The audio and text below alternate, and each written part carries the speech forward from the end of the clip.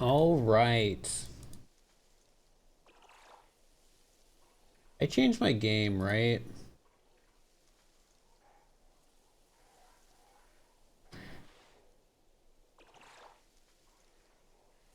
Twitch dashboard is so weird and it makes it hard to actually see if things updated right sometimes, and I hate it. Not a fan. Wait, I think I need to update the current command. I think the current is gonna have like the mod in it or something like that. Yeah. Yeah, let me fix that.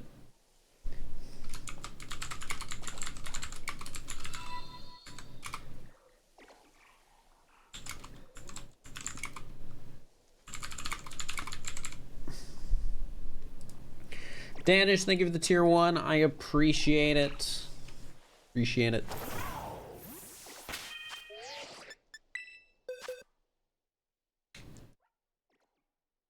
All right. I need you. And I need you, Dark Missile. Thank you for the tier 1. I appreciate it. Thank you, thank you.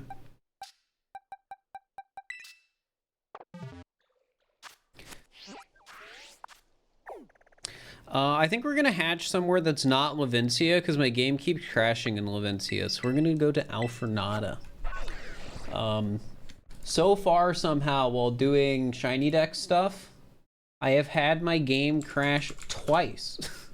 Just while hatching eggs in that town. So today, we're not gonna hatch eggs there.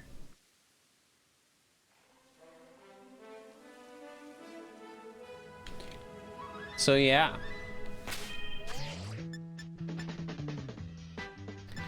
Let me save real quick. And let me bring up my little document.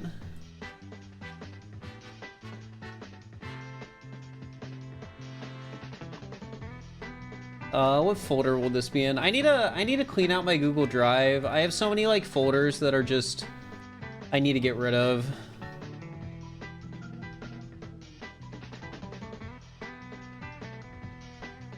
Also, let me put my phone away. I forgot to do that.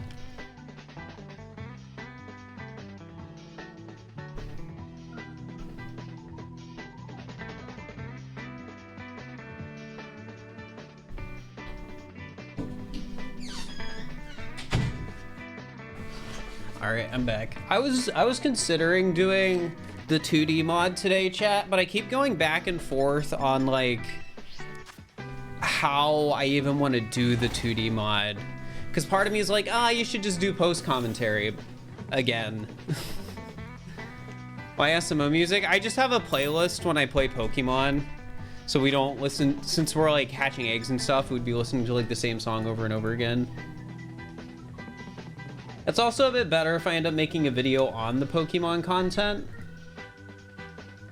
because then I can like add in music and post.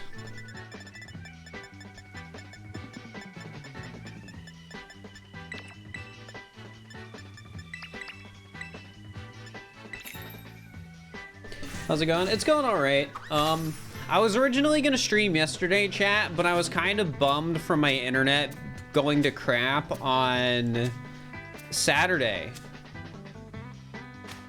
Which, by the way, it just stopped like an hour after stream. It just like fixed itself. And it hasn't happened since. So for whatever reason, during Block Wars, my internet just decided, you know what? You can't connect to Twitch. So yeah, hopefully that doesn't happen again, because it is something that has only happened once in the like nearly 6 months I've been living here.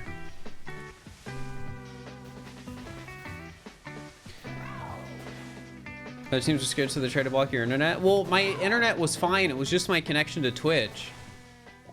So somewhere along the way from my apartment to Twitch's server, it just didn't want to do it. I heard that potentially, if this ever happens again, that having a VPN might help. So I have a VPN now. It actually works out, chat, because I should have a video that comes out at the end of the month that'll have a VPN ad in it.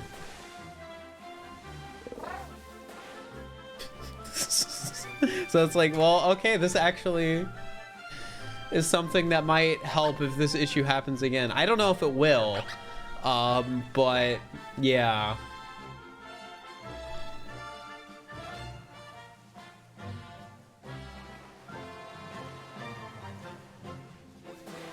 Chat, did I ever tell you about how I ordered a paper shredder and then it got delivered to the wrong place? I was like, no one here. I've been streaming for 6 minutes.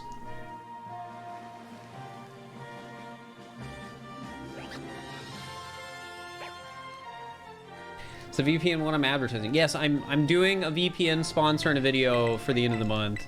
I don't know what that video is gonna be now though, because I'm reconsidering how I want to do the 2D video. Because originally I was gonna do live commentary, but I just don't know if live commentary will be good. So I might just do post commentary again and retry scripting that. It's tough. The 2D mod video is just a mod video that has been haunting me.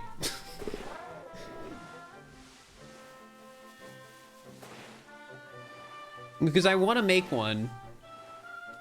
It's just a matter of how to handle it. But yeah, now I gotta figure out a new sponsor slot for the end of the month. Because I'm not doing a sponsor in Manhunt, and Manhunt's my next upload. So for my end of the month upload, I need to put a sponsor in it. It'll probably end up either being... Well, it could still be 2D if I decide to try and finish that. But it might end up being the escape room video. Which I didn't want to put an ad slot in because it's a more experimental video. But I think an ad will fit fine in it. So it'll probably go on that one. Maybe. I'll probably edit some of that tonight and see if an ad would fit in there. Escape room video? Yeah, I finally got everyone to record for the Mario Odyssey escape room I got commissioned.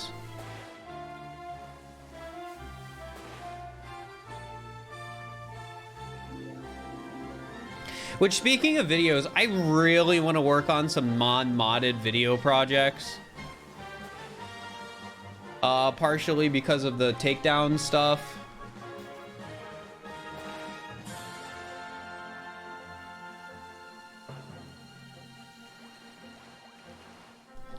But I need to, like, figure out some projects I can give to my editor. Oh, I guess I could. There's the flooded SMO video mod somebody made. I could do a video on that and have my editor work on it. How do I feel about all the takedowns? It's bad. Like, you know how much of my content is modded? It's like 80%. It's like 80% modded Nintendo content. That is not good if Nintendo targets me.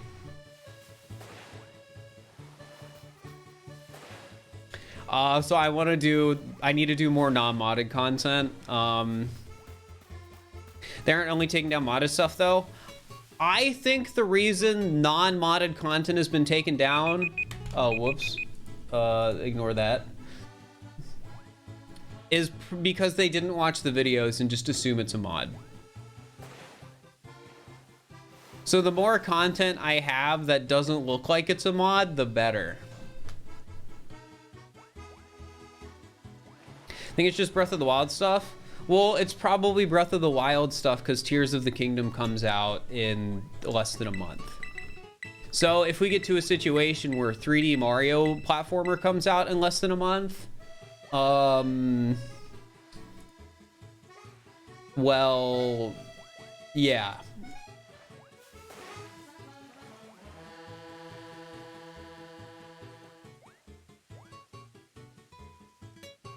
They're ruthless sometimes, yeah. I could change thumbnails and titles to vanilla-like ones. I've heard, I think I've talked about this before, that something people do, at least some people do, is they make it so their videos are restricted in Japan. So that Nintendo of Japan, which is what I've heard is traditionally the part of Nintendo that's more aggressive towards this style of content, can't see it. Now, I don't know if that actually works, but it's something that's been in the back of my head, because, like, I looked at it. In the last month, only around 8,000 of my views from Japan.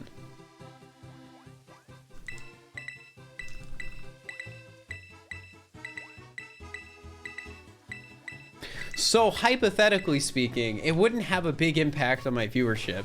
However, it would really suck for those 8,000 viewers.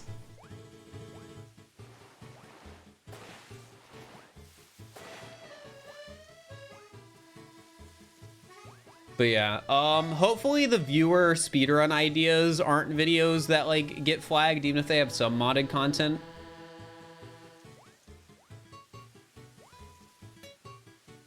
They need to get a VPN. I mean, I guess I am doing a VPN ad read. I've got a sponsor deadline for by the end of the month. Which in reality means I need to have a sponsored video done before I leave in like a week. Because unless plans change, I'm flying out somewhere for something I got invited to. It's like kind of a sponsor thing. I don't know how much I'm allowed to talk about it right now, so I'm not gonna say anything yet. But I think I'll probably end up leaving for like the 25th for that. So I basically have a week to figure out the sponsor thing, which means I should probably make it the escape room video. I should probably make the sponsor the escape room video, because I can edit that myself and meet the sponsor deadline, because I was planning on editing the escape room video myself. So you won't be streaming them. Yeah, I mean, I could try. I could just bring my laptop. Well, I am gonna be bringing my laptop, because if I want to be able to work, I need my laptop.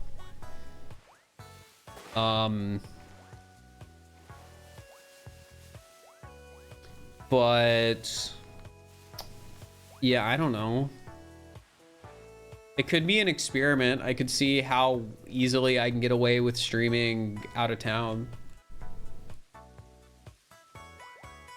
Escape room video and VPN synchronize pretty well for segues. I didn't do a live call to action, so we'll just have to see.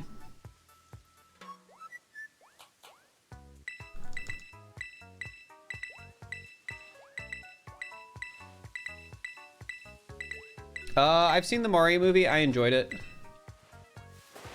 Oh yeah, I was gonna tell you guys about my paper shredder. Chat, do you guys, have I mentioned on stream how I had a paper shredder delivered to me, but they delivered it to the wrong address? Because I bought a paper shredder for a video. All right, some people are saying I did, and I briefly mentioned it. All right, so to go into the story a bit without doxing myself, it got delivered to the wrong address. I got sent a picture showing that it was delivered, and the picture was not anywhere at my apartment complex. It was a loading dock, but it was not the loading dock for my apartment complex. That was the general gist of it. So I reached out to support and told them, like, hey, this thing was not delivered to my apartment. I don't know where it went. So they sent me another one. I got that other one now, which is awesome. Great. But for the fun of it, I was looking around on Google Maps to try and figure out, like, where is this loading dock? And I eventually found it. It was delivered to a nearby business. Now, obviously, I can't say the business because that would, you know, be doxing myself. But it was delivered to a nearby business, and I'm like, okay, I guess I'm not getting it back. And it doesn't matter because I'm getting sent a replacement. Well, like a few days later, I get a call from my apartment complex. I didn't pick it up because they called at like 9 a.m. And I tried to call back, they didn't pick up, so I just thought, whatever. When I finally leave my apartment at like 10 p.m., because I was inside all day, because I was editing the custom map video that came out a few days ago, I had a note on my door, and the note said, hey, person from the business called saying they have your package. And then I got contact info. So I eventually called them, and yeah, they told me I could come in and get the get the package. So now I have 2 packages of paper shredders. Which is really surprising. Like, I feel like they would have just returned it to sender, but they called my apartment complex and it eventually got to me.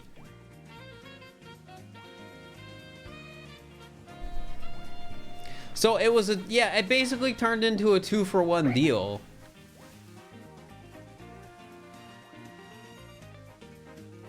How kind of that business, yeah.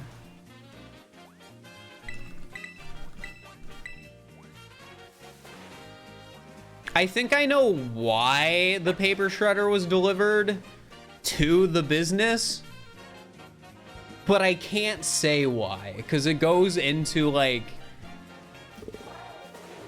addresses and crap like that. But yeah, whoever was delivering the package just made a really stupid mistake.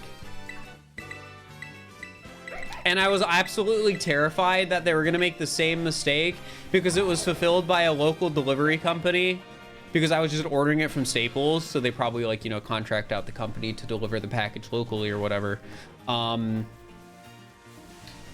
it was the same company both times. So I thought they were going to make the mistake both times. I need to show you something wrong. Yeah, like I can't get into it, unfortunately, because I think it's really funny.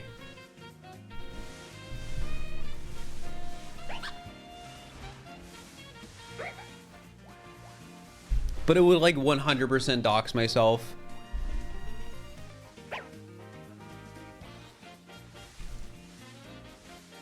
What happened to my headphones? These are the headphones I normally wear. Well, I have 2 pairs. I have this pair, which is like $100 pair of headphones, and then I have my other pair, which is like $300, but the $300 pair is less comfortable. So I only wear it when I need closed back headphones for a stream.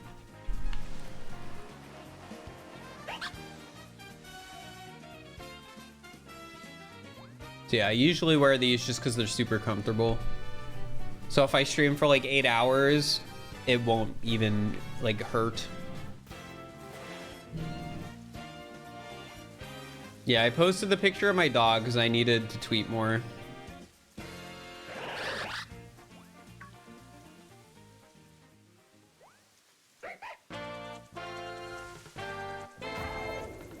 But yeah, the downside of this whole thing, chat, like I do have 2 paper shredders, but I did have to walk to the business and back to my apartment carrying a giant paper shredder.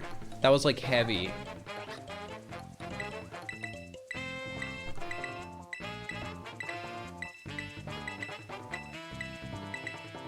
Is my car broken?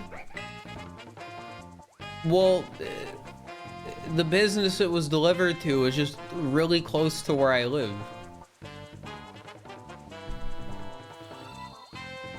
Hello, thank you for the Prime. I appreciate it. How did Block Wars go? We got second. Though I didn't really get to stream it because my internet was dying. Well, only my OBS's connection to Twitch was dying. That's it. So I could still play in the event. It's just I couldn't stream it, and it was so frustrating. I'm still upset about that, chat. Because like Block Wars happens like once every like 2 months, every month and a half or something like that. And it's not even a guarantee I'll be in. And even if I get less viewers while streaming it than my normal content, well, actually, I probably get about the same as like I do streaming shiny hunting, but compared to like Mario, I get less viewers. So, but even then, it's just still disappointing because I really like being in Block Wars. So I really enjoy doing the stream. And I was even considering putting the VOD up on my VODs channel, but the VOD was ruined because I kept closing and opening OBS. Because I thought it was an OBS issue.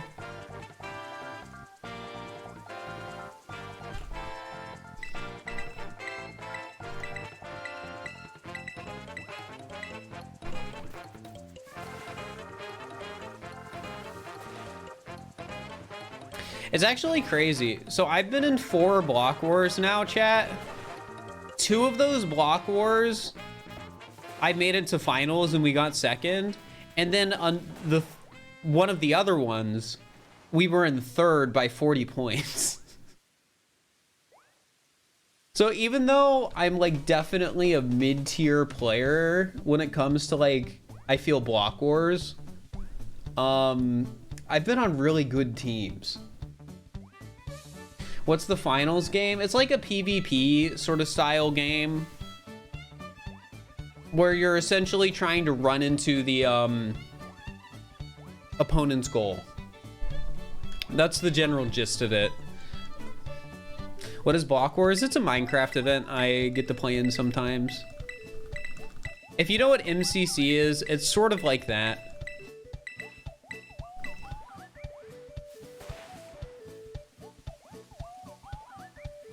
Did I win Block Wars? No, I got second. I have not won a Block Wars yet.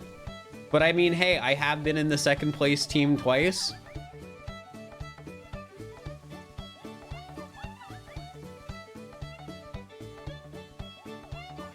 I feel like it's because a lot of the teams I'm on generally do decently, but they're not the strongest PvP teams. And since the final game is very like PvP heavy, it's always tough for the team I'm on.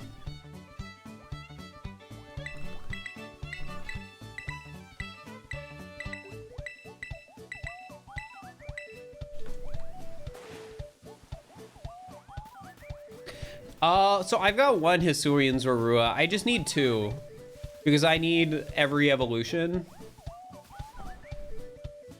Because I'm going for a living shiny dex.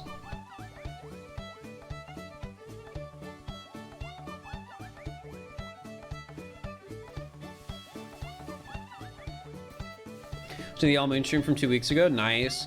We need to do more all moons because I still want to do the tier list stream for all moons and a video on that because I need more unmodded content.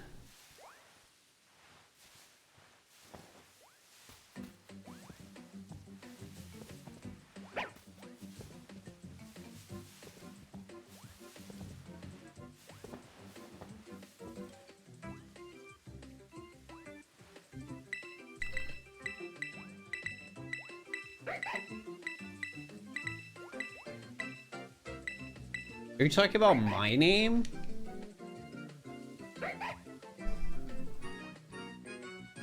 You weren't followed on Twitter? Well, now you are. You're in small and small moons raking? Yeah, I think it's a neat, like, thing to do. And I feel like enough people would be interested in me doing a video like that to where it would at least be a mid-tier video.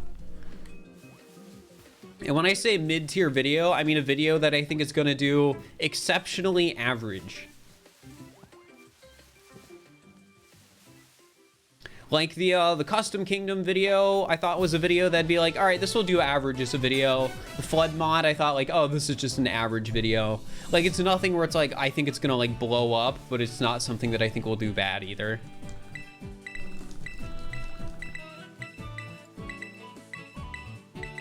There's a lot of videos ranking Odyssey moons. There are. Exceptionally average still makes money. It does, and I need to make money to survive. I'm making more than enough to survive right now, but like something I sort of acknowledge right now is If Nintendo decided to target me to the same degree they targeted Point Grow's content, I would be screwed.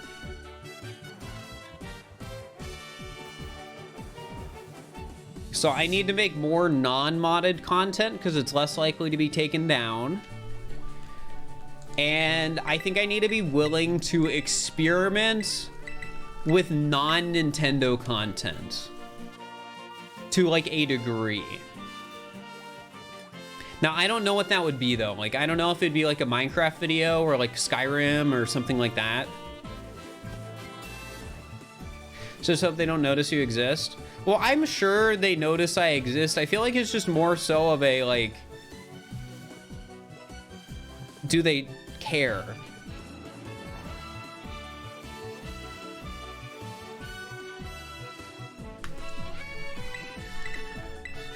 Like, it might, as an example, it might be safer for me to make it so that any mods I commission are not released.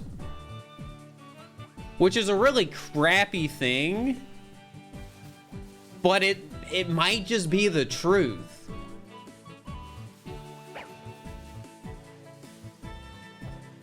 Because I think part of the reason Point Crow has to deal with what he's dealing with is because of the release of the Breath of the Wild multiplayer mod. That, like, coinciding with Tears of the Kingdom's release. So it makes me wonder, like, okay, if I commission a mod, like, if I work with a modder to make a mod, should I just make sure that mod is just not released? I make a video on Block Wars. I don't want to do a video on Block Wars. Like, if I were to do Minecraft content, I'd want it to be something else. I'd want it to be something that fits more in line with the other content I do. Like, when I think of me making a Minecraft video, I would think of it more in line with like what Smallant's done with his Minecraft videos. So like a lot of it's like modded content or like pushing the boundaries of a game.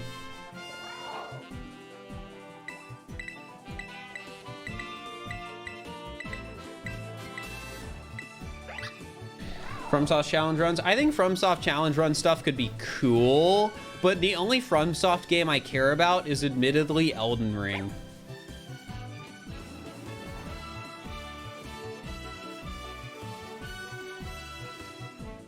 Would I ever do Stardew content? I don't think I would.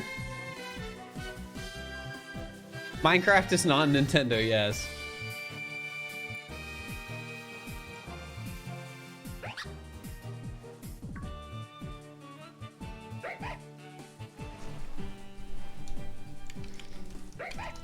Ever consider playing Slime Rancher? So I would consider doing more casual stuff on stream.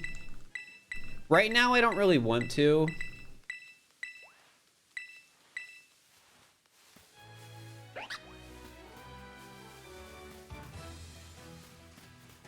Elden Ring's a far step from other FromSoft games, so it's understandable. Yeah, like, I don't, from an outside perspective, I don't really get the vibe that Elden Ring is like significantly easier or whatever than other FromSoft games, but I think it's more casually fun, probably for the average player. Because it's not linear. So if like, oh, you're not enjoying fighting this boss, you can just leave. Yeah, I think more accessible is a better word. Like, again, I don't think it's necessarily like an easier game from like the perspective I have, but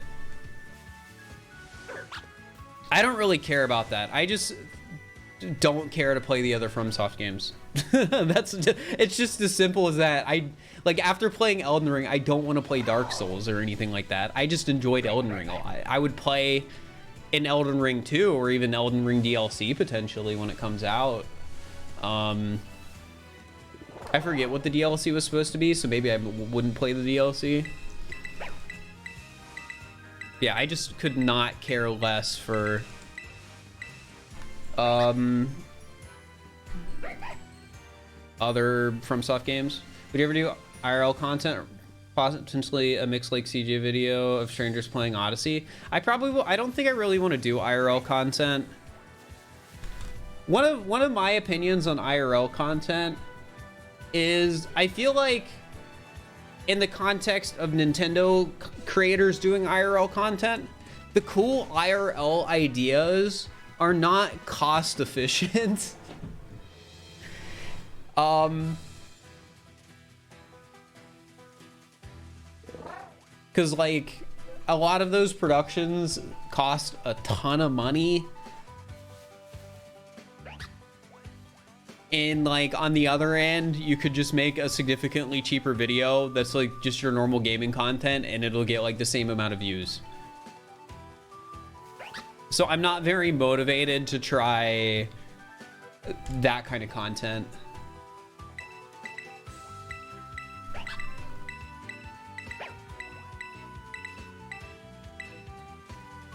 How tall am I? Like 5'7".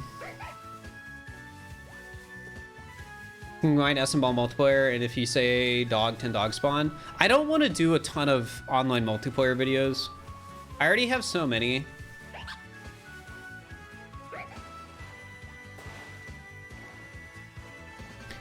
And I probably won't do something same tier as the game show and SMO again. Have you wished CJ a happy birthday? You know what's funny? So on CJ's birthday, that is when we recorded the escape room. And while we were like recording it, he mentioned, "How could you do this to me on my birthday, Fir?" And I didn't realize it wasn't a joke.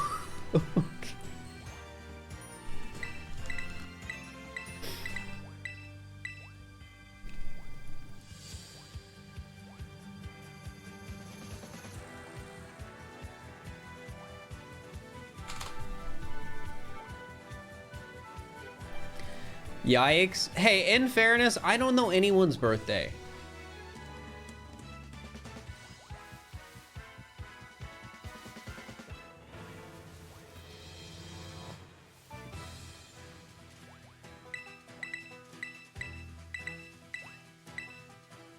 And I mean that genuinely. Not even my own. I know my own birthday, and I know my birthday of one of my friends from high school because it was in the same month on the first day of that month.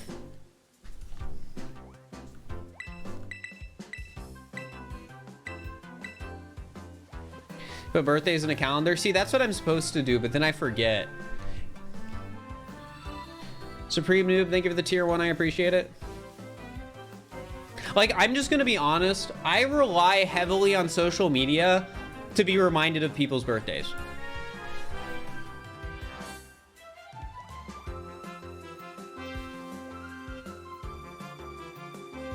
If some, like, you know what I did after that recording session? I went to CJ's Twitter to see if there were balloons because I was like, is it his birthday? And there weren't balloons, so I assumed it wasn't his birthday. But then the next day he made a tweet saying yesterday was his birthday. It's like, what the heck?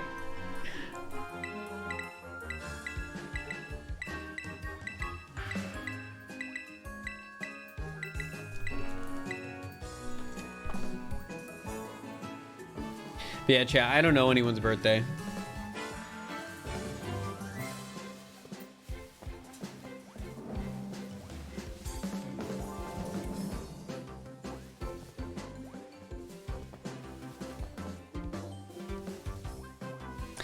How could you do this to him? I mean, all right, here, let's do this, chat. Do you know do you think CJ knows my birthday?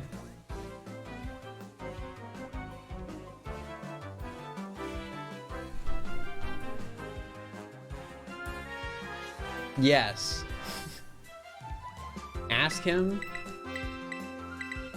I'm not gonna ask him because honestly, chat, I don't care if he does or not.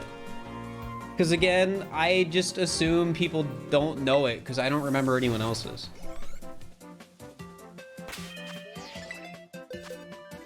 All right, I gotta fix all these eggs.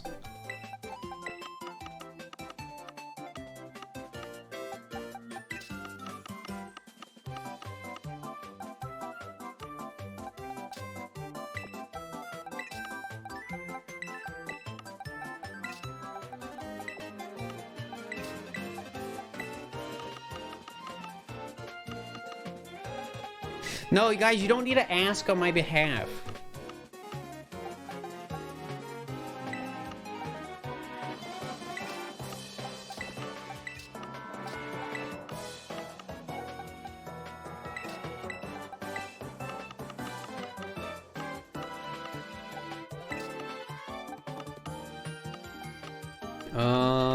Where are the other... Right, so it's just on these pages. See, this is why it sucks when you forget to,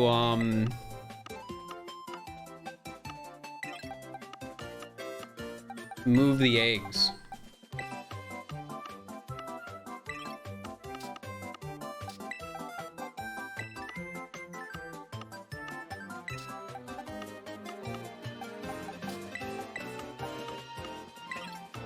Is that all of them?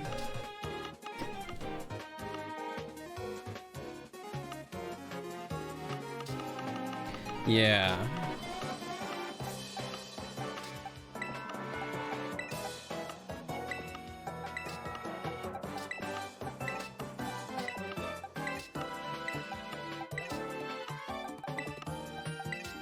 All right, how many eggs do we have? 30, 60, 90, 95, 100, 105, 110, 101, wait, 114, right? Right.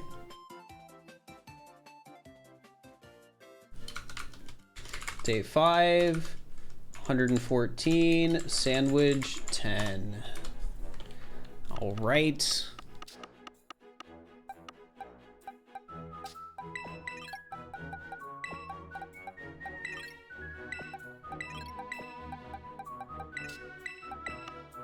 Yeah, Chad. Generally speaking, remembering specific dates is something I'm just not good at. And I accept that.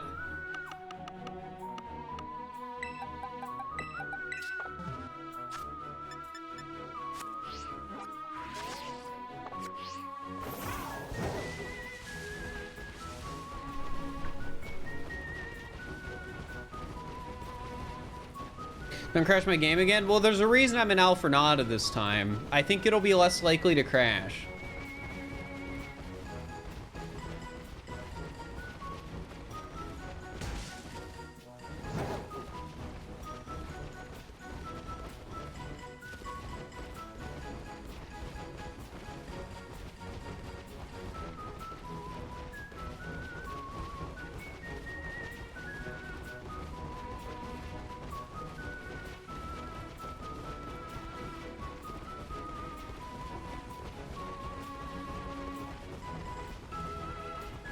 Forgot one year and it didn't go well.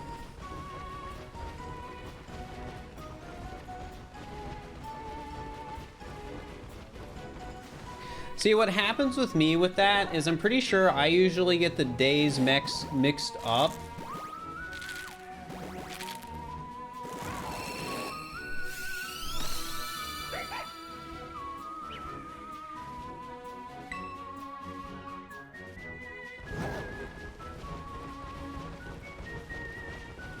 But generally speaking, there is something that prompts me to like remember before the stuff happens.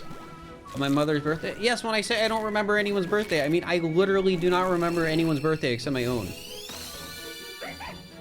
In the 2 people I listed. I do not know anyone else's birthday. None of this stuff commits to my memory easily.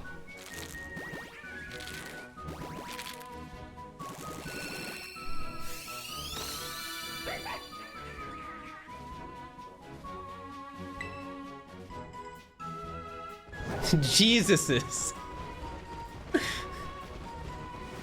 I hate to bring it to you, but last I checked, I don't think his actual birthday is December 25th.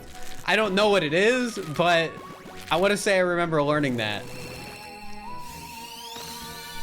Because and correct me if I'm wrong, isn't Christmas in December because there wasn't a holiday in December and they wanted people to convert? Isn't that like the general gist of like December or Christmas being in December and like that time of the year?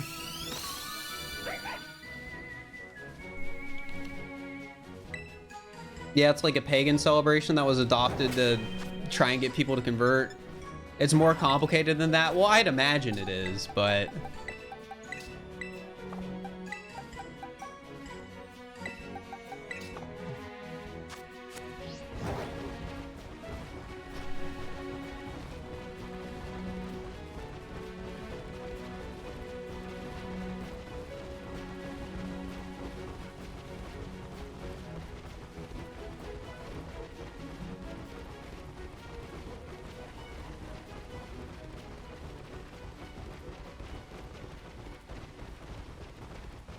Yeah, chat. I don't remember anyone's birthday.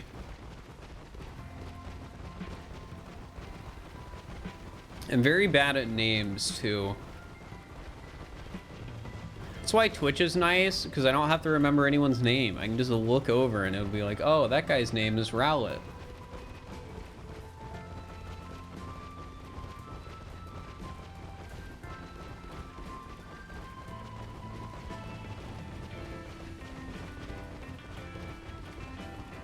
Who's Canadian Prime Minister? I don't know. I live in America. Wait, no, this is 882, right? Because we started the stream at 876. Why do I shake my head like that? I don't know what you mean. I might be a bit jittery because I have some caffeine in me today.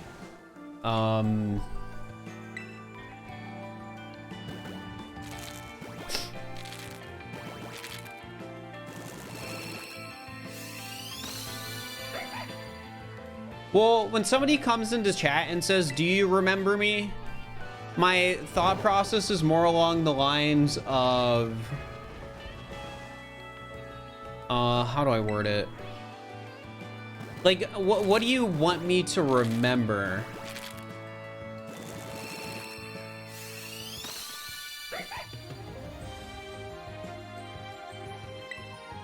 Drink an entire pot of coffee in one go? No. And an entire pot of coffee would kill me, probably.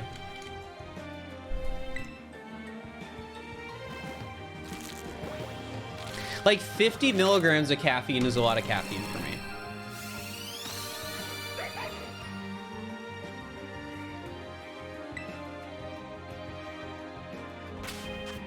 Like, I very rarely have caffeine. I only ever have it if I drink soda, or now sometimes in the morning I'll have coffee if I like think I need it that day.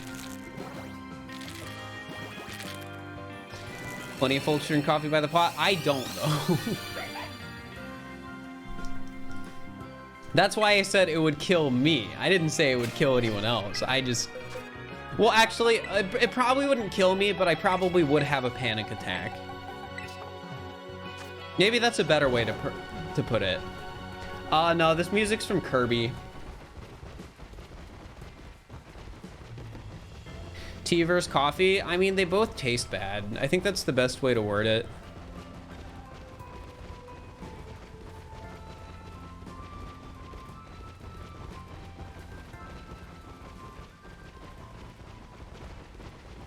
Panics are terrible. Yeah, like I know caffeine affects my anxiety. Sometimes. So I just would assume that if I drank a ton of it, it would have that effect on me.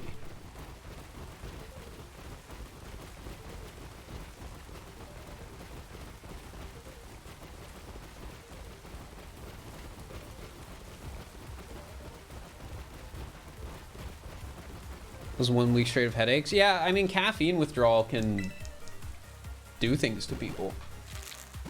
I'm fortunate that I like I'm glad I don't drink coffee a ton, or like caffeine in general. Like, generally speaking, I will make a cup of coffee if I really need to focus on a certain day and I think it would help, or if I'm like tired and need to get up early or something like that.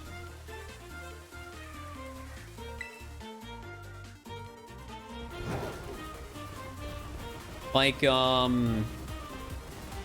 Admittedly, every single time I've played in Block Wars, I have had a cup of coffee. That sort of just became a habit. And I didn't break it Saturday either. I had another cup of coffee.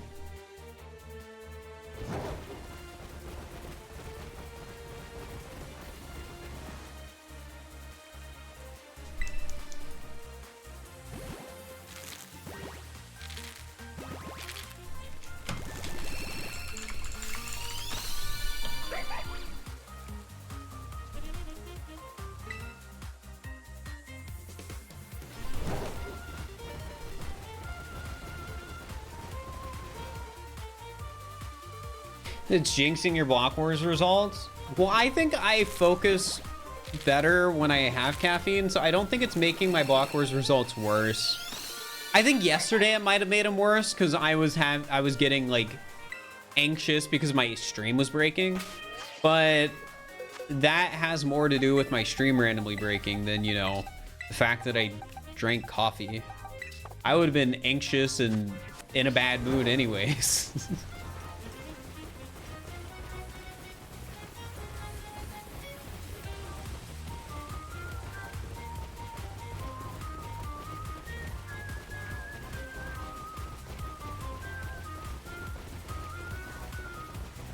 Ba-ba-da-dum.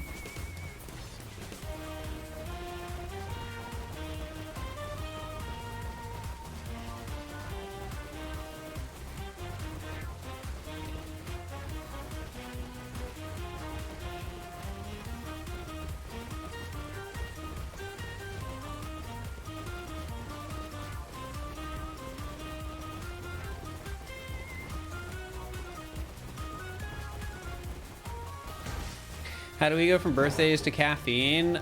Somebody asked me tea or coffee, I think? Or was that after the conversation? I don't know. I don't know.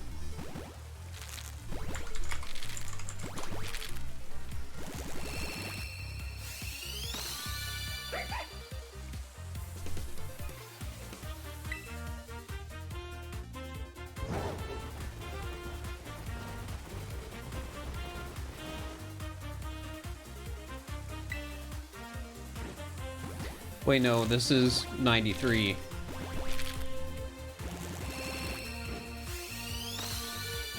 How often do I play Minecraft? How often is Block Wars?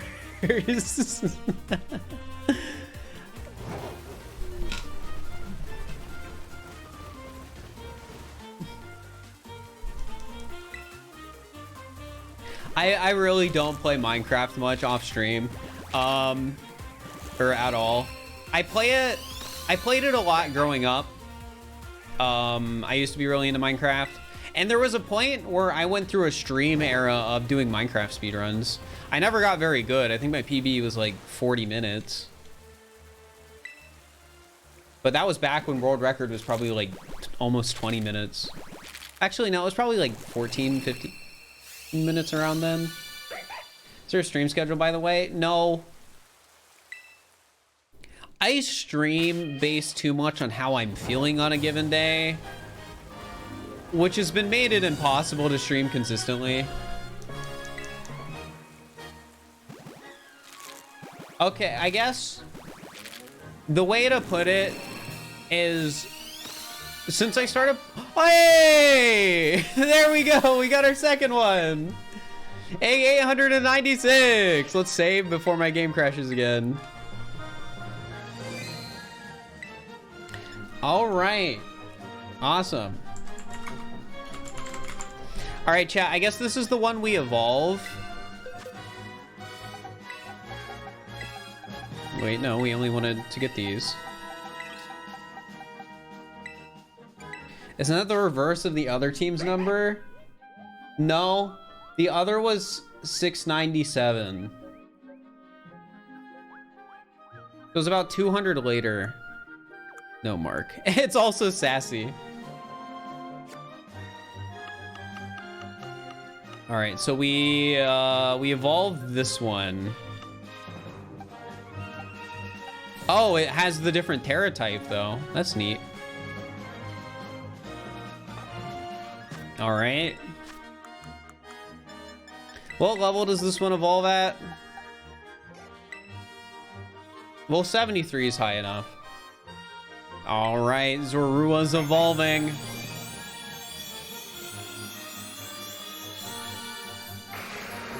Nice. All right, now we have both of them. Let's go.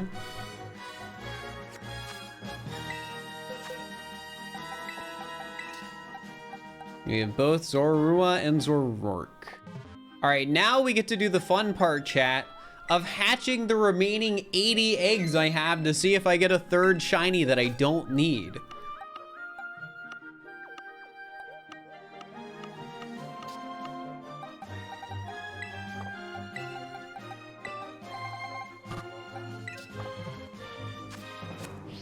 Might as well.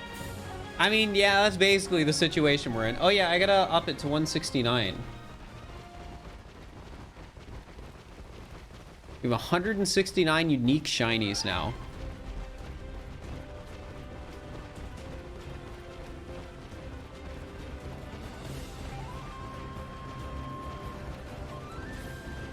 Nice, true. All right, somebody was asking about Block Wars before that happened.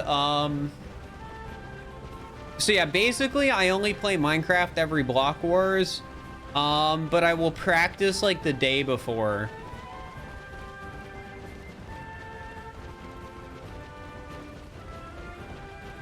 Like, I've had people help me too every time I've practiced. So, but I feel like the fact that the Block Wars minigames I do the best at are the ones that have the least to do with Minecraft sort of goes to show that I'm just sort of good at video games, but not necessarily good at Minecraft.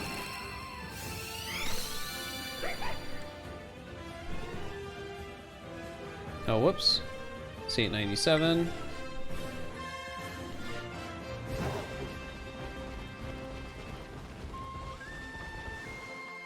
Did you get the mouse hold in Synesty? No, I want to go back to that at some point. I've just been taking a break because God, it's exhausting. Like, I think I've caught 16 shiny Tandemaus, and it's just like when hunting Tandemaus, you get like 1 an hour. So I need to be able to catch like here, I'm gonna turn the music down a little bit. That's a bit too much. I feel like I yell more than I should when the music's too loud, because I'm trying to talk over it in my headphones. And I think that makes my voice come off like less naturally. Because I was listening to my voiceover for the one video I uploaded, the custom map video, and I didn't like how I was speaking. I didn't like my diction. It was too much like half yelling, which is, I guess, is the YouTuber thing to do, but I feel like there's ways you can project your voice without sounding like someone who's awkwardly like presenting a project.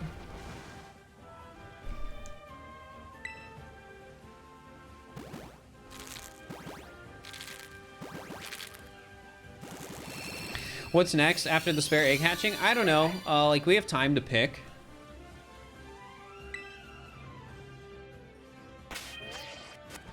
All right, we're at 901.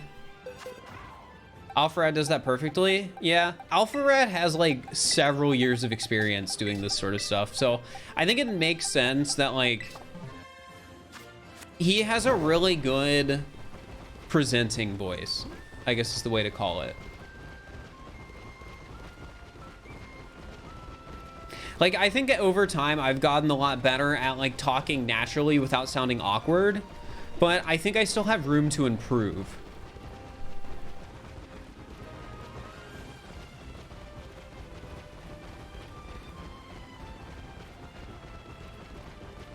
And I think making sure I'm not listening to super loud music in my ears is an important part of that.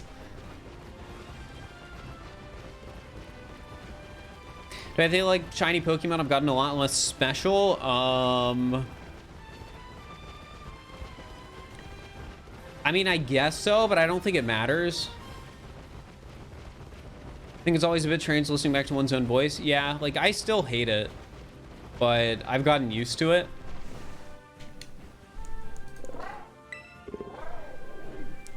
Ba-da-dum.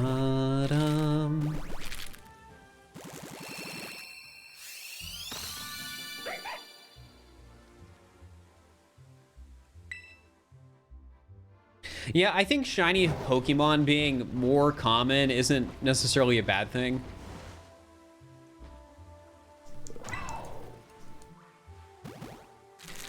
Yeah, that is, I'm pretty sure, true, Abbott. So when you record yourself and listen back to it, it sounds different than you're used to, and your brain doesn't like that. Libero, thank you for the tier 1, and Mitochondrian, thank you for the gift sub to Distorted Chick. I appreciate it.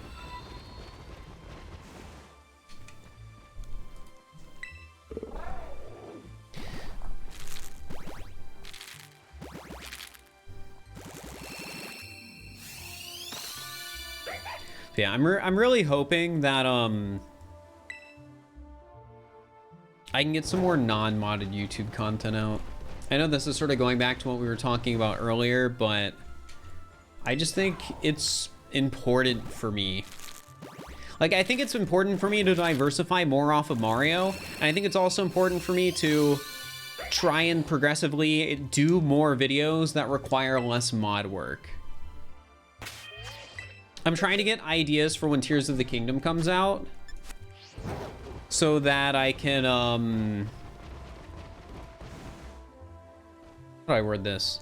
I want more ideas for when Tears of the Kingdom comes out so that I can make non-modded content for that game. I already have a couple. I think one of them is one I like 100% want to do.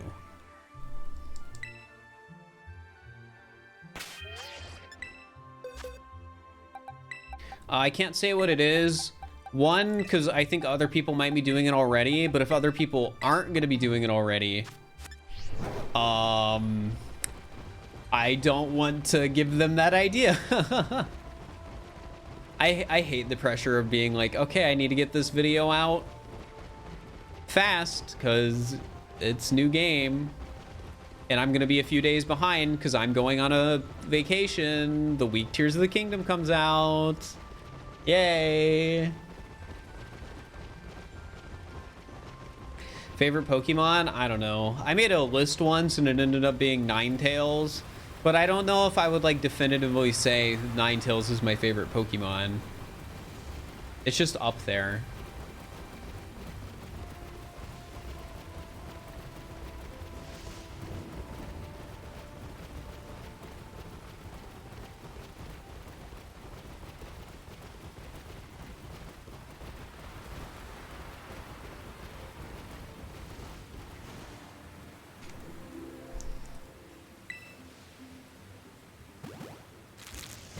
What's better, Scarlet or Violet? They're the same.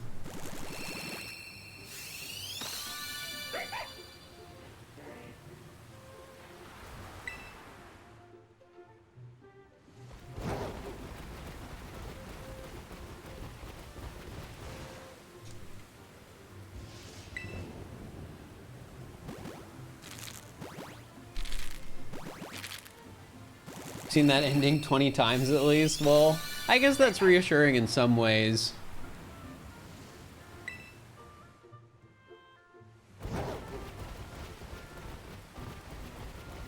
I guess one good thing about non-modded content is there's a lot of non-modded like Pokemon content I can do with like Nuzlocke and stuff. Because I want to try and branch into that a bit more.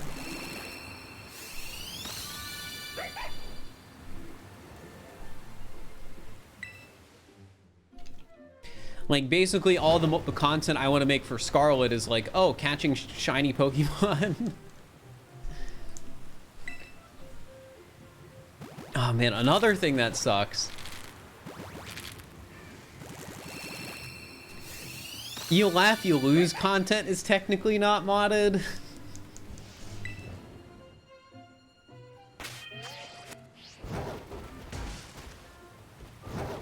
And I hate doing that kind of content. But maybe I'll have to bite the bullet and do, if I laugh, I reset the speedrun for SMO.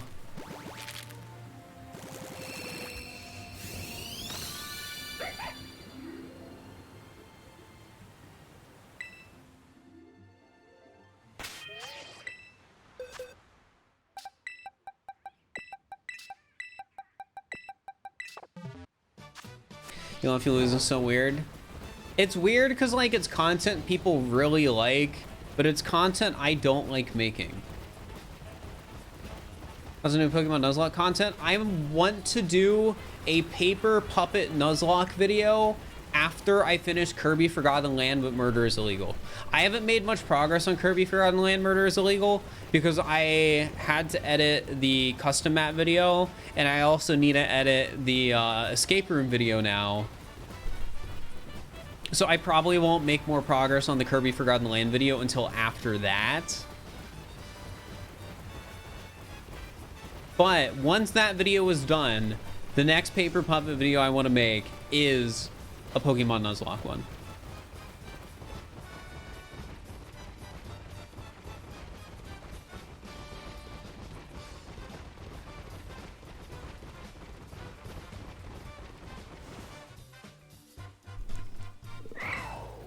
All right, 912. There are Pokemon Nuzlocks. People just like them.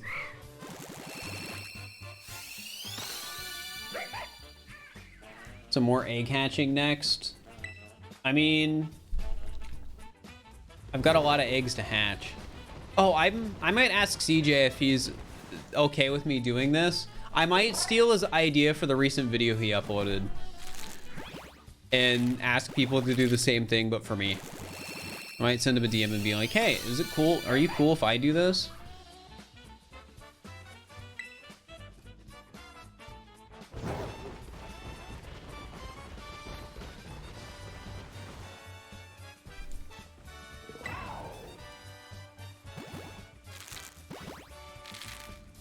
That was a cool video. Yeah, it's doing really well too.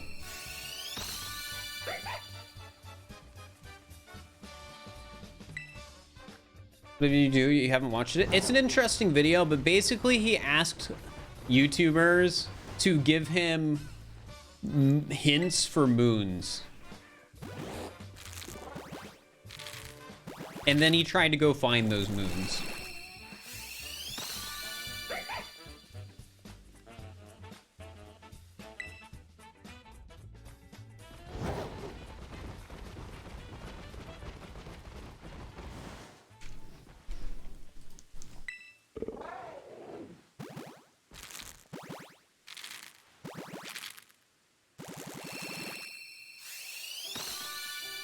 Well, I don't even think asking YouTubers is a new trend.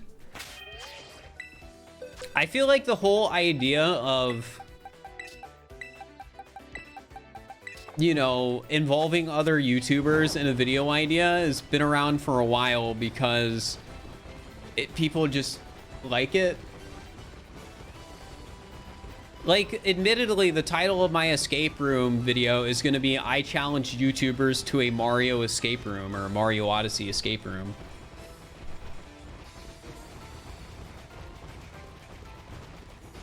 And then we also have, we're getting a troll level made too, and there's going to be I challenge YouTubers to a like Mario Odyssey troll level or something like that.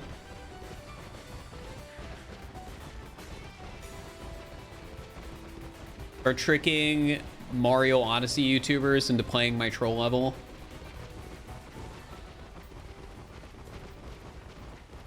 Something like that.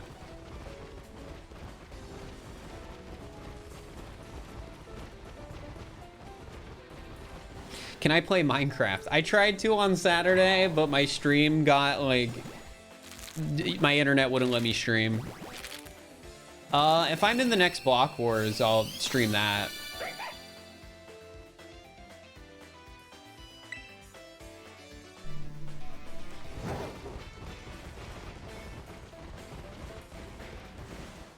But right now, there aren't really any Minecraft ideas I'd want to do.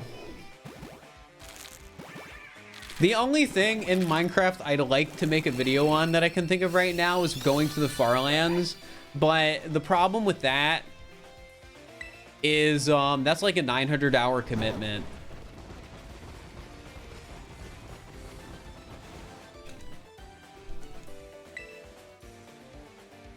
I don't have 900 hours to commit to a project. Like, even finishing the shiny decks, that's only going to be like a few hundred hours, probably like 300, 400 hours. which is a lot, but it's a lot easier than walking to the freaking far lands in Minecraft. But there's still a really old idea I had for a far lands related Minecraft video that I think I could technically make. But that would be low on the priority list because I gotta do murder is illegal and I gotta do Nuzlocke.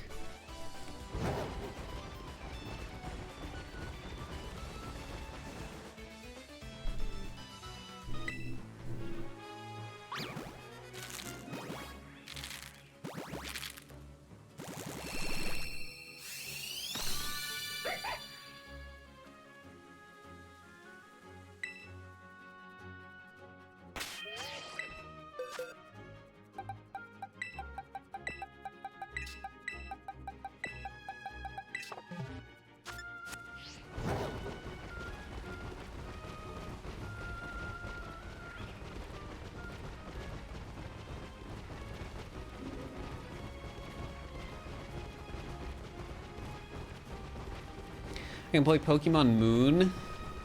Why would I play Pokemon Moon? What shiny is up next? It'll be another egg shiny, but I haven't decided which yet.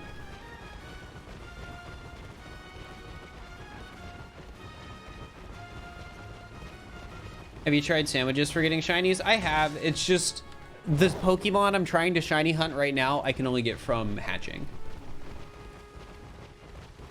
Can't wait for Charcadet. I already have Armor Rouge and the other one. So I only need to get one more Charcadet. Will this be a video? Yes, but it'll probably come out after the summer or something like that. Because again, like this is probably around like a 300-hour time commitment. 300, 400 hours would be my guess. And like half of it is going to be hatching shinies from eggs.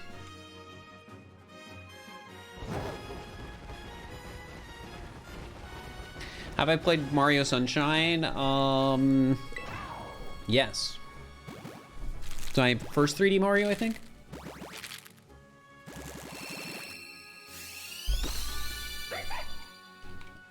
Something I also wonder, chat, is like Pokemon Scarlet and Violet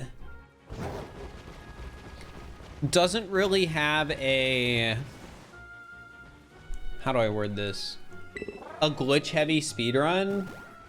So there's a part of me that's wondering, like, if I made a video like explaining the Pokemon Scarlet speedrun, like, would it do well?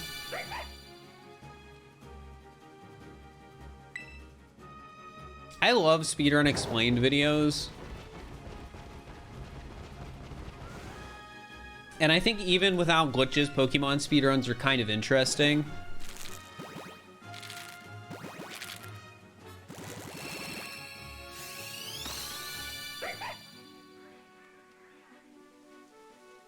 I don't know.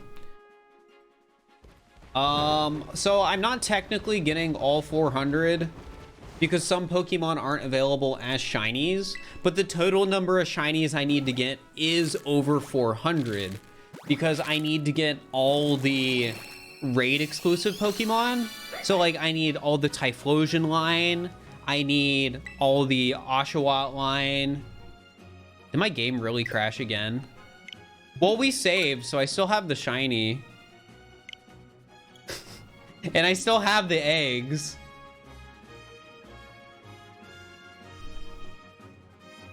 Dude, where do I go to hatch eggs where the game won't crash?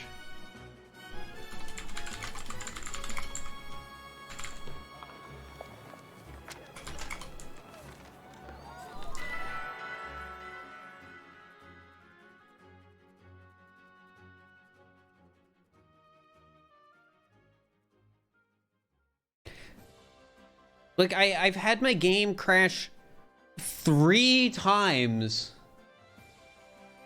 just trying to hunt these 2 shinies.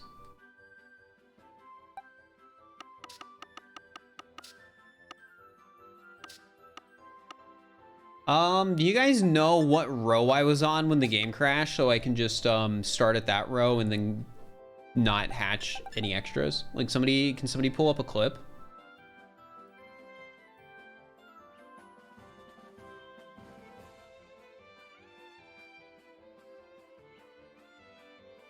How do I do my hair? It looks great. I just go to a hairstylist every like 6 months and have them dye my hair and cut it. Yeah, can somebody find a clip of when the game crashed so I can figure out what set of eggs we're at? And I can also figure out somewhere else maybe I can run around. What I do every day, I just put some product in it and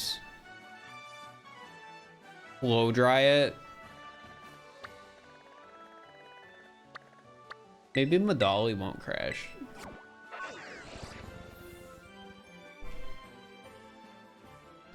Come on, guys, somebody help me out here.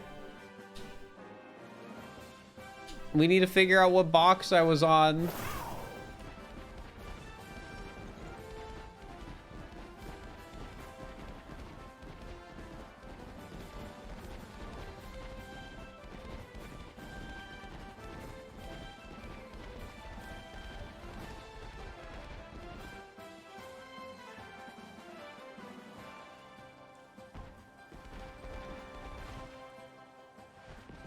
I could start at the end while I wait, but I don't know if I want to. I guess I should. But then maybe people will get discouraged and not actually go check for me.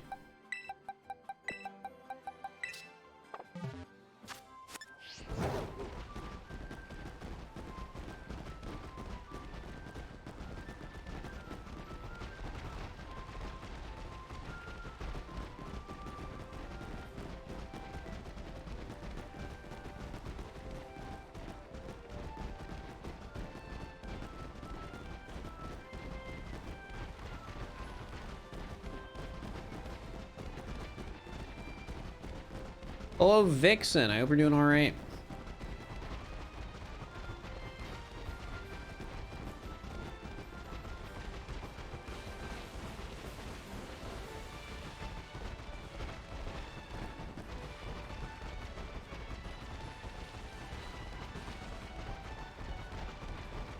Come on, please, somebody check for me.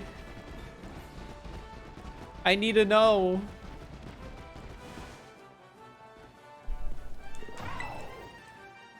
$9.27. I was doing the 4th column in box 26 when it crashed. Pog!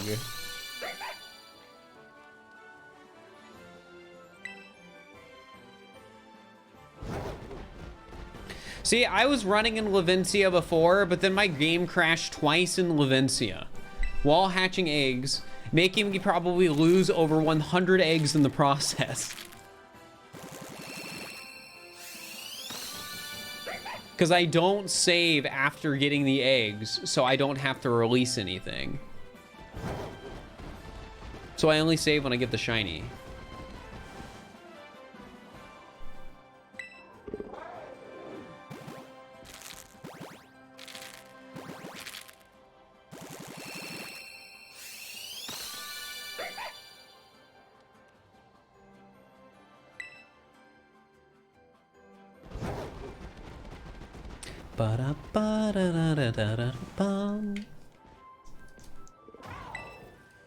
Is that common? I don't know, but it's happened 3 times. I feel like it's not. But then why has it happened 3 times to me? Is it because I'm on an OLED? Does this game not like OLEDs?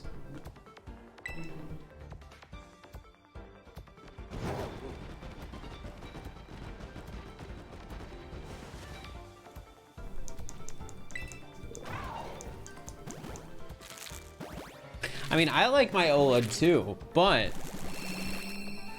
why the heck have I gotten 3 crashes while hatching eggs? Is it specifically Hisuian Zorua? Is that it? Because people probably have heartily shiny hunt this Pokemon. All right, I was on 4th column of box 26 when it crashed, so we're gonna go start back here.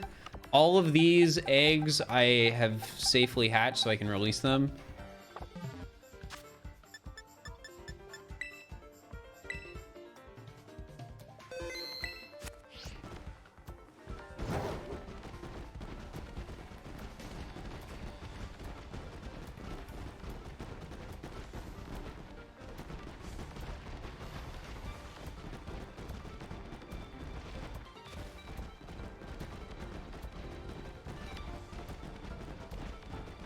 Well, the games in general just have a lot of technical issues. But I get what you're saying. So a lot of them just sort of happen randomly.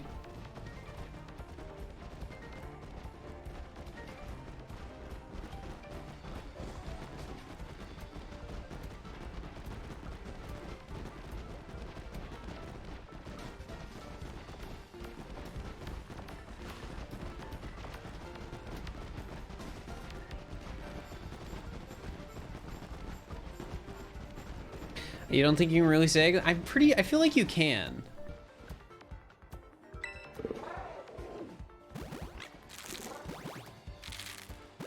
All right, maybe this does happen more often than I realize, which sucks.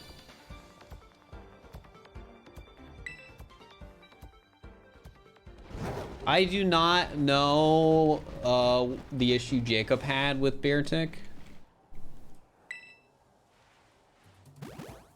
She could mass release? Me too. Because then I could save every time I get a batch of eggs and save more frequently.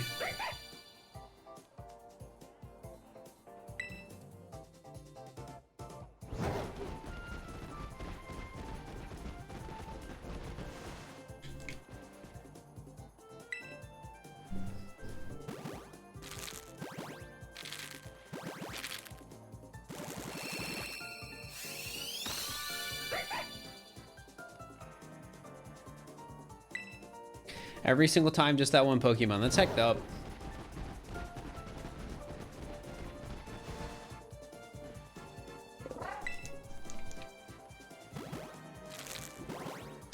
Chat, maybe I follow through and make a Wonder Trade video. There's a part of me that's always considered like, oh, maybe I do a Wonder Trade video. And I can be crazy and do like Wonder Trading 10,000 Pokemon.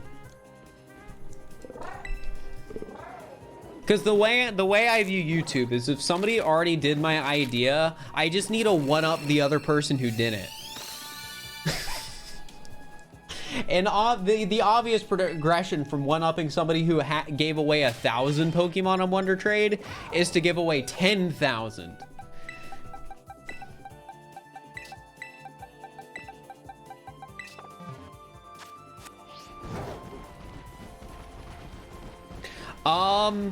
My rules for getting all the shiny Pokemon is every Pokemon available in this game without Wonder Trade.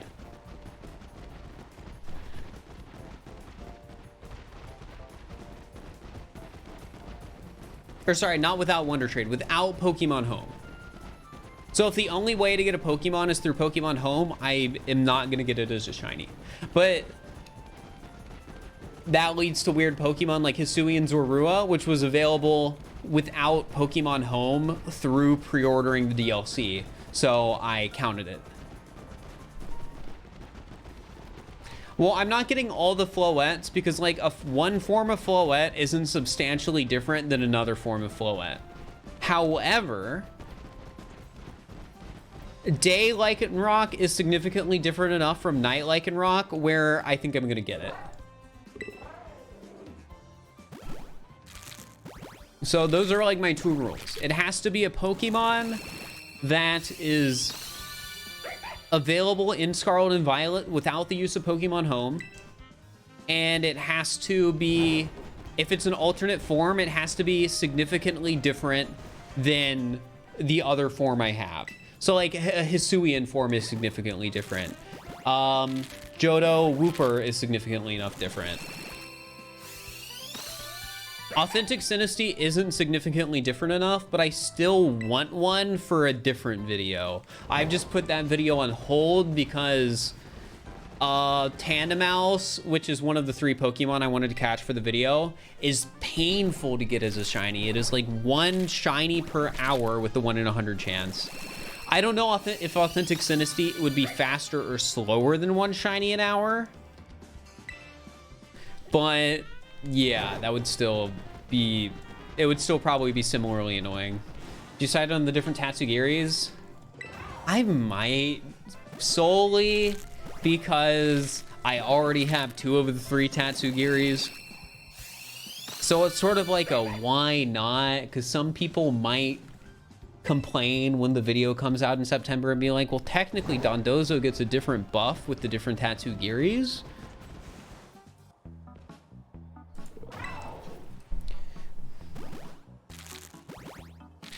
Yeah, if it's more than just a color change, I generally speaking want it.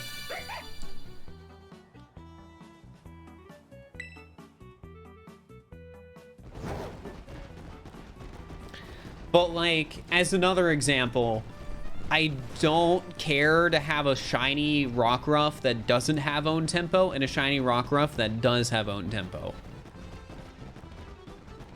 Because technically, only one of those can evolve into,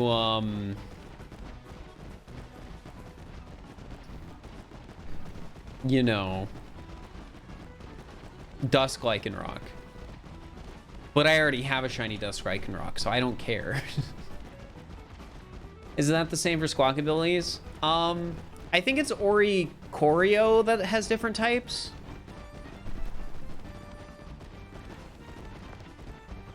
Which I guess I'll go for the different types of Oricorio. However, if it's a situation where there's like an item that you can change the... Oh, whoops. If it's a situation where there's an item where you can like change the typing or ability for it, then I'm not gonna get like multiple.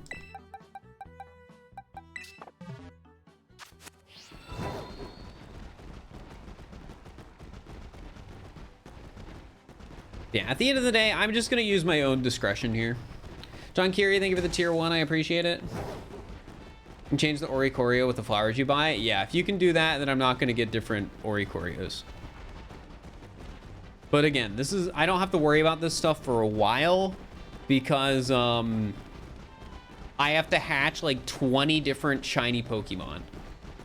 Well, actually, it's probably more than that because they keep adding more starters.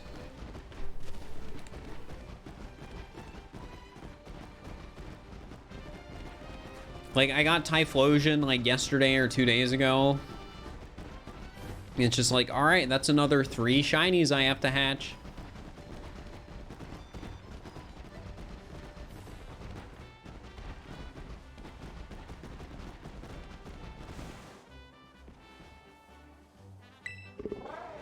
What do you think will be next? I mean, I don't know.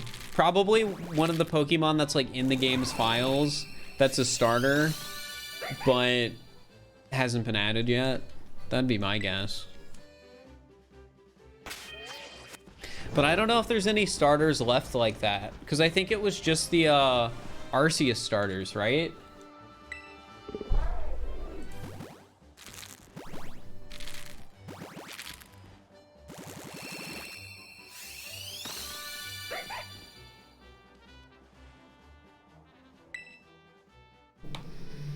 Fennekin? Maybe. What about the DLC? I'll do shiny hunting for the DLC when the DLC comes out. I want to finish the core shiny decks before the DLC, and then once the DLC comes out, I want to do completing the Pokédex on the DLC and catching every shiny in the DLC. I want to do both those videos. All right, this one right here is technically 940.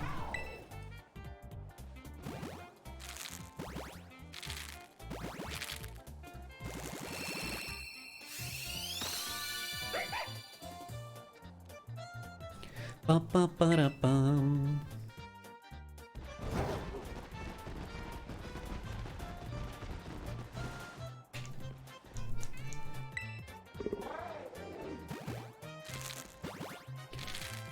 No, you can't breed the legendaries. Am I interested in leaks and stuff? I don't follow it. I don't care enough.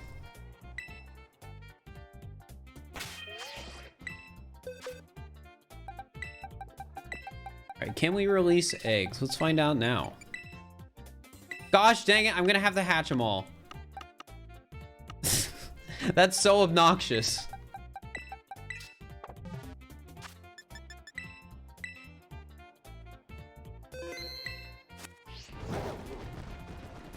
More shinies? Yup. How do you get shinies from them? You don't. So there's over 400 shinies I need to get because of all the like raid exclusive Pokemon, but I cannot get every single Pokemon shiny that is in the Pokédex because you can't get the legendaries as shinies. You can't get Goldango as a shiny, and I think that's it because we're counting the ruinous Pokemon as legendaries. Yeah, we're done with Zorua, but we have to hatch the rest of the eggs. Which I could get another shiny. That'd be neat.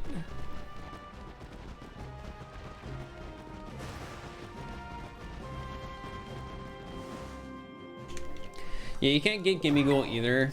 I'm worried that they're gonna make it able... You're gonna be able to get shiny Gimmighoul from Pokemon Go,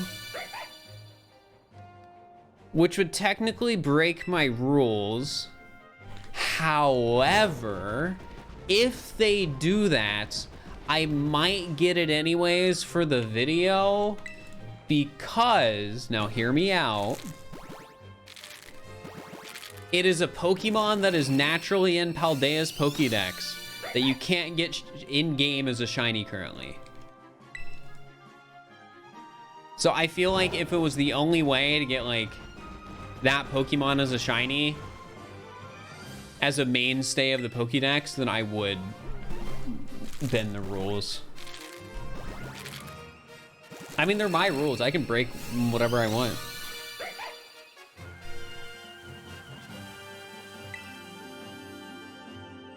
Also, I haven't sold this out a bit much yet. Chat, !alt, subscribe to my alt to get more emotes. I think they still have an approved soft steer, which is, or sorry, :T2 steer, which is hecked up. I do in Pokemon Go. I don't play Pokemon Go. I'm just saying if Goldango is ever available as a shiny that you can only get through Pokemon Go, then I will play it.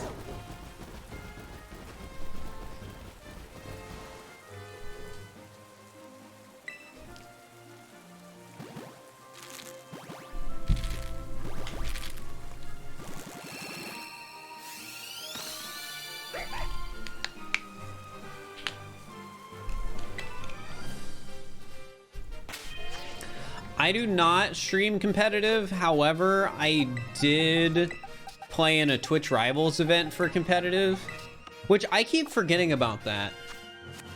Which is kind of nice because it means randomly, like a month from now, chat, I'm just gonna get $1,000 from Twitch, which is a good feeling. I did solid in Twitch Rivals. I think I did all right. Yeah.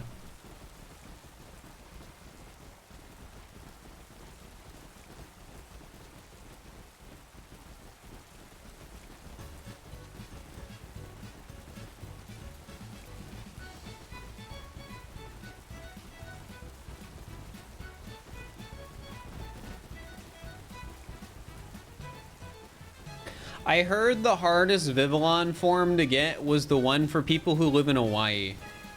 Is that true, Pokemon Go players?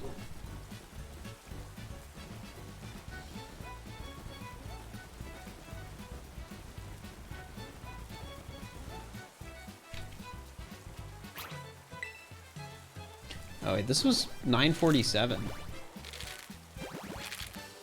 It's one of the hardest, yes. Okay.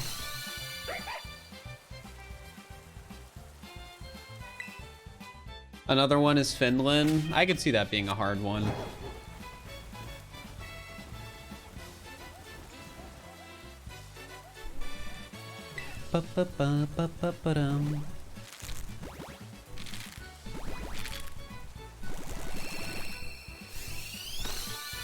Would it be faster to wonder trade all of them? The eggs? Can you wonder trade eggs?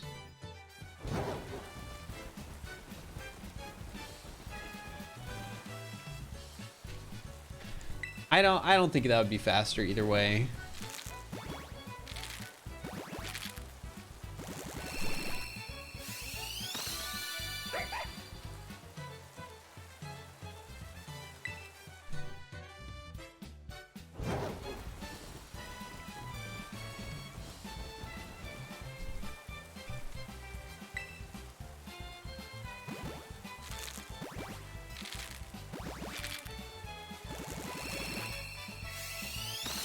Ba-ba-da-ba-bum. Ba-ba-da-ba-ba-dum. What if you hatch another shiny? Then I have an extra shiny that goes into my extra shinies box.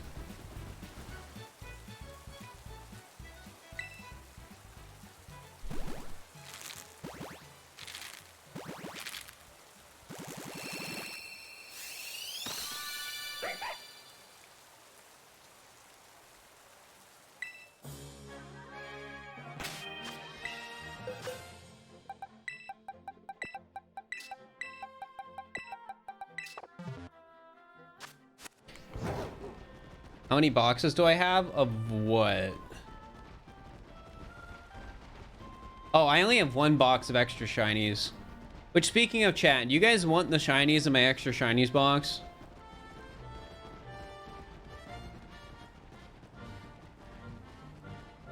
Most of them are shinies I got for viewers, and I made it pretty clear recently that I wanted to get rid of them, and nobody had any opposition of me taking the shinies I got from viewers and giving them to other viewers.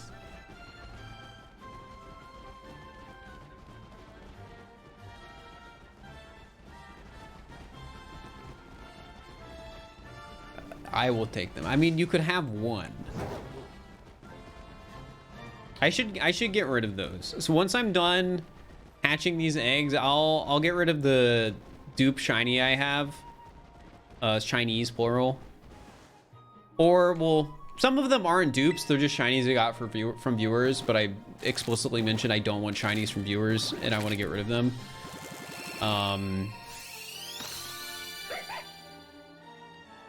So, yeah, I'll do that.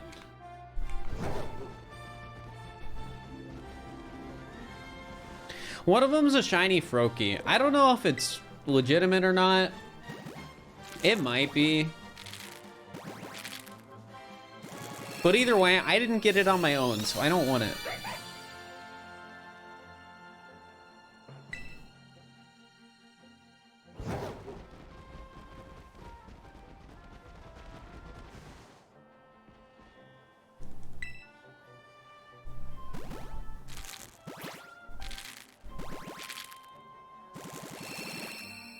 Probably not a legit shiny Froakie. I mean, it looked more legit than the shiny Greninja a viewer gave me, because the shiny Greninja a viewer gave me was definitely illegitimate. But the Froakie somewhat seemed legitimate.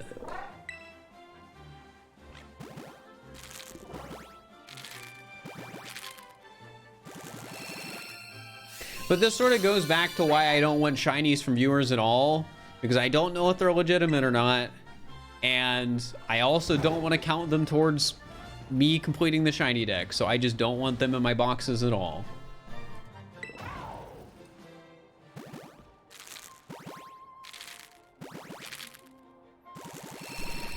$9.55.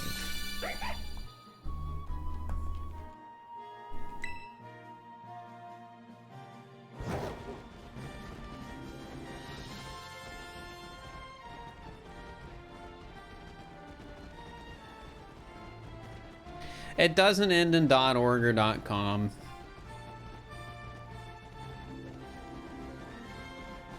It is just a normal Froakie that was hatched in a town that they received from a picnic.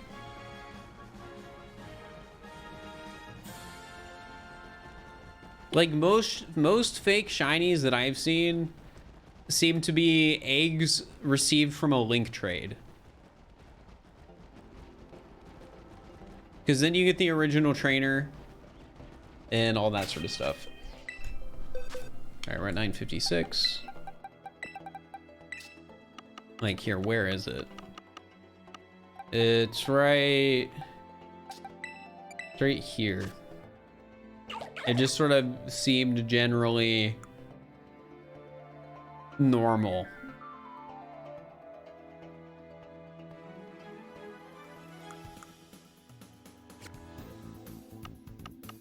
Either way, I don't want it. So one of you guys can have it.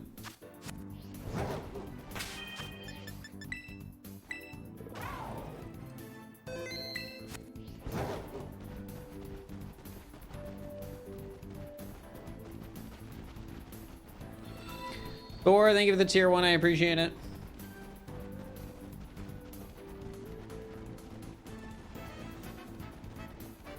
Seems odd its Terra type is poison though. Oh yeah, then it might be hacked. Because why would you give it poison Terra type and then trade it away?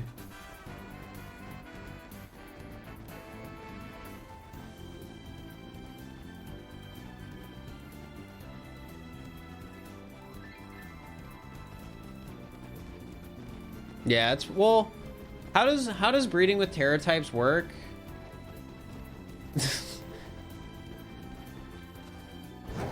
Would it keep the Terra type from the parent if it's poison? Or would it only take the Terra type from the possible types it can be when you breed it? Because yeah, I thought it was, it gives a random one from the Pokemon's type.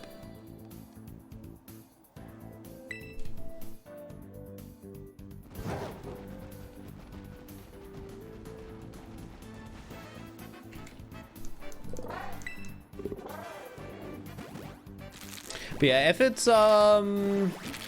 Terra poison, I think it's safe to assume it's fake.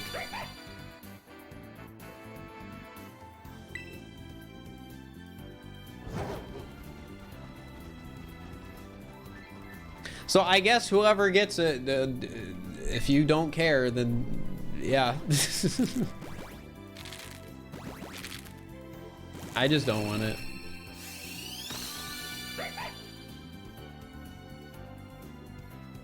And same goes for all the other shinies viewers gave me.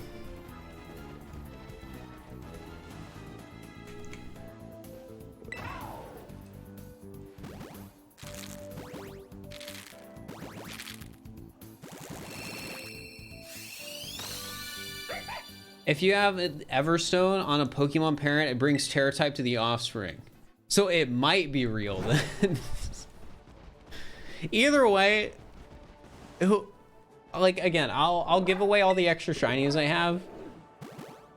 It's really up for you to decide whether or not you care or whether or not you think it's legitimate, because I have no idea.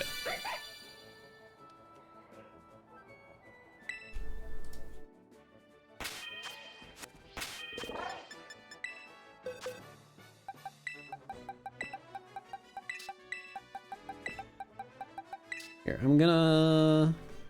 we're gonna go to this music.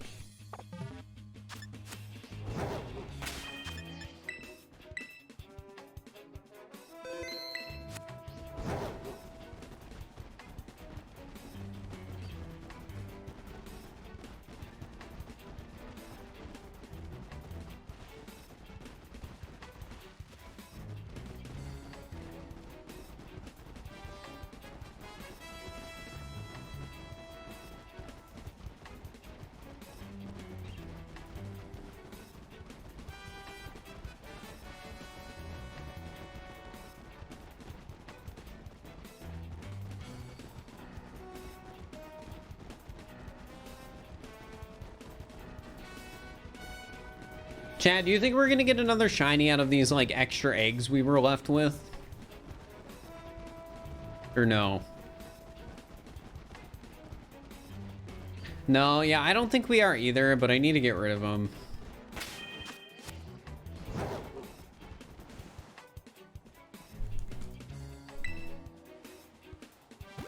Ba-ba-ba-ba-bum.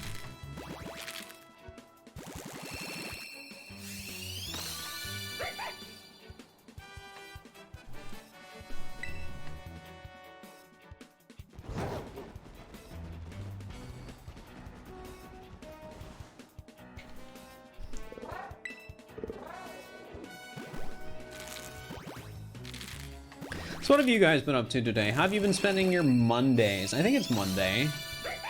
No, it's Sunday. No, it is Monday. My schedule is messed up because I didn't stream Sunday because the internet issues had me down. It's Tuesday? Is it Tuesday? No, it's Monday. It's hecked up. Don't do that to me. Well, actually, it's fair that you guys lie to me about what day of the week it is, because I lie to you about what day of the week it is sometimes. So, like, I deserve that. Like, who knows? I might go live tomorrow and be like, playing Super Mario Odyssey. All moons on a Monday this time, for real. All moons Monday, but for real.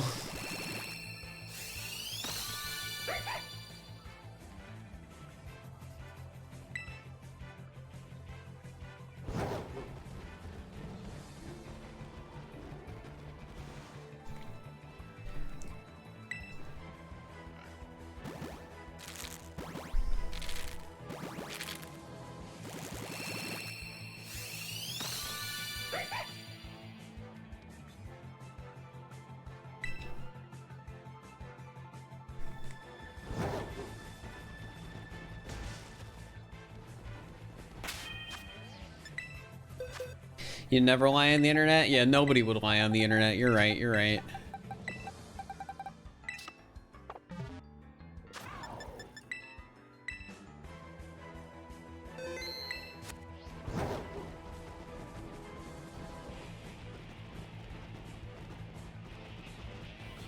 Cerebos, thank you for the tier 1 for 20 months. I appreciate it. That's a lot of shinies. Yeah, we do have a lot of shinies.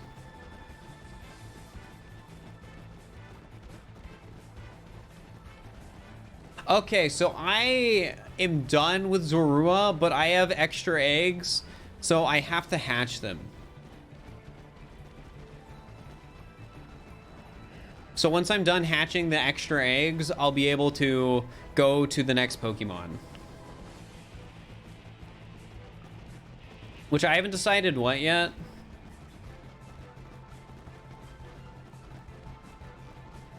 Maybe I'll do like Charmander or something.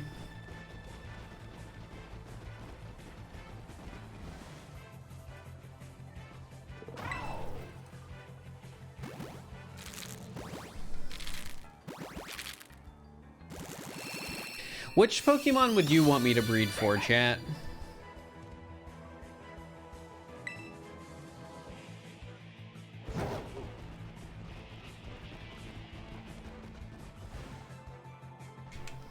Sprigatito? That wouldn't be a bad one. Like, just getting the normal starters out of the way.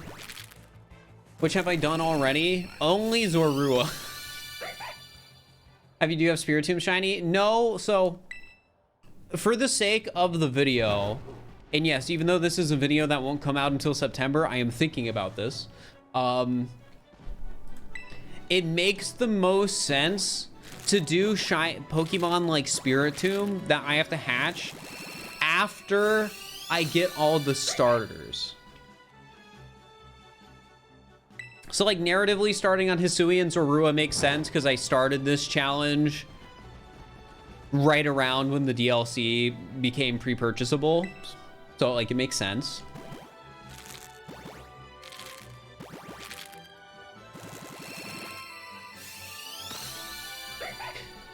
And then after that, I think it makes the most sense to group all the raid Pokemon and starters together. And then I can do the other alt form Pokemon. Well, actually, I could do the other alt form Pokemon first. So, like, I could do, like, Wooper and Berserker. I feel like that actually makes the most sense. Go from Zorua to Wooper and Berserker.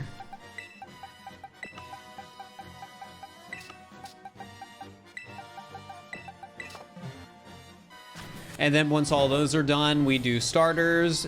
And then when starters are done, we do Spiritomb and Sunkern. Which is, like, what such a wild set of Pokemon to breed for.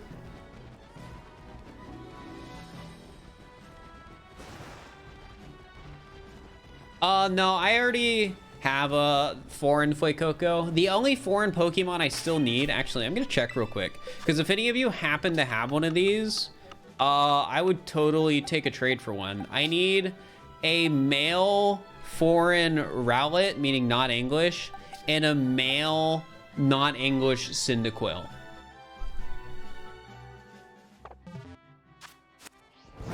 So if anyone just happens to have one, then that'd be helpful. Lumineon / Finneon. Is Lumineon because it's so small? Because I think my plan is gonna be doing a Luminian outbreak and then just killing the whole outbreak, and if a shiny doesn't spawn, reload the save. Why not 4 and Ditto? Because I get more eggs if the Pokemon are the same species. It's based on language. So if your game is set to English, it doesn't help, but if your game is set to Spanish, even if you live in the US, it would be helpful still. It doesn't matter where you live, just what your language is set to.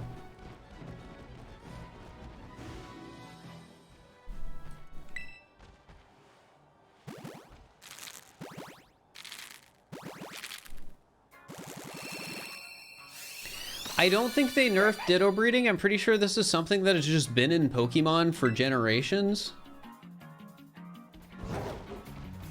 Love values. I don't think this is a new thing for Scarlet and Violet.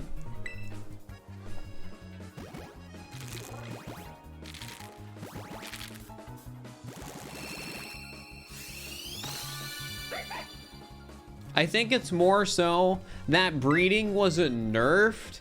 It's just there's other ways to shiny hunt that are a lot faster.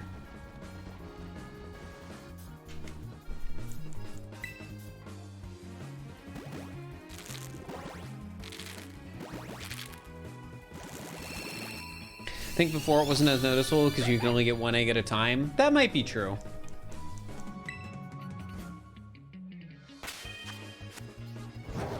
Before, you could also kind of like hatch eggs while you got them. Now you have to get all your eggs in a bulk period over 30 minutes.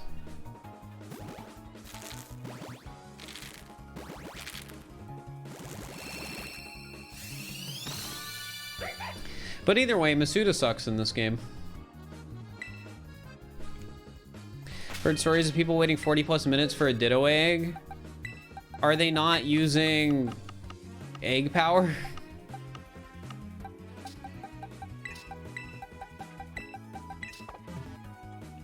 Because if you're not using egg power, you basically just don't get eggs. That's not a Ditto thing. That is just a... You're supposed to be using egg power if you want to get eggs. If you are not using egg power to try and get eggs, you are doing it wrong.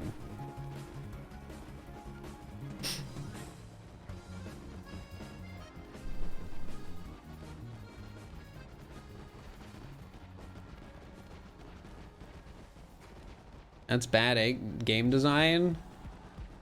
I don't know if I'd call it bad game design. Because that gives the same vibe as me, like, you know, if you're shiny hunting without using shiny power. It's just infinitely worse.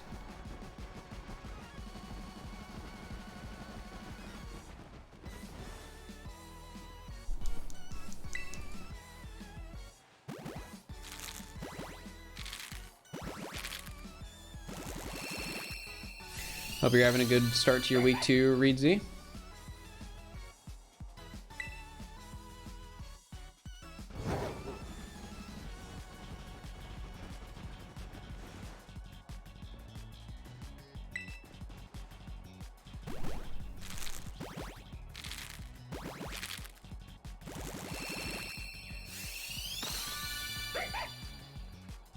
Be a lot clearer than every method before for a wider audience. Well, I mean, I think this is the first Pokemon game that actually has things in game that tell you how these systems work.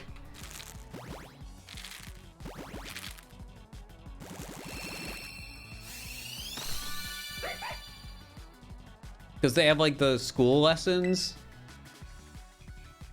which I think even tell you about like Masuda and stuff.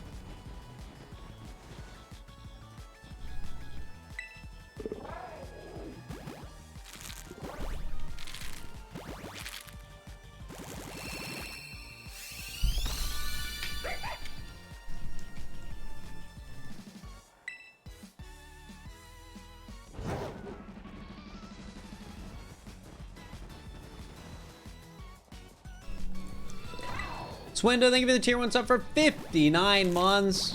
Boomer sub anniversary. I mean, Yeah, that's almost 5 years, which is crazy. No, we got Zorua number 2. I just have extra eggs.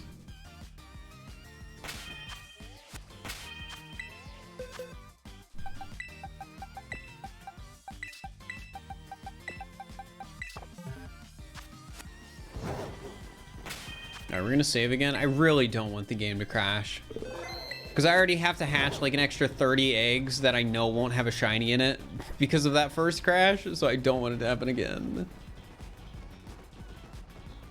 I have both.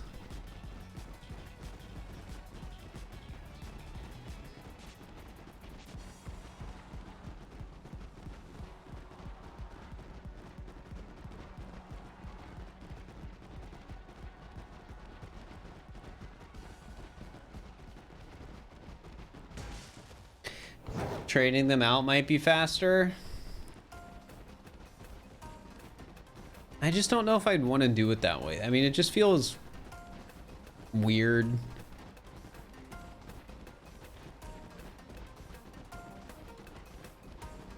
I think I'd rather just hatch and release.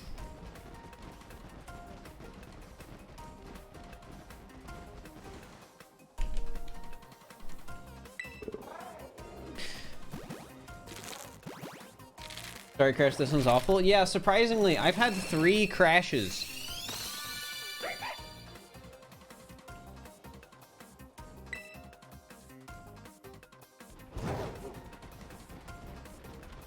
Just while shiny hunting Hisui and Zorua. 3 crashes on this shiny.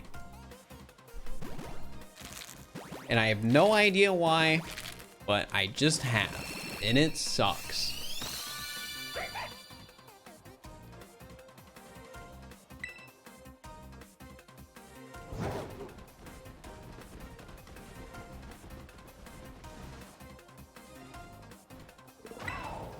It's cursed me? I mean, that's what it feels like.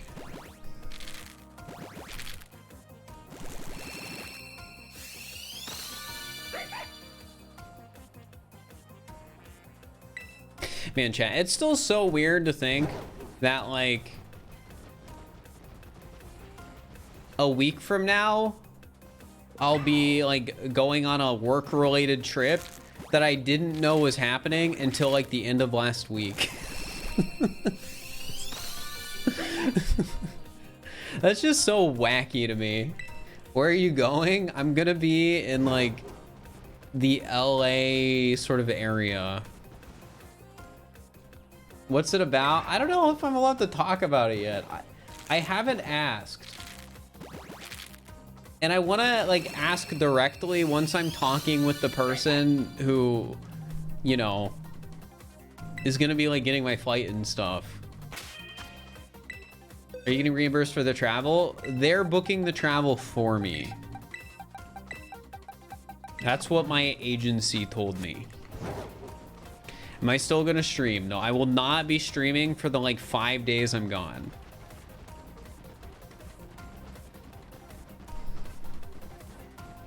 I'll still be working, though. I'll have my laptop.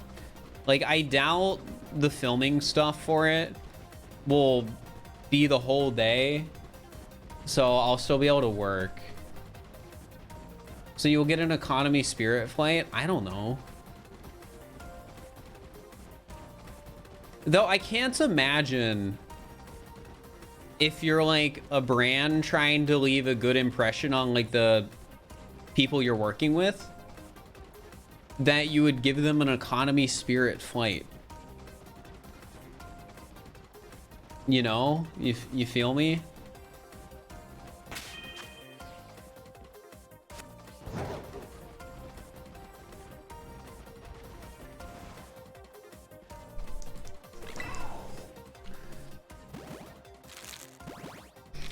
Going to go on vacation during the summer? I don't know if I'll be on vacation during the summer, but I have a vacation at the beginning of May. So yeah, I'm gonna be missing some streams, chat. Because I have the vacation in May, and then about a week from now, I have a work thing.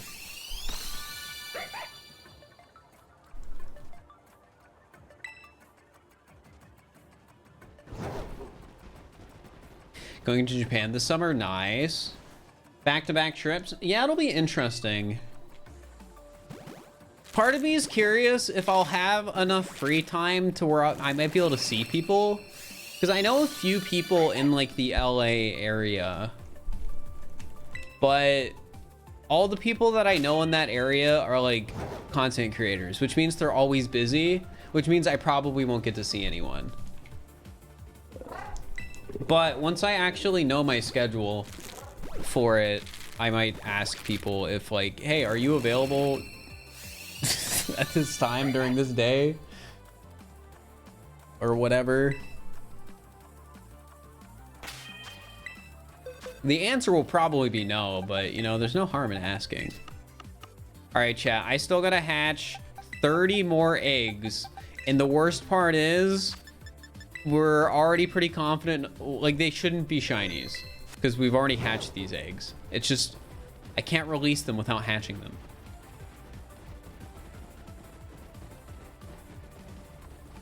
So I'm not going to count these on the egg counter either, because we've already hatched them.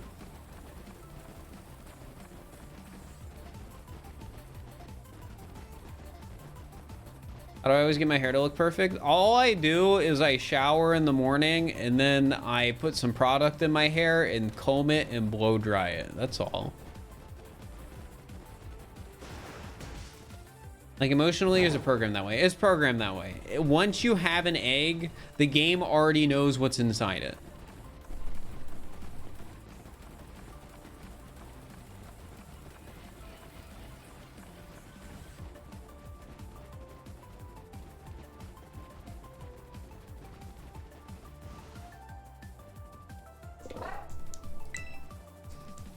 And if that wasn't how it works, then people would probably figure out some like crazy save scum way to get shinies.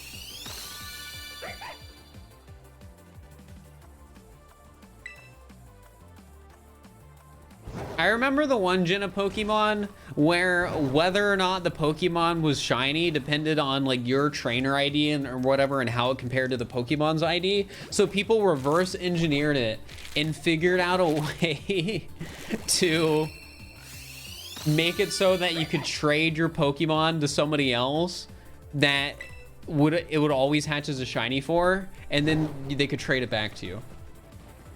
What gen was that? Was it like somebody has to know what I'm talking about. Was that Sun and Moon? Or was that X and Y? Or both?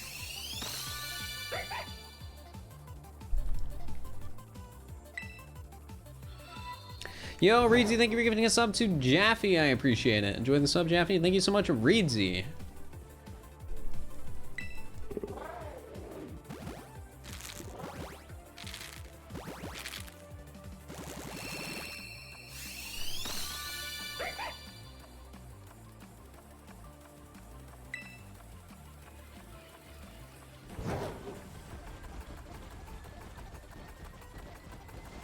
Sun and Moon was when you get an egg swap? Okay.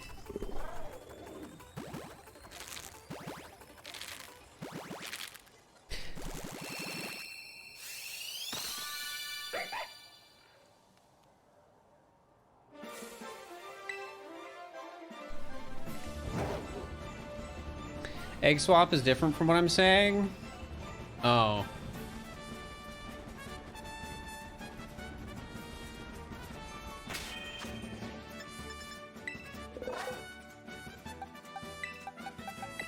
I just remember there being a thing where you could trade your egg to somebody and guarantee it was a shiny.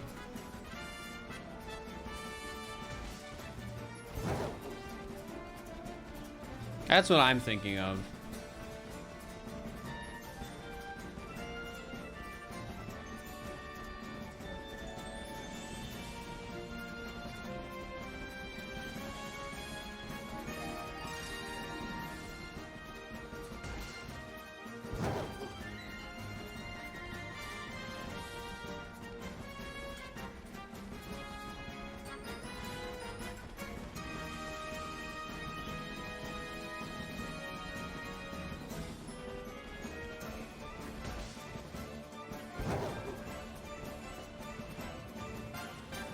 Hello, Splat Plays. Hope we're doing all right.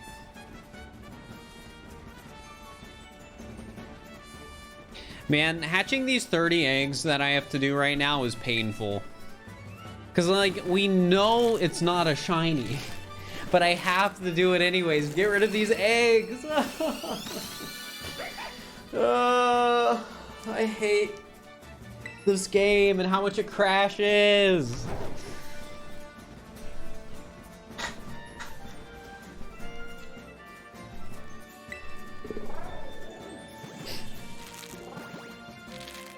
Also, we got pretty average odds on Zorua. 2 shinies and around 990 eggs. Pretty good.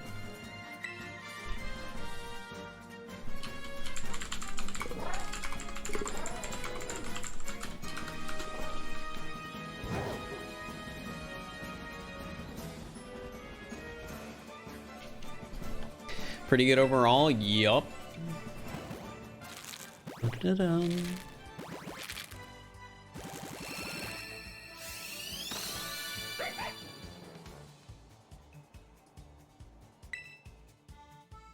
You'd never have the patience? Well, this is only the beginning. I'm probably going to be hatching over like 10,000 eggs.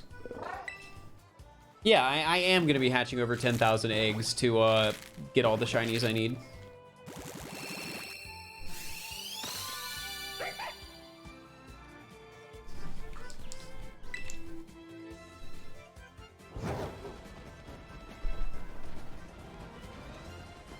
Chat, do you think the egg counter should be eggs hatched in total? Or do you think it should be eggs hatched to finish getting the shinies of a certain evolution line? I feel like it should probably be evolution line because I can just add it up at the end anyways. And say like, oh, I hatched in total 10,000 eggs to get the 24 shiny Pokemon or whatever. So yeah, I think pure Evo line is better.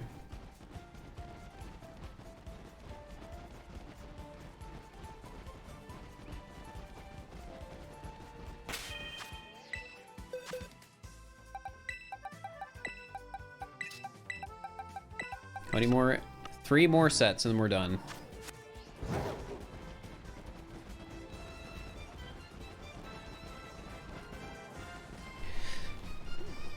Did the Pokemon egg stats told you if it'd be shiny or not? Imagine. That would actually make Masuda method really good because you could just check the stats of every egg and then if none of them are shiny, you can close your game.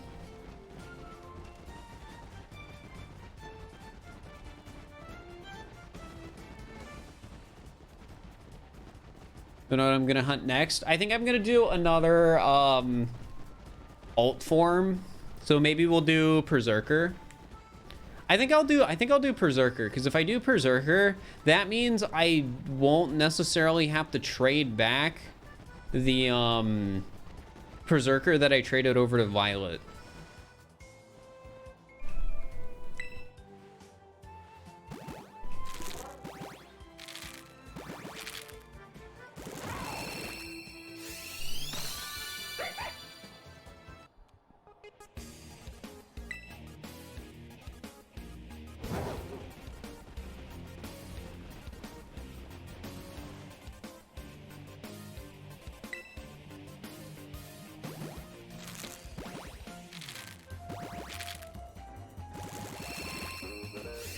You're hoping you don't break 300? Well, chances are you will, unfortunately. It's a 1 in 512, so. Get shiny Pokemon in Gen 1 by checking their stats? Well, yeah, because in Gen 2, shiny Pokemon were determined by stats, right? Because shiny Pokemon didn't exist in Gen 1, but then they were added in Gen 2 and it was stat-based.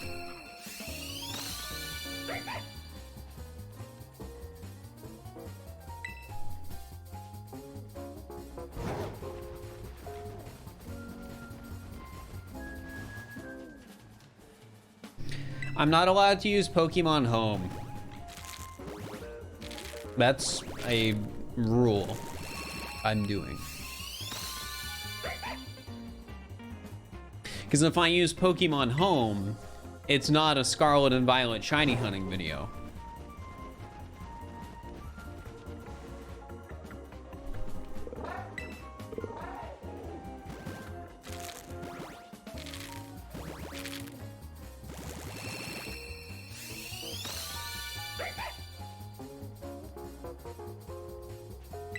Ba ba ba da ba ba ba bum.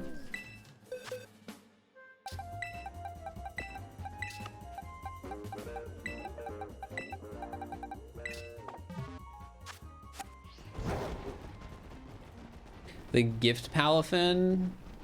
What's that?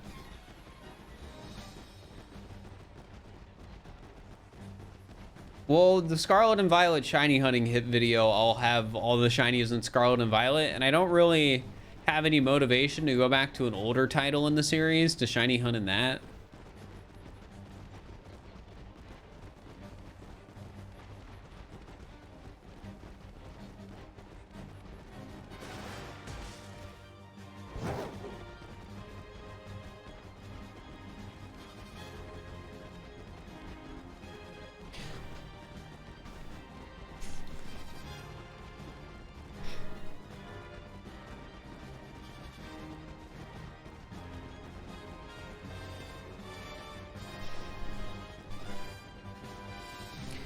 Can you use Pseudopalafin, or does it hatch as a Finizen? I mean, you can evolve the Finizen to a Palafin.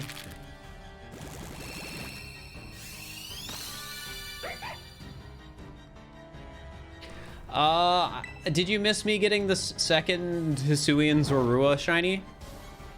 Because if so, then yes, you did miss something.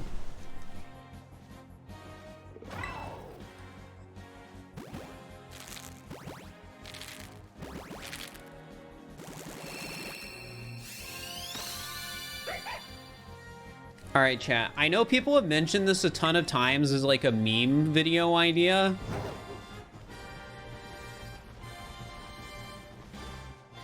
Well, maybe as a serious idea, but not realizing the repercussions of actually trying this. But the idea of completing the Pokédex only using Wonder Trade sucks in like practice. But hear me out. What if you added certain rules for, like, let's say you got Wonder Traded a Sunkern. If you also got Wonder Traded stuff to where you could evolve that Sunkern, or you just, you know, fought to evolve it. What, like, and you allowed that. So, like, the rule is, I guess you can't catch new Pokemon. But you could, like, hypothetically evolve the Pokemon and stuff. Because I feel like if you set that as the rule, it would be possible.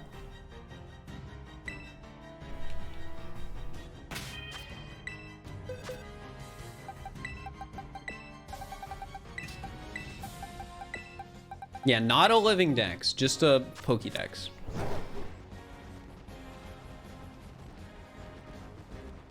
You can't get legends over Wonder Trade, then you don't include those and you explain that in the video.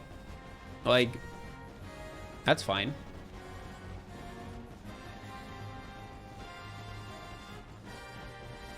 Like, if you cannot trade the Ruinous Pokemon or legendaries over Wonder Trade, then you just don't include those in the challenge.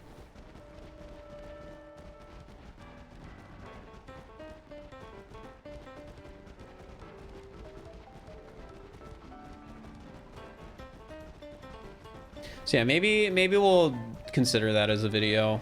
Because again, like I mentioned, I want to do some more non-modded content. And that's a potential non-modded idea. It's just, it takes a lot of work. It's very unfortunate, chat, that a lot of the ideas I want to make content on are like ideas where it's like, all right, this is going to take 100 hours of work.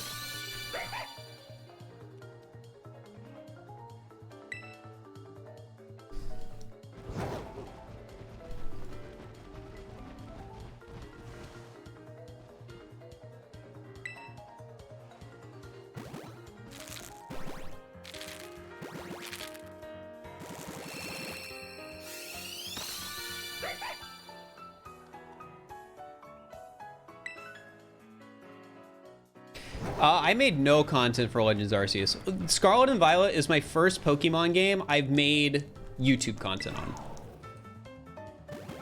on. It might even be the first Pokemon game I've streamed.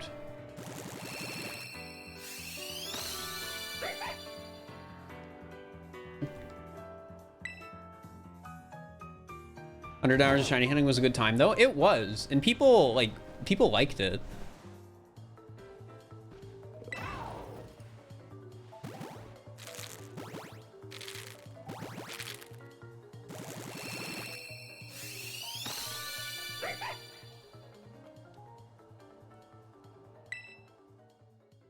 Yeah, I think I might write up after stream, if you guys should remind me to do this, to write up rules for, here, I'll write this in my notes for the stream too. Write up rules for completing the Pokédex only using Wonder Trade. Though the rules would be pretty simple, I might just write down a few notes right now.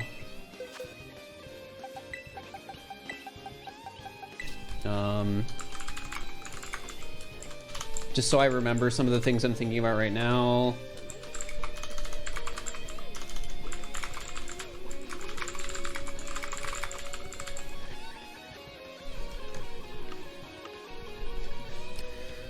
And yeah, I think those are the only things I need to write down now. All right, so we are done hatching the Zorua eggs. And we are just done with Zorua in general now, because we have these two. So this is the point, chat, where I have these extra shinies. Some of them has me as the original trainer ID. I think most of them have viewers though. I don't want them, so I'm gonna trade them to you.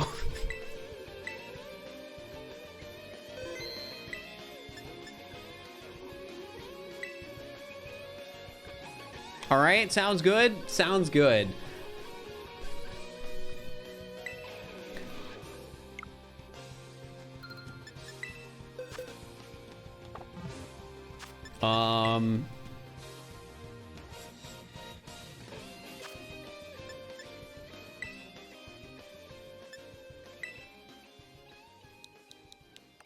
I literally uploaded an Odyssey video like 2 days ago.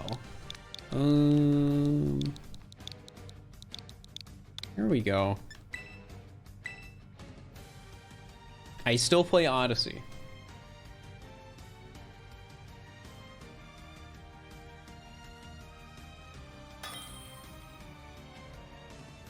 I'm just gonna go in order of Pokemon in this list, so you do not get the pick. Also, only take one, please. I don't want people trading twice.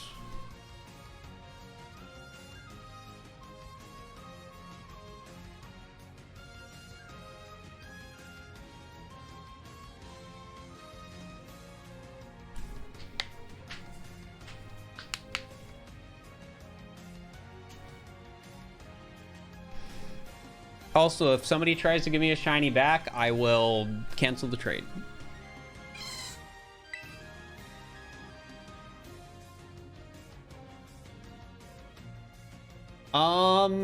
I don't think I have to worry about Nintendo taking down my Odyssey content until a new 3D Mario is coming out.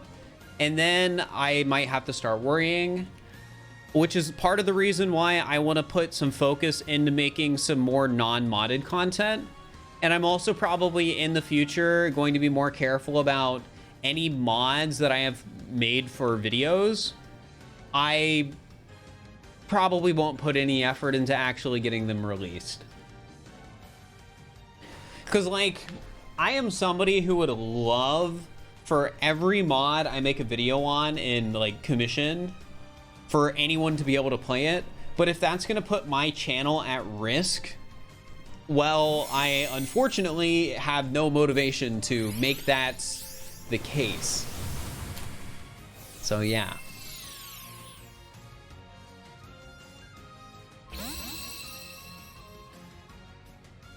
Yeah, people like asking for more hide and seek. I don't really want to do much more hide and seek content, unfortunately.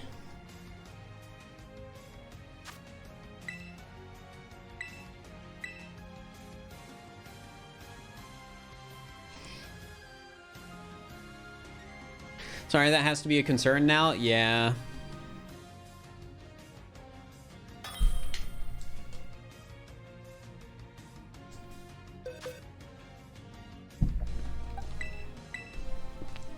Like, it's a big kick in the shin to anyone who wants to make, like, bigger projects that anyone can play, right?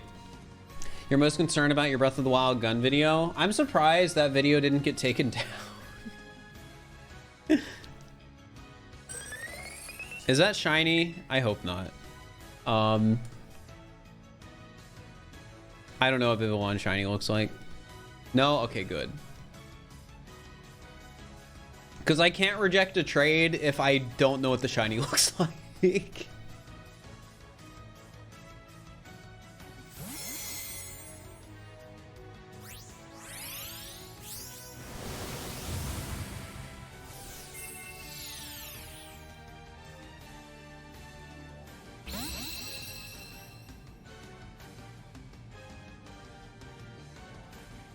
You can confirm the sheep was not shiny. Well, I know what shiny Mareep looks like.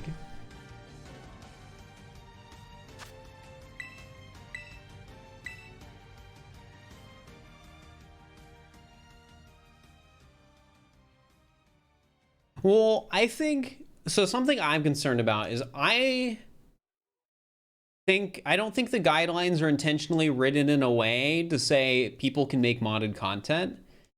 But I think part of it also has to do with the fact that I think Nintendo of America and people working at Nintendo of America do not care nearly as much about modded content as Nintendo of Japan.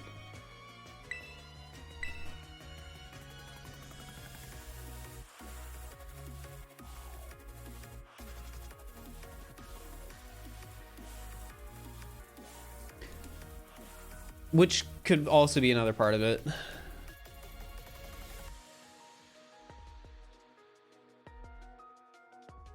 Also, something about Point Crow's video that I kind of find interesting is it puts a weird perspective. Does nobody want these? Am I gonna have to wonder trade them?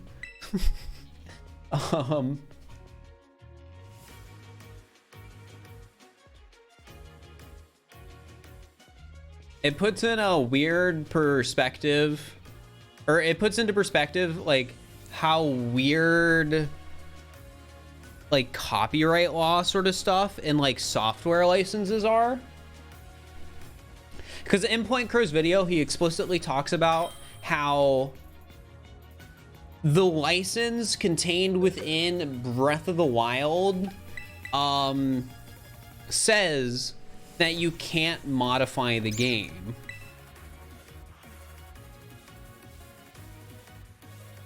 And I don't think there has ever been a major court case revolving around game modding and whether or not that is something that like consumers have the right to do if it's their product or not. And if like, I don't know, I just think stuff like that is potentially interesting.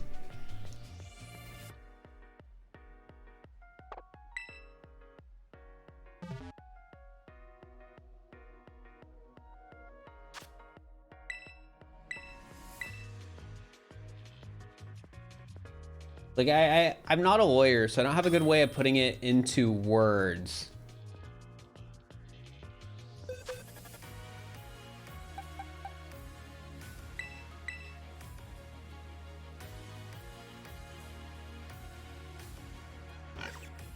But it's definitely one of those things where,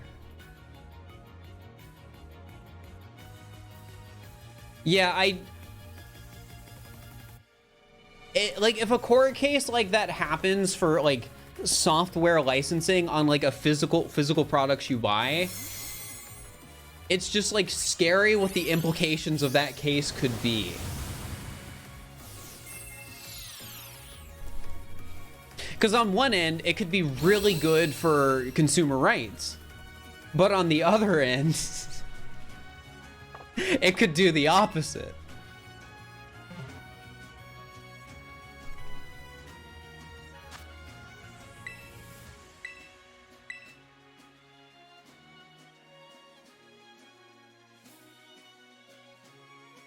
There's been some litigation on the right to repair issue, which is related. Yeah.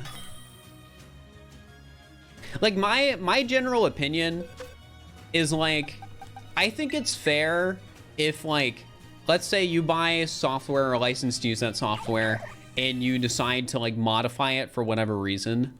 The company you're getting that software from does not have to necessarily continue to, you know, they don't have to continue to, like, support the software on your behalf because you're, like, breaking their terms of service. But at the same time, I don't think it's not necessarily something people shouldn't be allowed to just do at all. Like, people should be able to, like, mess with their own stuff. It just might mean they're not allowed to play with it online or get continued updates for it anymore. Yeah, it's weird.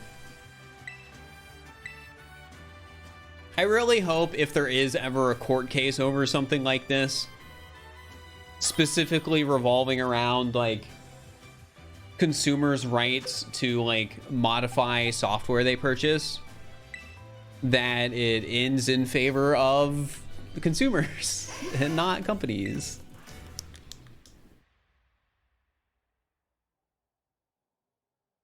But yeah, with my little legal knowledge, you know, I'm not a lawyer. It is interesting to think about, though.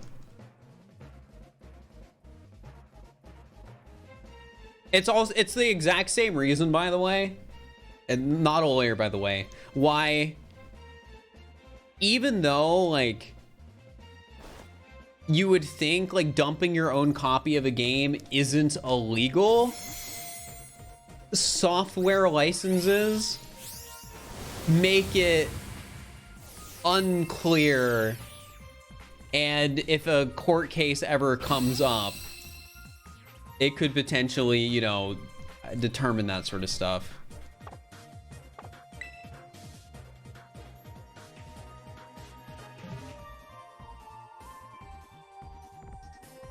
At least I think that's what I remember reading when I was learning how to, like, dump 3DS games.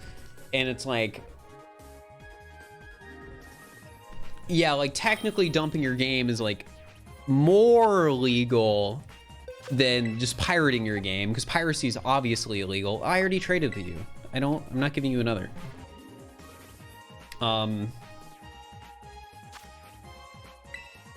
You're not necessarily, I guess, legally safe. You know, not a lawyer, by the way. This isn't legal advice. When you dump your games. But again, my understanding of it could be wrong. I've just read about it a little bit on the internet before, because I think it's a little interesting. All right. That is my last duplicate shiny. Thanks, chat, for letting me get rid of these shinies that people gave to me or I caught that were duplicates. I appreciate it, because I don't want them. Well, I don't think Point Crow wants a lawsuit.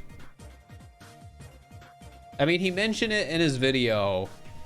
He can't afford, like, a multi-million-dollar legal battle.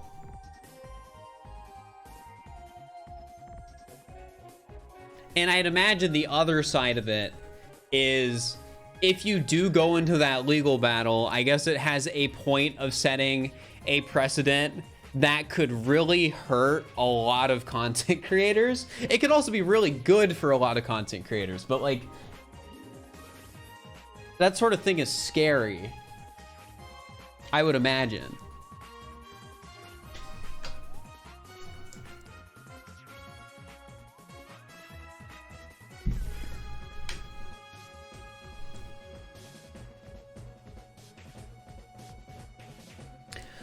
Did I need a Japanese Cyndaquil? If it is male, yes.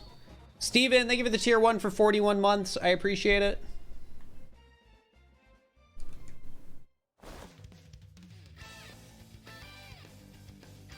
Nintendo's also really good, like, lawyers. I mean, probably.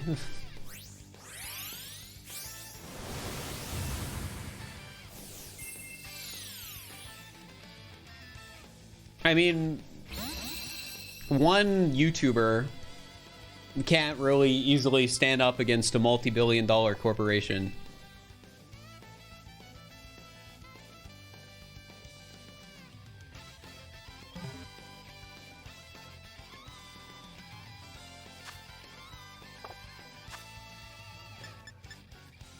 Yeah, I don't want to get into too big of a discussion on it because it's not a fun topic. But yeah, the legal system in America is kind of hecked up.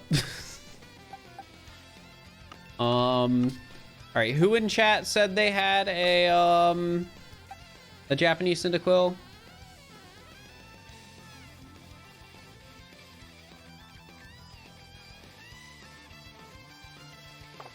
Here, I'll put in a different code and I'm just gonna trust that one person to join. So chat, only join if you're the person that has the Japanese Cyndaquil that is male.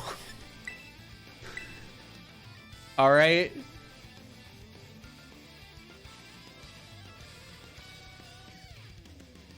If you're not that guy, don't join. You won't get anything and I will be upset at you. And you will prolong the part of the stream where we actually do stuff.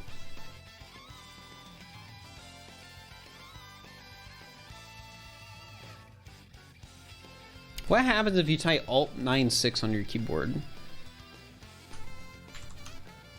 Oh, it's like a little apostrophe. How goes the shiny hunting? We got our second Zorua, which is good.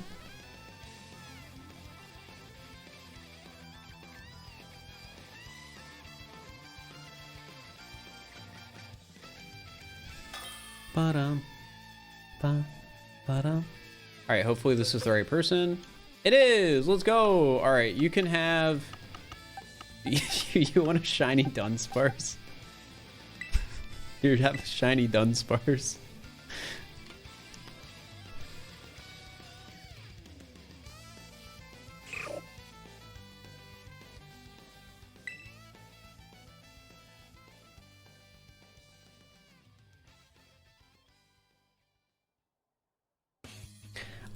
I mean, it was cold today. I don't know if I was hit with the cold front or not.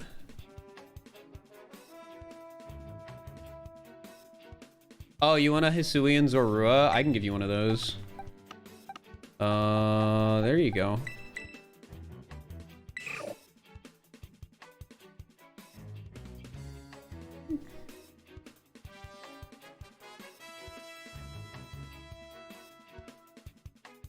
That actually saves me time because that's one less I have to release. It's in a beast ball too. Chat, you can tell I'm obsessed with beast balls when I go through the effort to make it so that even Pokemon that are really obnoxious to get inside a beast ball, I get inside a beast ball.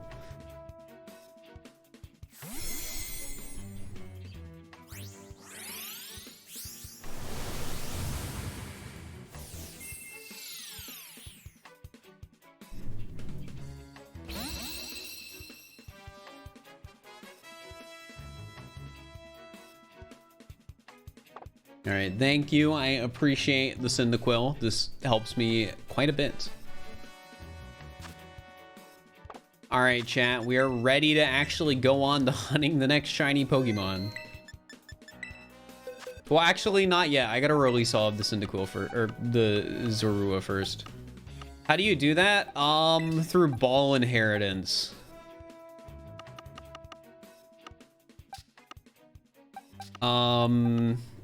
What was the exact process for Hisuian Zorua? I think it was I needed to breed for a female Zorua in a beast ball, and then I needed to breed the female Zorua in a beast ball with a male Hisuian Zorua holding an Everstone to get a female Hisuian Zorua in a beast ball. And then after doing that, any female or any Hisuian Zorua I breed using the female Hisuian Zorua, as long as it's holding an Everstone, will be in a beast ball.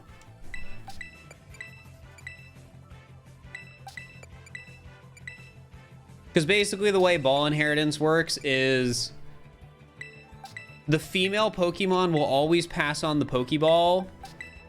Unless you're breeding with the Ditto, then whatever Pokemon isn't the Ditto will pass on the Pokeball.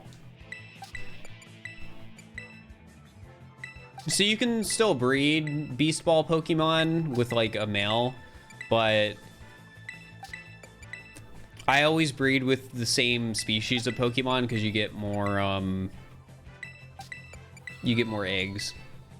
Metagross Nerd, thank you for the tier 1 for 10 months. I appreciate it.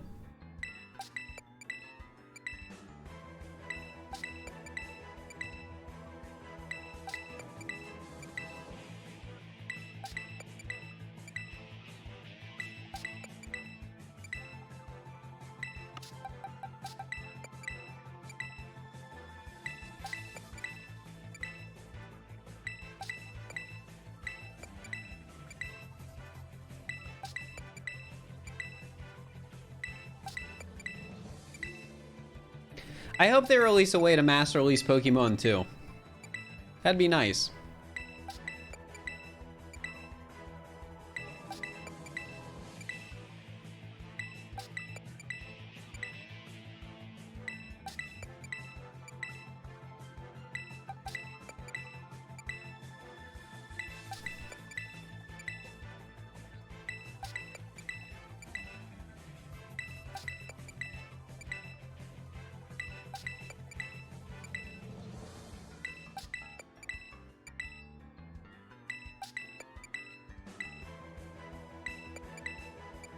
What did I want to say? When's the next SMO stream? Oh, I think that was actually related to what I wanted to say. Should I do the flooded SMO mod tomorrow?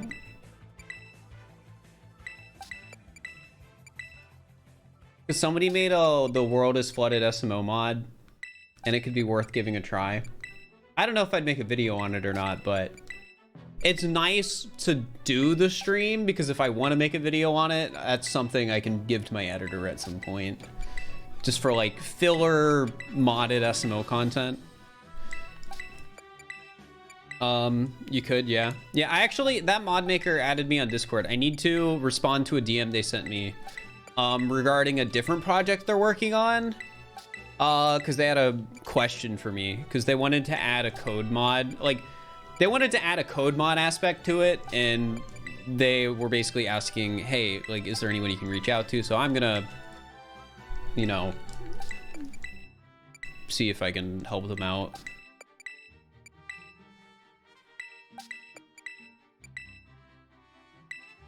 When do I plan on recording the 2D video? I keep going back and forth on whether or not I want to do a script for that video or I want to do a stream with live commentary. Because I was originally thinking about like, oh, I'll do the 2D mod on stream today and we'll do the recording. It's part of the reason I shaved today. But another part of me is just like, how is the live commentary even gonna flow? Like, it doesn't feel like it'll be super natural. Because like there's stuff that's complicated and I'm worried I'll like start doing the recording and it'll be like, oh, this is just not good commentary. It doesn't suffice or suffice, however you say it. So I might go back to making that a post commentary video. Either way, that probably means it's getting delayed again and won't be an upload until like April or sorry, May or even June.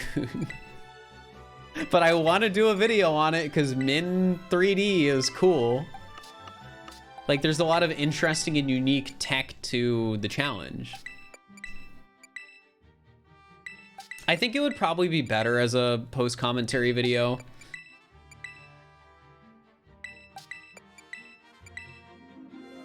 Because it just gives me so much more room to explain things. But I need to like not over explain either, and that's what like doing stuff live helps with.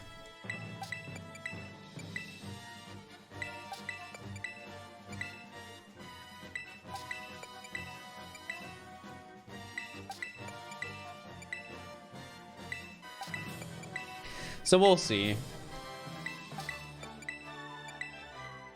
I would recommend if you're like trying to get certain Pokemon to complete the Pokédex or whatever, there are better places than a Twitch chat to figure that out. I don't think a Twitch chat is an effective way to try and ask for Pokemon. I would like try and find like a Discord server or like a Reddit or something. Do I like Pringles? I think they're fine. All right, finally, we released all the extra Hisui and Zorua. Now I can finally go on to the next set of Pokemon.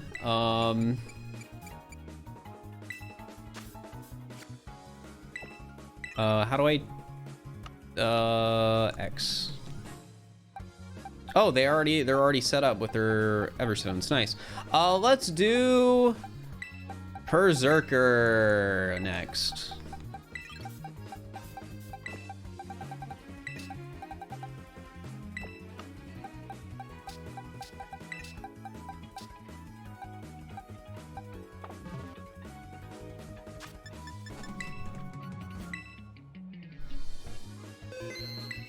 All right. Wait, I need to make sure I'm in the right box. I do not want to have to move the eggs again. Here we go, box 25. Got Oshawott yesterday after their 1,000+ eggs. Nice.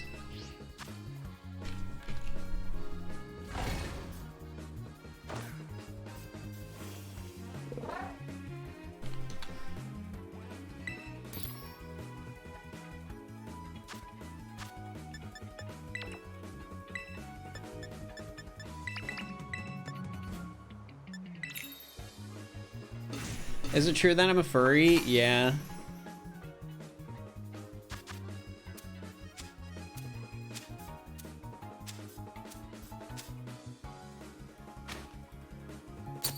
Yeah, we got both the Zorua. I need to change the current commands. Start.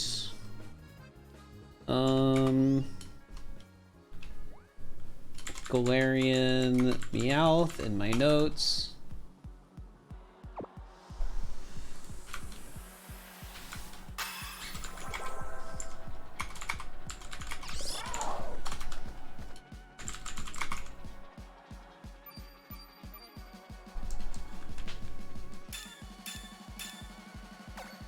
All right.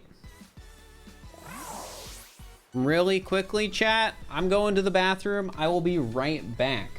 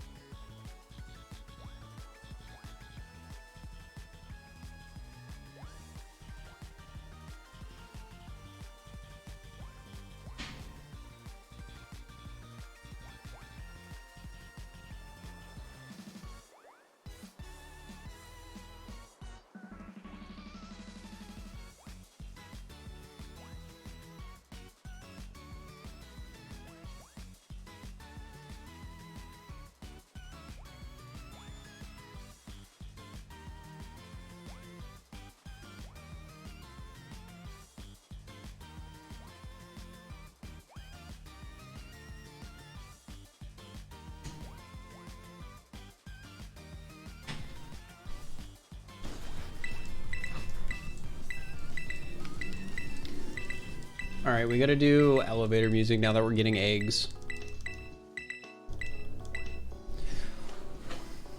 Oh, frick, I didn't turn my timer on. All right, so we're going to like 28 minutes then. The command didn't update because I forgot to update the command before I left. Shiny, it's Galarian, right? Yeah, shiny Galarian Meowth, 1 in 512 per egg. And then I have to go to my settings. Or, what's the button on this program I use? Edit. Count. 0.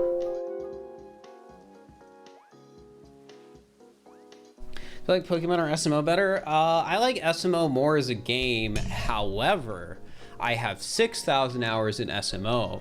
I have like 300 in Pokemon.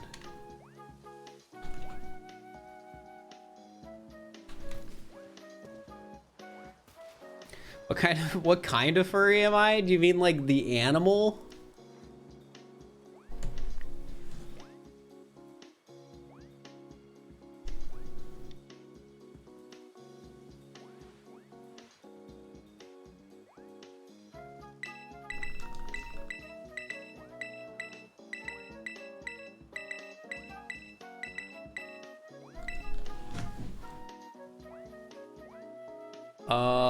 Yeah, it's a fox.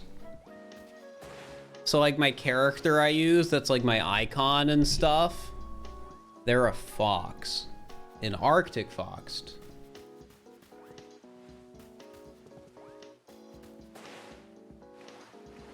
So there's something I've been thinking about, chat. So there's a part of me that wants to commission a VTuber just because I think it would be fun to have.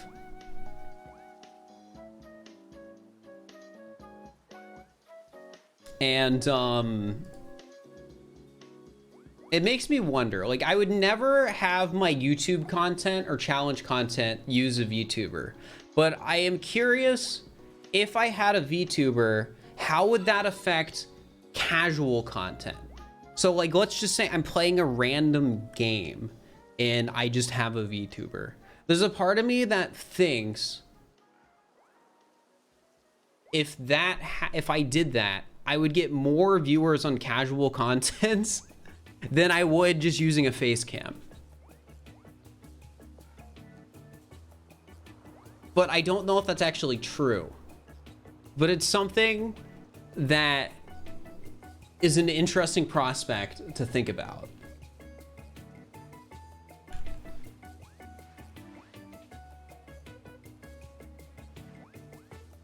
So if I ever do get a VTuber,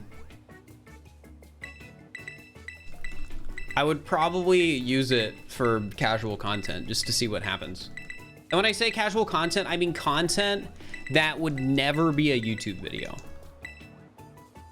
Because I don't want my YouTube to turn into a VTuber sort of thing. I just want it to be a normal thing.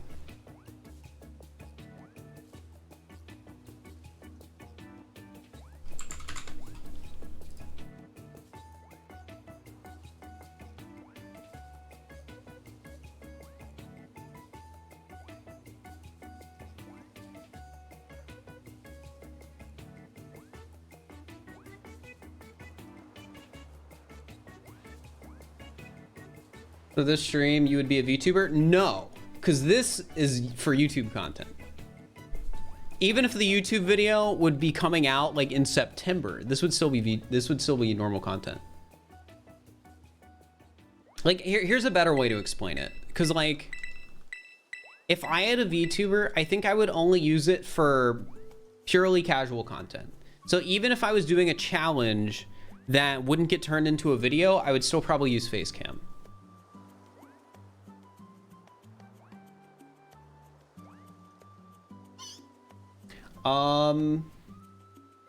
If I got a VTuber, it wouldn't be a PNG tuber, but it wouldn't be 3D. It would probably be live 2D because I don't like 3D VTubers. And while PNG tubers are neat and I think make the concept of VTubing more accessible to a wider audience, I am the type of person who, when I want to do something, I like going crazy with it. So I wouldn't want to just do a PNG tuber.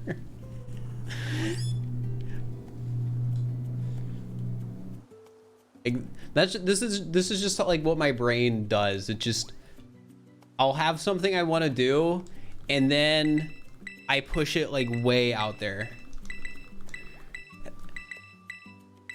Like, oh, I want to make a shiny hunting video for Scarlet and Violet. I'm gonna shiny hunt for 100 hours. Oh, that video did well. Let's do another shiny hunting video. I'm gonna catch every shiny Pokemon in the game. And then I'm also gonna catch the 3 rarest shiny Pokemon in the game that have a 1 in 100 chance per shiny. So it's like a 1 in 68,000 chance that each individual Pokemon will be. Like, I feel like a normal person would just catch shiny to Dunsparce 3 segment and then make a video on that. I'm like, but no, I need all 3. Yeah, that's just how my brain works.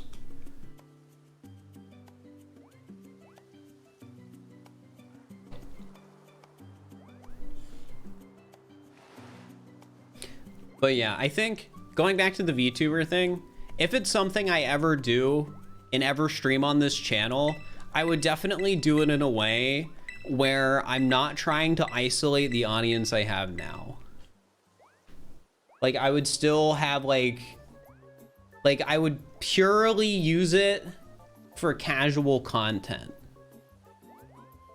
So me playing like a game I want to play that I wouldn't normally stream. You mean alienate? Yeah. Alienate's a better word. That is what I meant.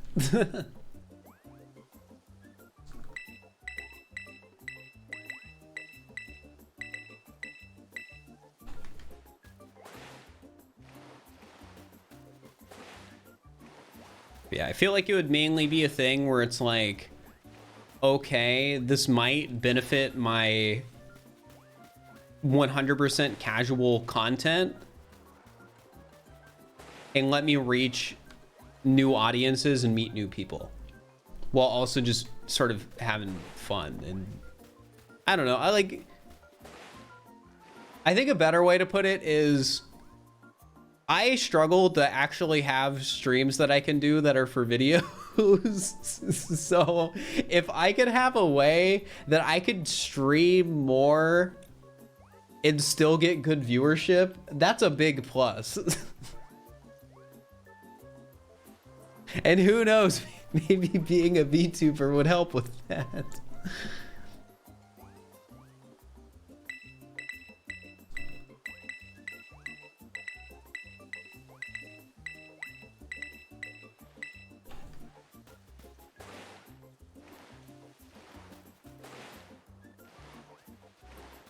It's definitely interesting though, just like how streaming sort of environments work in like content environments.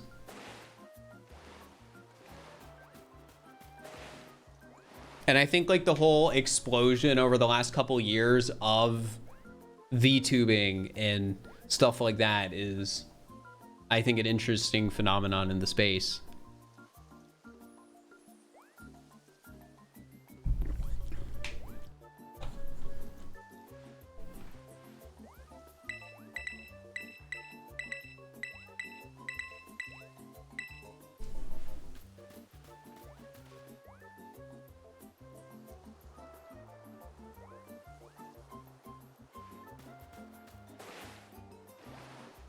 Hello, Marbio King.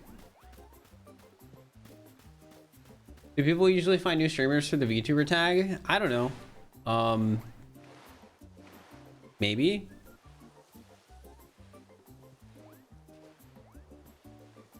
I feel like it's probably less through the like, and this is me like talking from the outside as somebody who doesn't watch many VTubers but has watched some.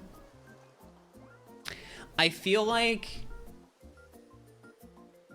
a lot of like some of these VTuber communities are like very tight knit, so a lot of it isn't necessarily people finding them through the tag, but like watching one and then being introduced to another that is like within that same community and then being introduced to another through that and so on. So like you might find one streamer, but then you're introduced to like a ton of people under a similar umbrella to that streamer. I think that's how just a lot of growth works on Twitch in general though, and like a lot of discovery works on Twitch. Like Ironmon's sort of like that too, where there's so many people who've started doing Kaizo Ironmon and get a viewer boost from it because people like watching Kaizo Ironmon, and then on top of that you'll like have people like rating each other and, you know, being introduced to other Kaizo Ironmon streamers because there's just this big overarching community surrounding it, which is pretty fascinating, I think.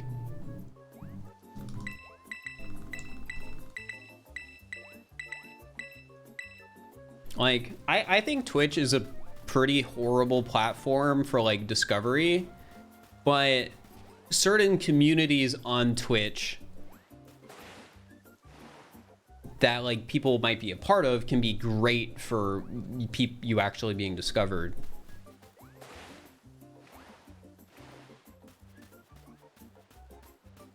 Would I recommend Scarlet and Violet for a Pokemon fan? Scarlet and Violet is a fun Pokemon game that has a lot of bugs.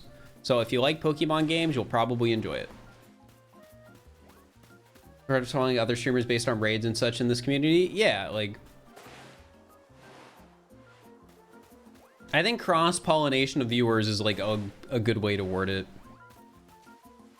Because I really do think like when streamers grow on Twitch, I think it is because of that sort of stuff.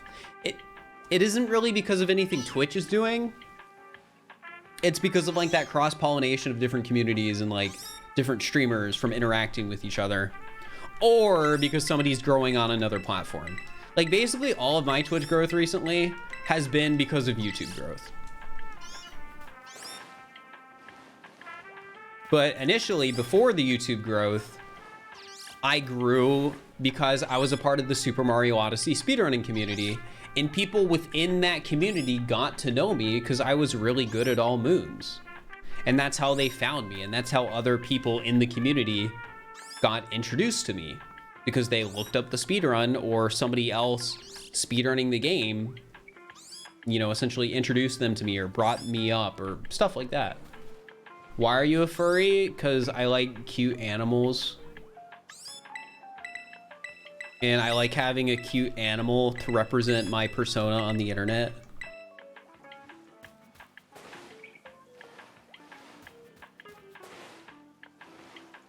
I came to Twitch from YouTube content, and then I've discovered new people from the communities here. Yeah. So found you from YouTube? Yeah, that's how most people found me.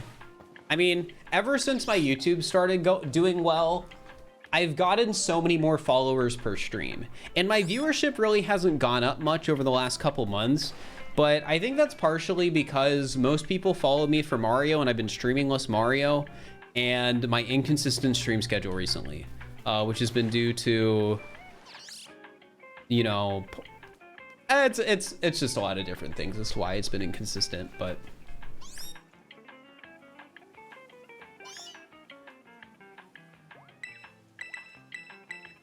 life, yeah, I guess so.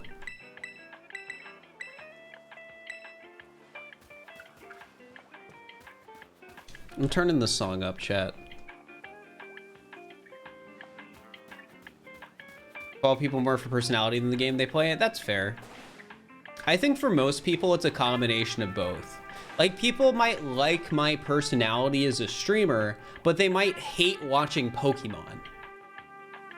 So even if they like my personality, me playing Pokemon doesn't, you know, like my personality doesn't make up for the fact I'm playing Pokemon. Like for me, the games that people's personality can't make up for is like World of Warcraft or MOBAs or other games in those genres. MOBAs, MMOs, those sorts of games.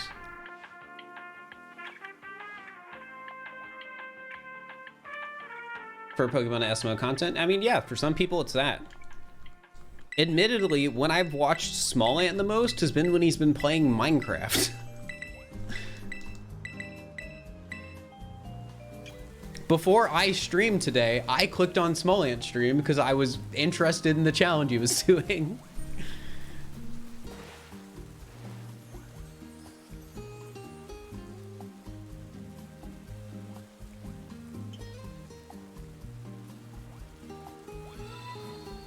Stolen Star, thank you for the tier 1 for 6 months. I appreciate it. He's doing Minecraft right now? Yeah, because, I mean, he's still streaming. Like, I was watching it before I went live, and he's still live. Here, join the Minecraft event on Saturday. Thanks. I wish my stream didn't, like, break during it.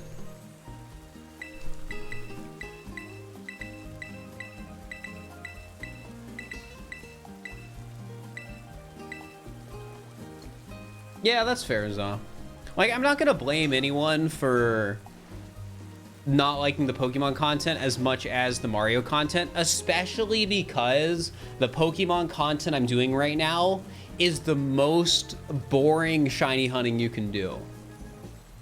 Because it is Masuda method, and that is just the worst shiny hunting method in the game.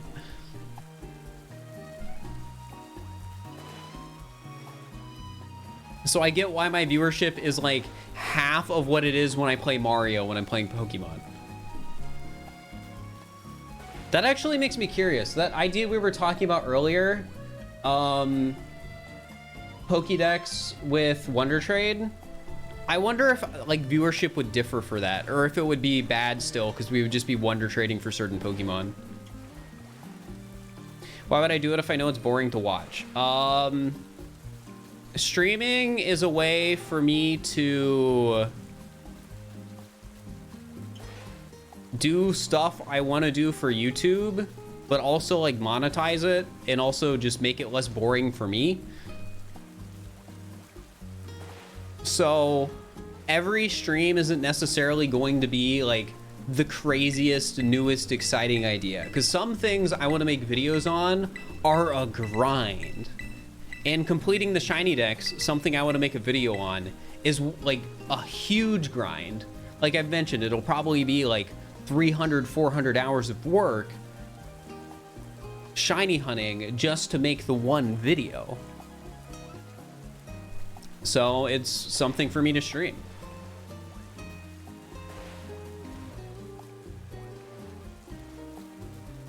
And also to like add to it, if I only streamed what I thought would be the absolute most enjoyable content to watch, I would stream a lot less.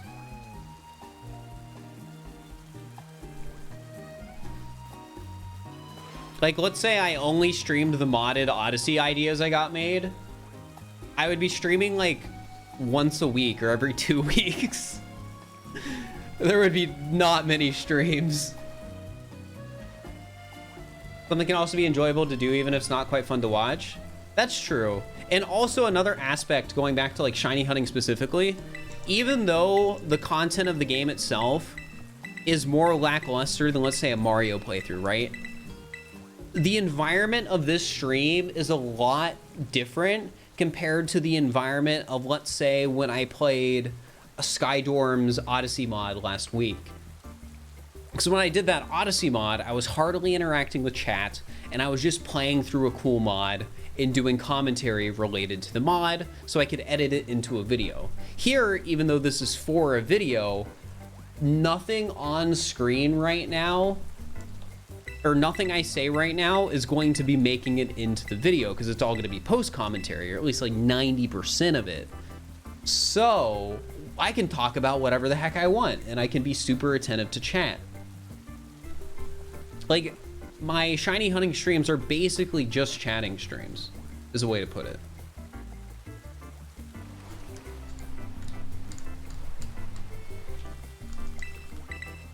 And you guys get to hear me ramble about stuff like content or VTubers or ideas.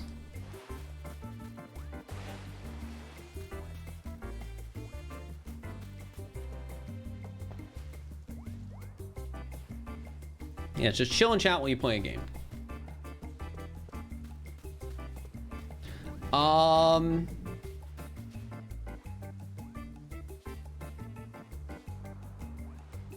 A furry is just somebody who likes animals with anthropomorphic characteristics. But there are people who, I think the proper term is Therian, and that can be like a more, I guess, spiritual thing to like that's a term that can mean a lot of things and could technically apply to the first thing you said, but I'm not really gonna get into that here.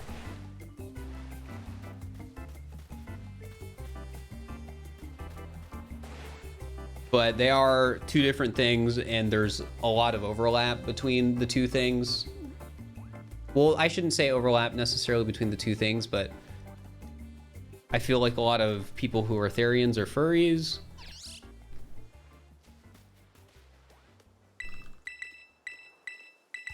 But like, it doesn't have to be the case.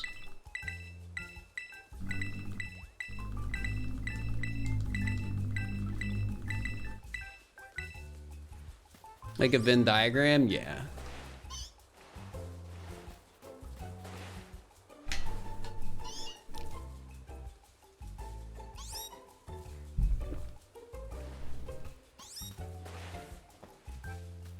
Up. You have a question I might be able to answer.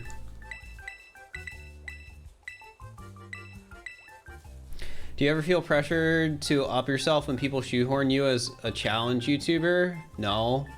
I don't care if people call me a challenge YouTuber. I think it's weird if people try and not call me a speedrunner just because I don't do as many speedruns as I used to. Because my opinion is generally... here, I'm going to type this command in chat for you. Whoops. Yeah, there you go. There's the VODs channel. I think challenge runs and speed runs are basically one and the same. Like, I think a speed run is a type of challenge run, and I think challenge runs, a lot of the goal has to do with beating, like, your goal is to beat the game essentially with the challenge in place. And I don't know, like they're basically like the same thing. Now, you're not being rude about the furry stuff.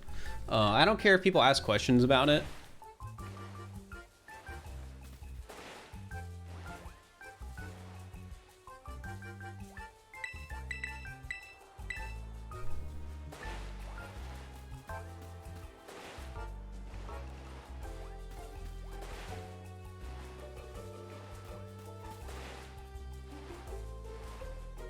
But yeah, I would basically just describe speedrunning as a type of challenge run. Which is why I don't know, like, I feel like challenge runs too, you're trying to go fast most of the time. Like, if you're doing a challenge run where your goal is to beat Mario Odyssey without taking damage, you're incentivized to go fast because the longer you're in the game, like, the longer you have to take damage. But you're not necessarily going to always go fast because you don't want to take damage, and doing something a slower way might be better. But I don't know, they just, speedrunning and challenge runs just have so much overlap. Like, I think people who do challenge runs, even if they've never done like a vanilla speed run, I feel are still honorary speedrunners.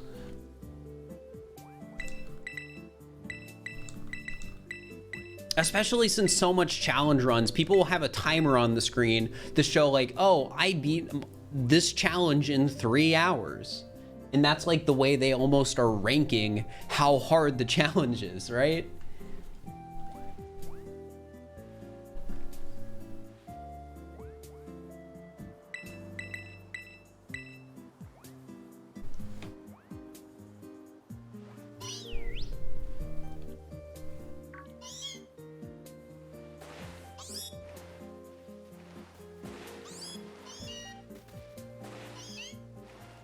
Hello, Will Gamer. When so many people have the perfect challenge for me to do, I guess it's a little annoying, but it's very easy to ignore.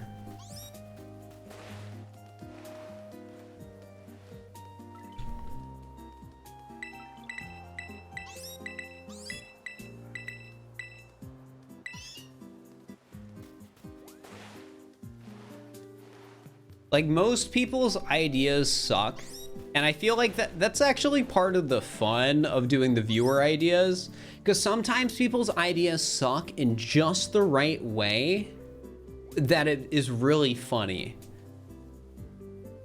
I think the top post on my recent speedrun ideas thing is a good example of that, because they suggested I do an Odyssey speedrun where the goal is to get as many moons as possible before a pizza I ordered arrives to my house, which that is hilarious.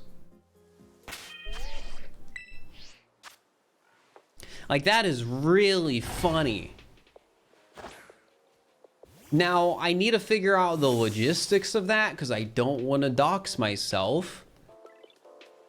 But just imagine doing a speedrun. There's no timer on the screen, but then you have the Domino's pizza tracker in the top left corner showing you how far it is till the pizza's done and delivered. Like, that's hilarious. That's so funny.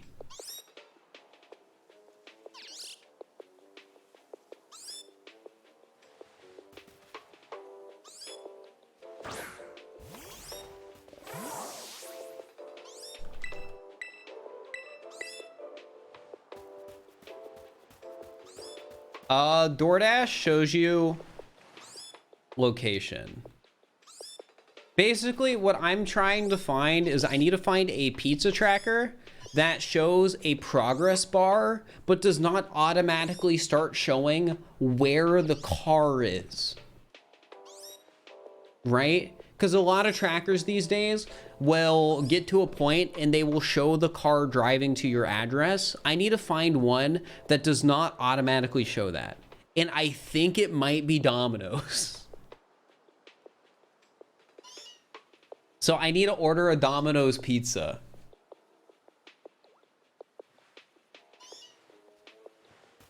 Papa John's auto shows the car, I'm pretty sure.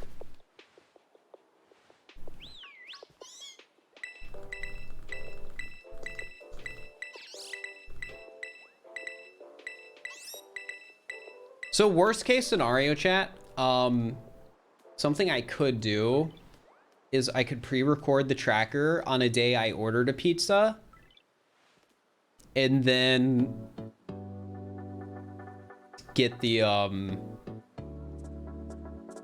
just put the tracker on the screen and like play the recording. So it'd be like kind of cheating it, but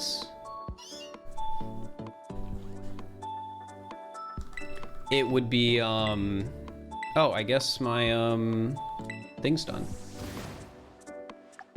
Yeah. I think Domino's is what I'm looking for. I just need to double check. 90, 119. That's pretty good.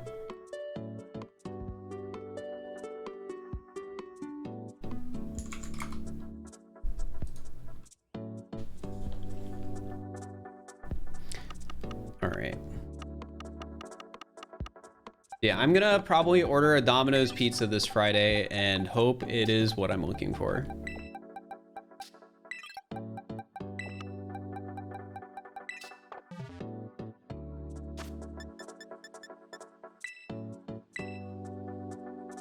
I didn't mean to save. Oh well, it's fine. The game's probably gonna crash, so it'll be fine. Why is the first thing you heard Domino's Pizza? Because we were talking about challenge runs people submitted for the dumb viewer ideas thing, and one of them was order a pizza and then do a speed run to see how far you can get before the pizza gets here.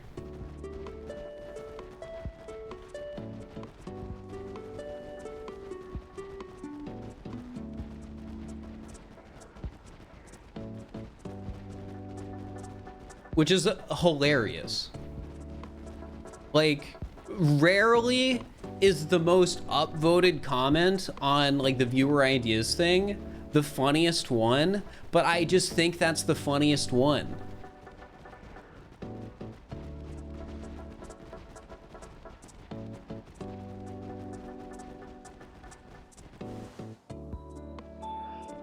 You'll probably finish the run before eating the pizza. Yeah.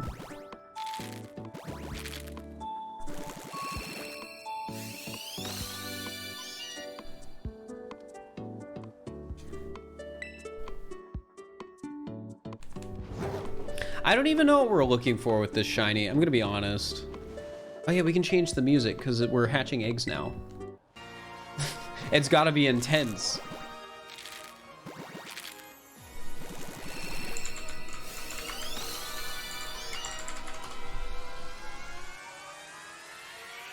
All right, I gotta see what Galarian Meowth shiny looks like. Oh, it's just yellow. Okay. It's piss colored. Well, that's not really a piss color, honestly.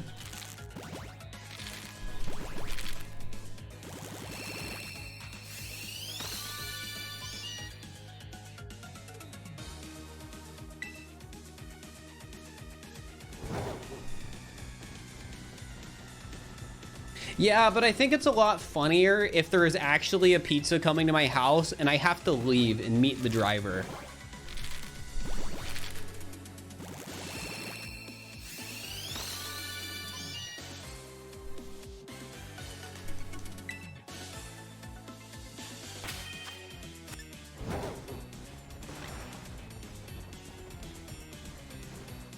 And it's also funnier if you guys can like see the live pizza progress.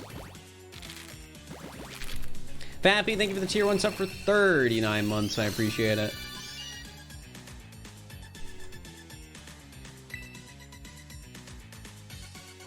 Thank you, thank you.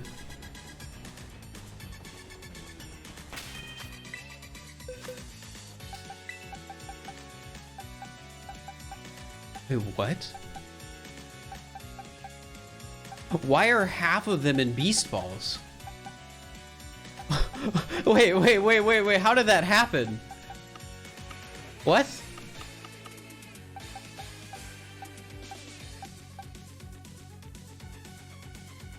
Why is the ball? It's not supposed to be able to inherit the ball from the male? I brought a Pokemon with a beast ball. Yeah.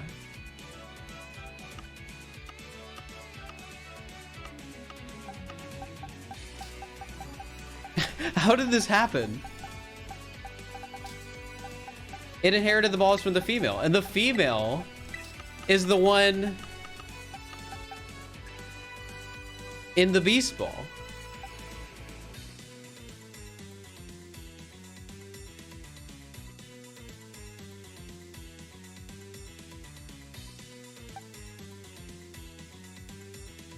Maybe he's gay. Oh my gosh. Female is holding Everstone.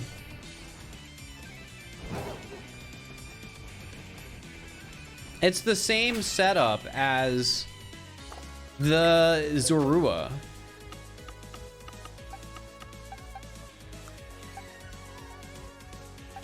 Like, this is the exact setup I use for the Zorua. That makes no sense. It doesn't make any sense. That's not supposed to be possible. I didn't have any other Pokemon in my party, right?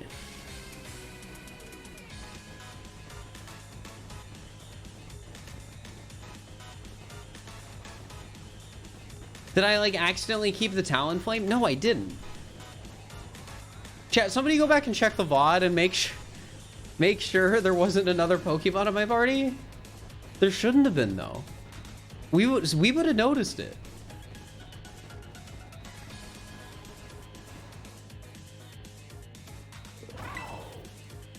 Well, the Talonflame's in my party now, but was it in my party when I was breeding? And even then, they wouldn't be the same egg group, right? How do you get so many beast balls? I use the dupe glitch.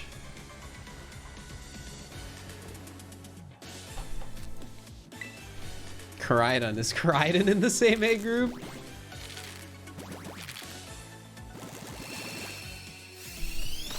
What? I'm so confused. Hacker? It's not hacking to use a glitch to get more of an item.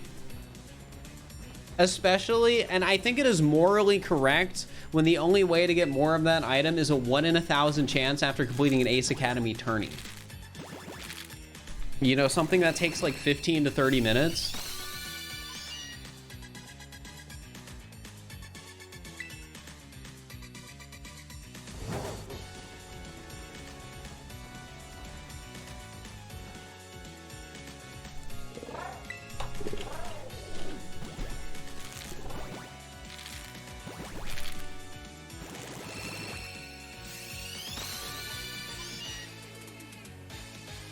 I am just so perplexed, though. I don't get how this happened.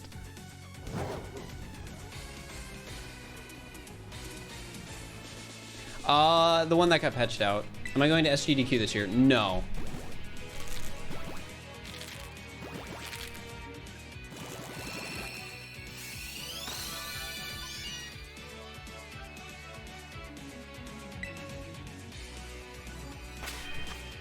It's too big of a time commitment. It's not even like a male or female offspring thing either, which was something I was maybe guessing.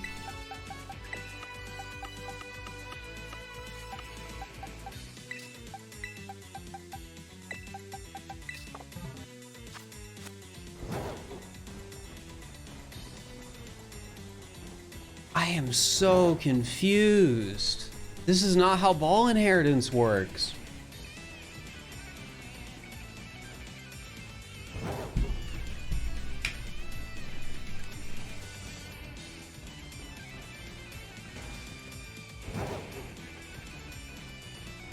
Something weird had to have been going on. It's not a 50-50 chance. The Pokeball should always be inherited from the female. Did the game think something else was in my party? And it was breeding with what it thought I had in my party?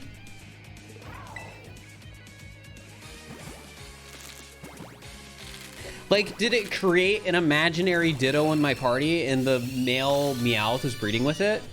Because if the male Meowth was breeding with an imaginary Ditto, same dex number equals 50-50? Really?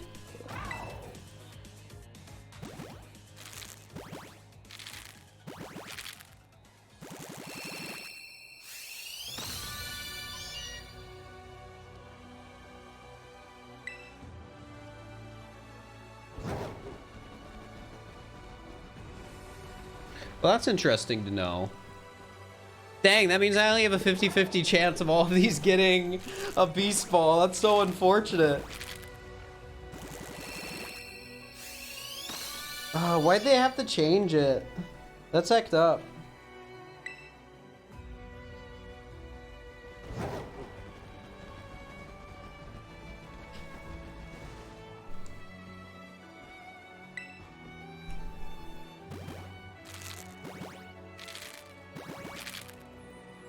I mean, if one of them isn't... So, here's what I'm gonna do. If, like, one of these Pokemon, I will probably not get in a Beast Ball, like, at all. I'll just get 3, like, of the non-shinies in a Beast Ball or whatever. Or not in a regular Pokeball. But for the ones that doesn't happen, the one I evolve, I think, will be whatever's in a Beast Ball. Why did it work all right with the Zorua? Because... when I got the foreign Zorua, it was because I traded a Zorua in a Beast Ball to somebody in my chat who had a Switch in a different language.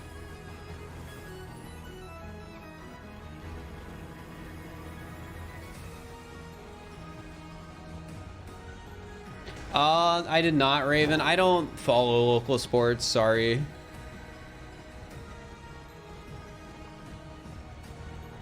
Yeah, they're both the parents are in a beast ball for Zorua. Because I traded Zorua I bred into a beast ball to somebody who got me a foreign that they bred using the one I traded to them. Can I do a push-up? I mean, yeah, but not now.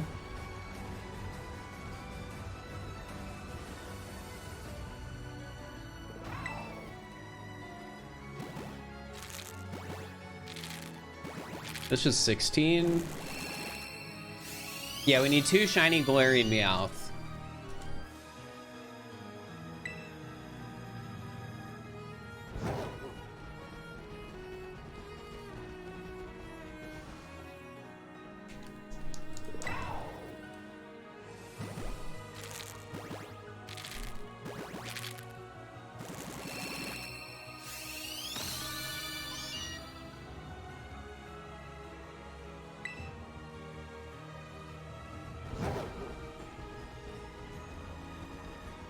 Do it at the end of stream? No.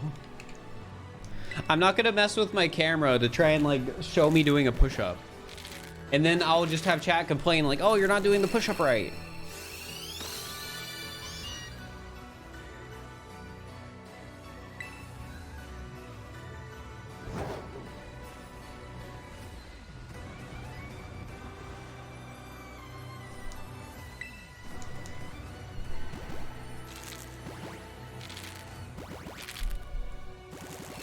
Oh yeah, chat. Last time I was at the store, I finally bought more. I bought sugar for my coffee. So now I can actually make coffee that doesn't taste like garbage. I also realized that I could add more milk to the coffee, and that helps too.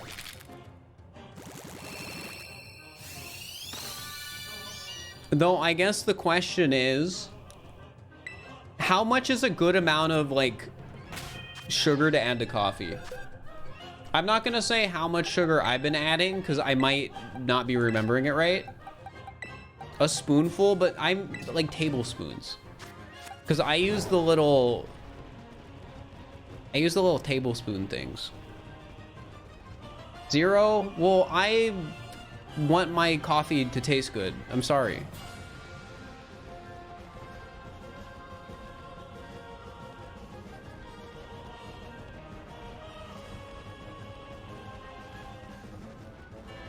One or 2 spoonfuls. How much is a spoonful though?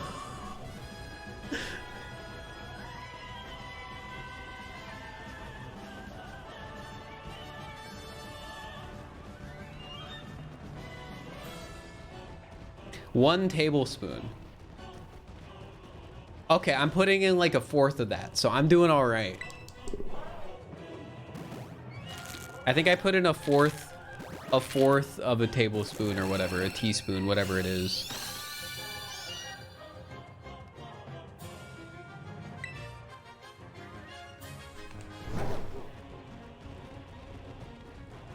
I think the main thing that's helped the most, like even more than the creamer and the sugar, is just having more milk in it. Because I feel like the milk just dilutes the taste of the coffee, so it's not as strong.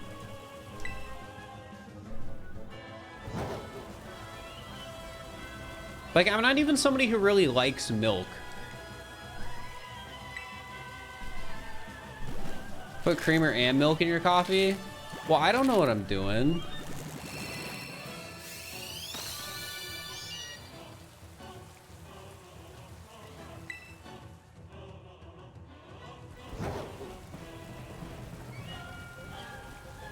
I have coffee like once a week. So, you know.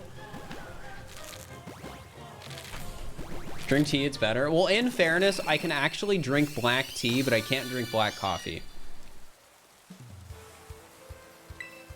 And when I say black tea, I just literally mean black tea with no sugar added. Because I know technically black tea is a type of tea. But when you're saying black coffee, that just means you're drinking coffee, I guess.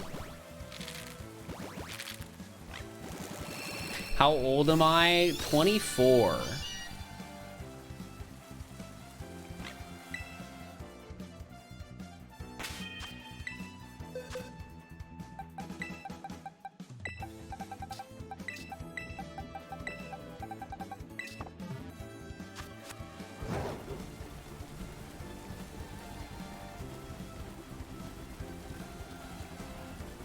I thought you were 19. No. I wish I was 19. Well, actually, no, I don't. I don't wish I was 19. That's like how old, like, Tommy Innit is. I don't want to be that young. Because if I was 19, that means I would have been like 17 2 years ago. And I don't want to be 17 2 years ago. So yeah, I'm content with being 24.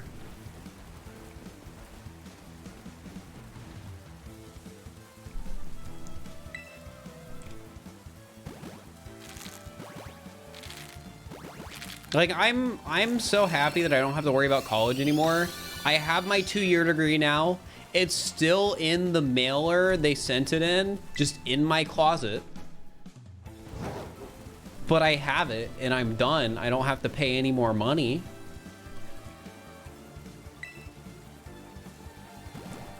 College sucked. You never got a frame for it? I should get a frame for it. There's 2 pieces of paper I need to get a frame for. I need to get a frame for my degree. It'll stay in the closet, but I should get a frame for it. And then I should also get a frame for the original letter I got when I got my 100K plaque, because I think that's something that's cute to keep, even though it'll also go in the closet.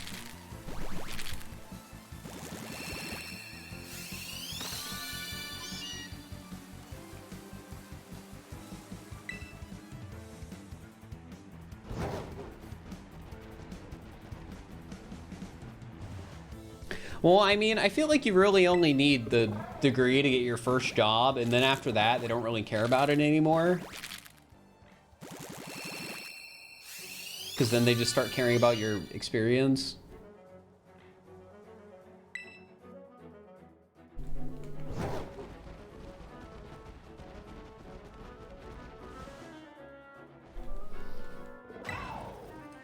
Yeah, I don't have a normal job, so if this ever falls through, I don't know what I will need to get a job. Are degrees scams?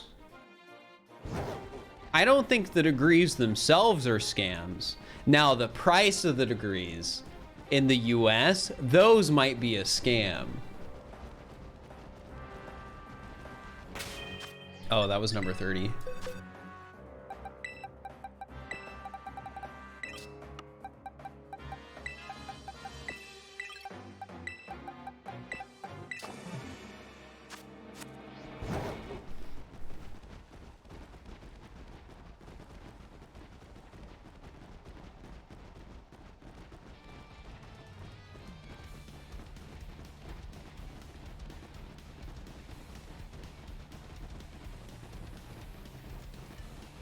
You're the first in your family to get a college degree, so it was a big thing. Yeah, that's fair.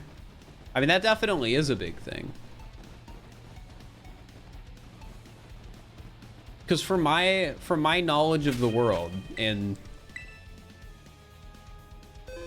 well, I was gonna say correct me if I'm wrong, but I'm pretty sure I'm not wrong.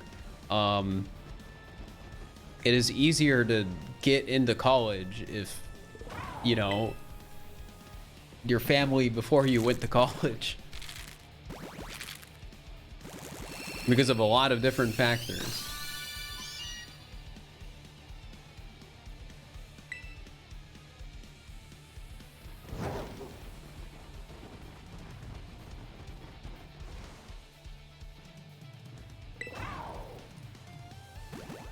Am I physically skilled / athletic? No, I am not.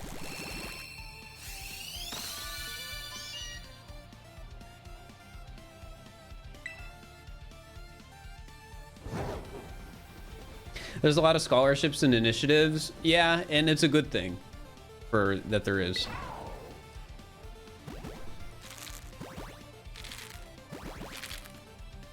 Because those things are generally, you know,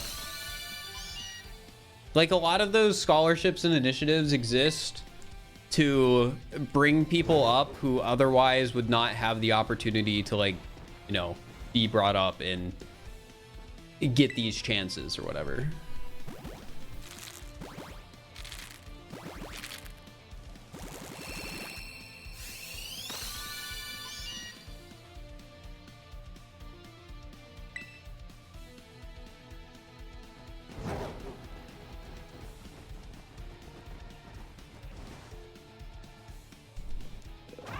All right, 35. A shiny for egg 35. No? Okay.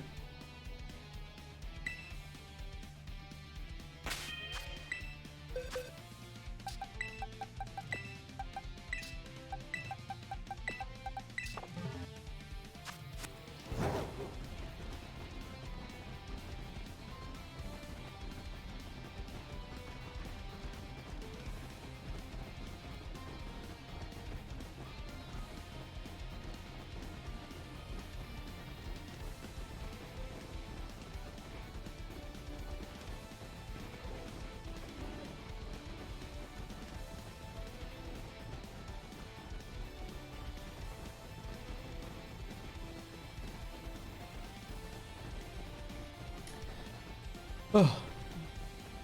Hope you've been doing well today, by the way, chat. Hope you've been having a good day.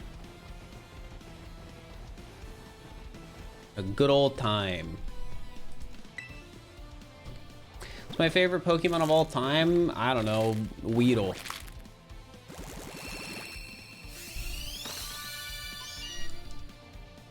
How's my day been today? It's been all right. I talked about this earlier, but I guess I'll talk about it again. So today I got a paper shredder.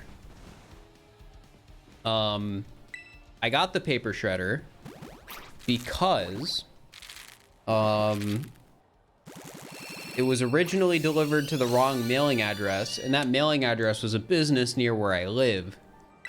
And they reached out to my apartment complex because, like, that was what was on the label. And my apartment complex reached out to me and gave me a number for somebody at the place of business. So I called them and I walked over there today and I got it.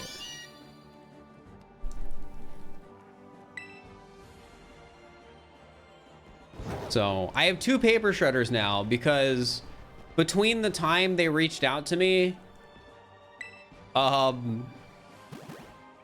and me ordering the paper shredder, I reached out to Staples support telling them, hey, this was delivered to the wrong address, because it was. So now I just have 2 paper shredders.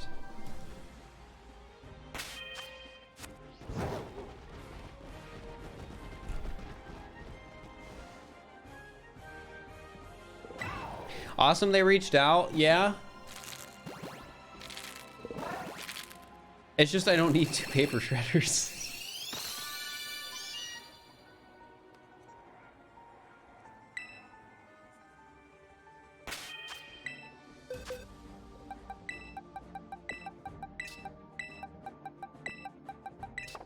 Give one away as a gift? I could.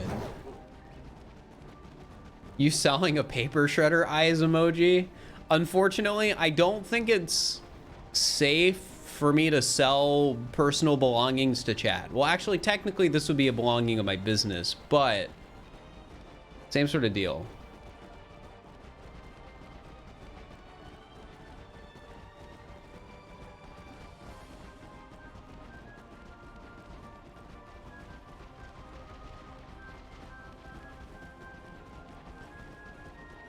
Yeah, the only thing I should be selling you guys, I feel, is merch. Which there is a merch thing I'm working on. I don't know when I'll get to show you guys. There is one merch thing that I am working on.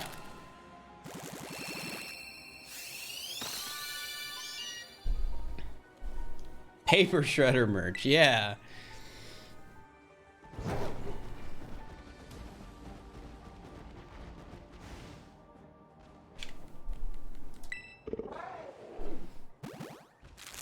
can't say what.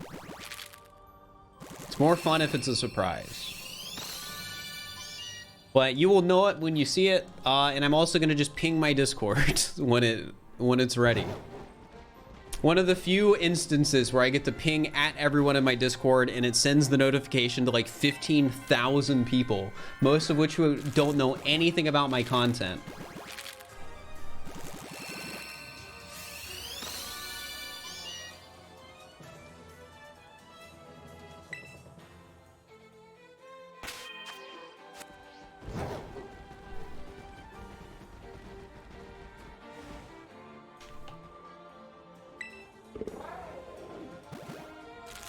I don't want anyone in chat to do merch for me. At everyone pings are a scary time. They are, because it means people who never interact in my server that also don't know anything about me might type a message in general. And that's scary. What's happening right now? We are shiny hunting. We're trying to get a shiny Galarian Meowth, specifically 2 of them. So we want this little Pokemon to come out of the egg, and we want it to be yellow.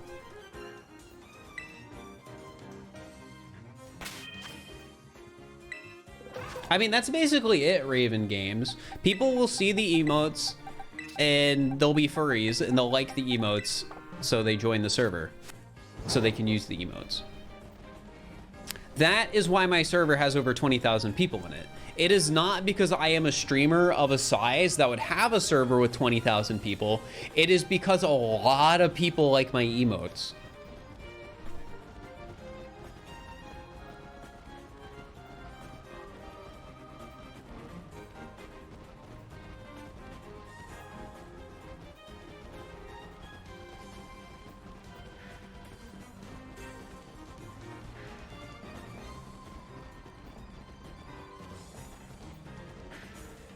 Well, so you shouldn't have had everyone, but at the same time, it's definitely the server's fault for not blocking that.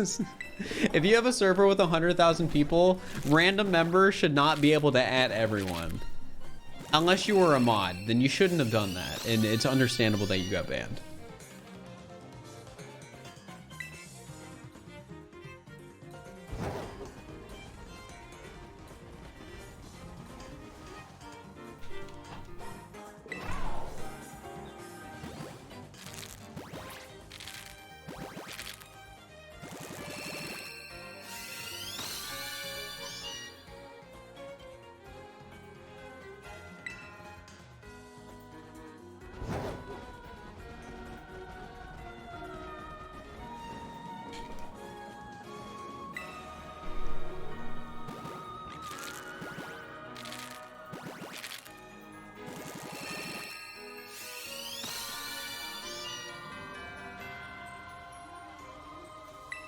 If even if it was disabled, it wouldn't surprise you if a server that size would just ban somebody for trying. That's true.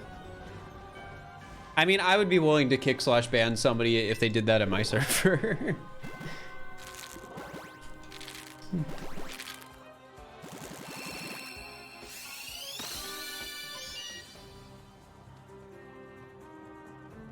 The way I feel like I moderate my Discord server when I'm specifically like the one handling an issue is very, I guess, quick to ban. Because I just do not have the patience to deal with people's garbage. On Twitch, it's a different story. But on Discord,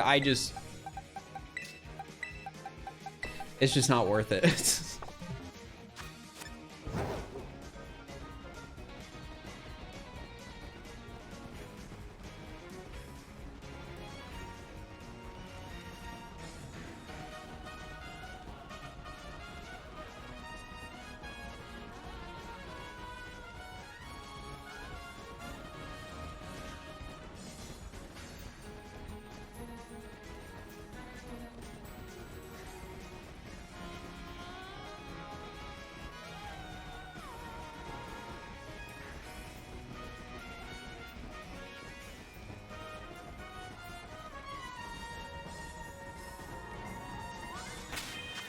No, we swapped him out.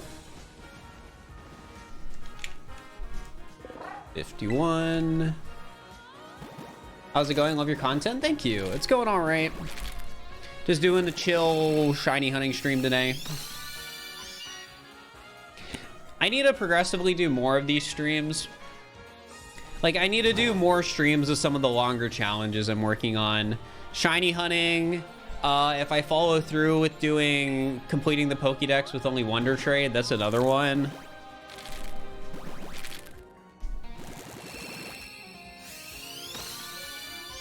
I think those are really the only long challenges right now.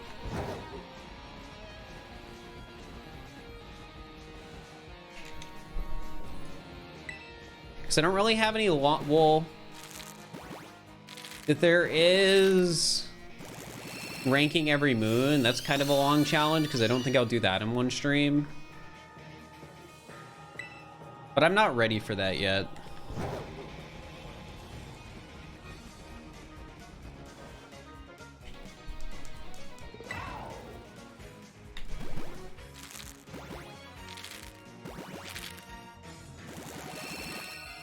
Did I upload a VODs channel video today? I just sort of schedule videos on that channel and let them go up. I forget when uploads actually happen. No, I think it's tomorrow one goes up. But I don't think I have anything scheduled after tomorrow. Is that true?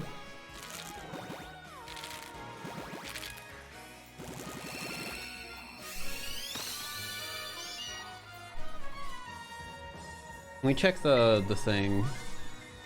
Because I might need to make some thumbnails tonight if that's the case. Oh no, I have 2 more videos scheduled on the channel right now, so I don't need to make thumbnails yet. You know what's funny, chat? On one of the VOD channel uploads, specifically for the like bootleg speedrun guide, somebody commented saying like, "Oh, but what about the person who made that probably worked really hard on it. I can't believe you would make fun of them for this." When I don't know if they understand the reality that that speedrun guide is relisted on Amazon with like 5 different titles and it is the exact same book. So it is very clearly a shovelware guide that they're just trying to get people to buy. The fake one. The fake one.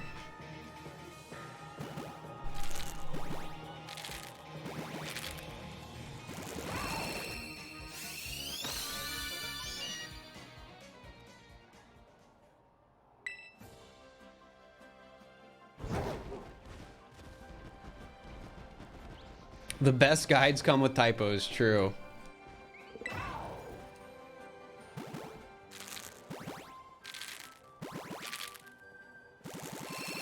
$250K subs, do the ranking all moons video. I'll just upload the ranking all the moons video when it's ready. I don't know when it'll be ready because I have so many projects I'm working on right now, and it sucks because a lot of them I can't just offhand to my editor. I need to do some streams I can just give to my editor.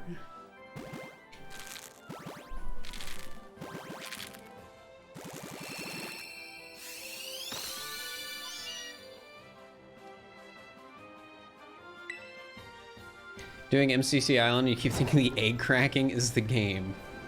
Nice.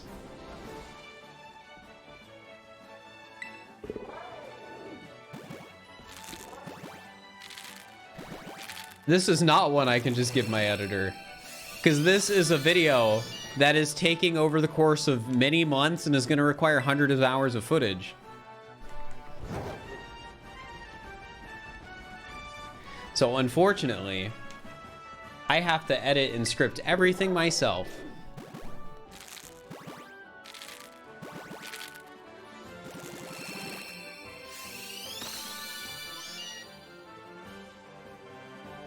My title's off by 1. Yeah, we found a shiny today and I haven't really cared to update the title.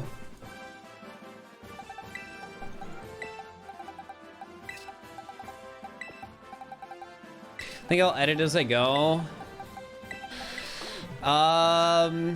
That's a question you'll have to ask me in like a month. Because this isn't a project I would even consider start scripting until I'm like done with egg shinies probably.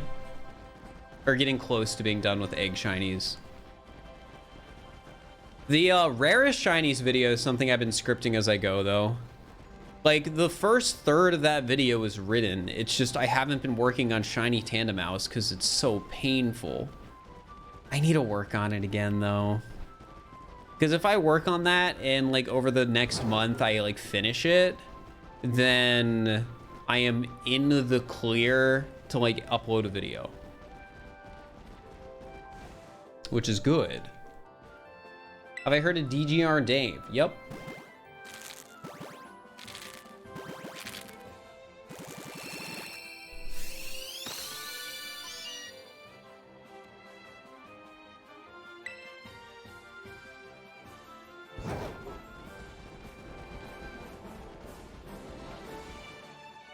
Ba-da-ba, ba-da-ba, da-da-da-da-da-dum.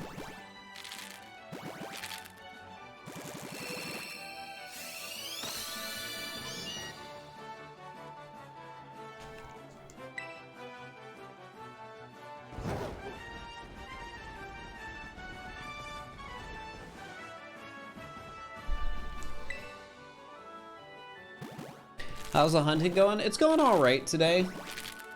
We've got one shiny today so far. So we're done with Hisui and Zorua. How many videos have you already recorded for the all shinies video? I think this is gonna be my 5th VOD. Though I might not end up saving all the VODs. Because I'm not gonna need all of them and it'll be like terabytes of data.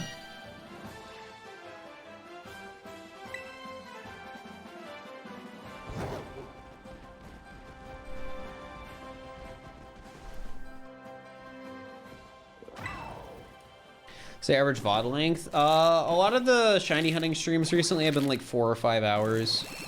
I need to do some longer ones though. I need to put in some like 10-hour shiny hunting streams. How much storage do I got? I have an 8 terabyte hard drive. And that's where I save my VODs.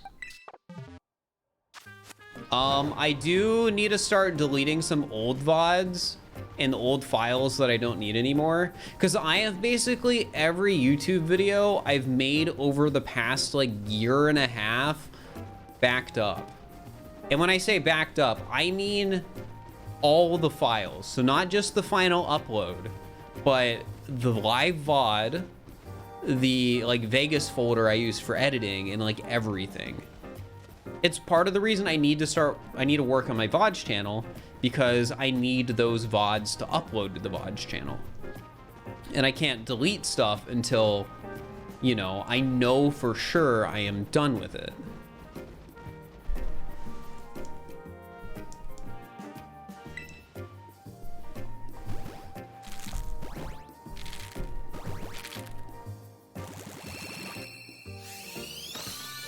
Like, I'll probably end up deleting the 100 hours shiny hunting VODs soon, because I don't think I'm gonna upload those to the VODs channel. I think I want to be a little picky with what I upload to the VODs channel, and I think 10-hour shiny hunting Pokemon VODs are not what I want to upload there.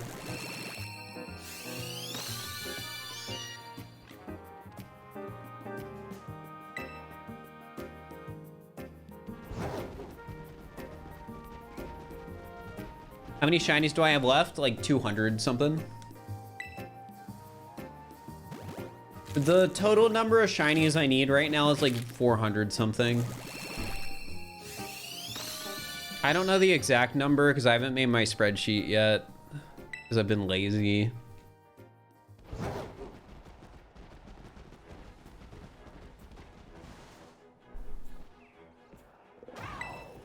Why is the egg over here? What the heck?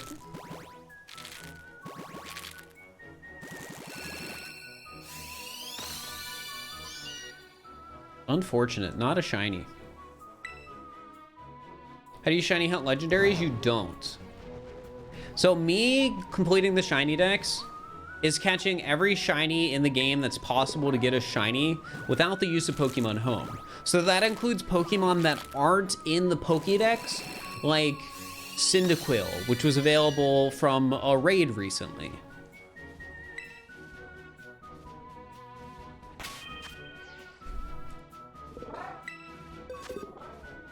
So that's why the number is still over 400, even if there's like 10 Pokemon, I think, in the normal Pokédex that you can't get shiny.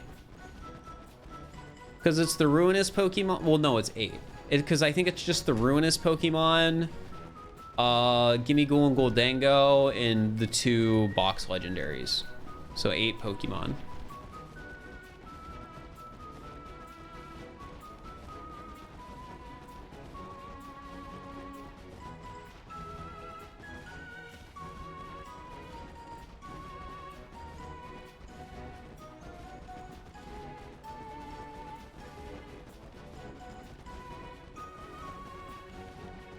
I use an Elgato HD60 Pro.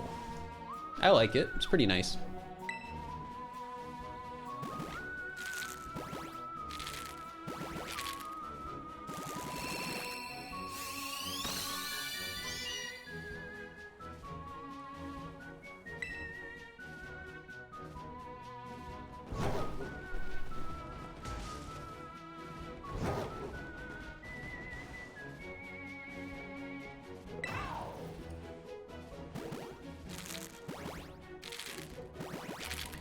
Was that 72 we just hatched? It might have been. Yo, Shiz! Thank you for the tier 1. I appreciate it.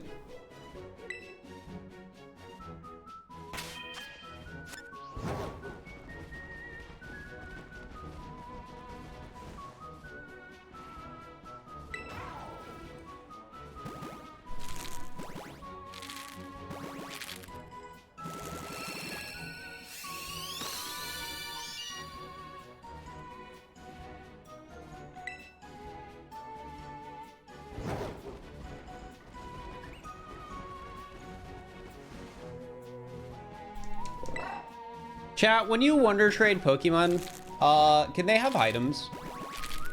I know this is kind of a random question, but...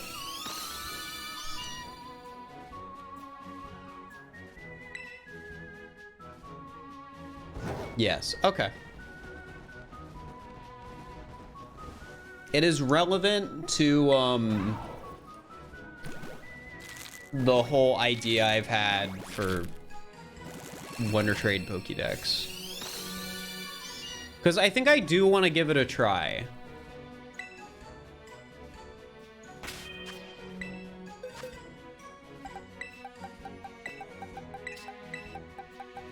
With a few rules to make it a bit more feasible.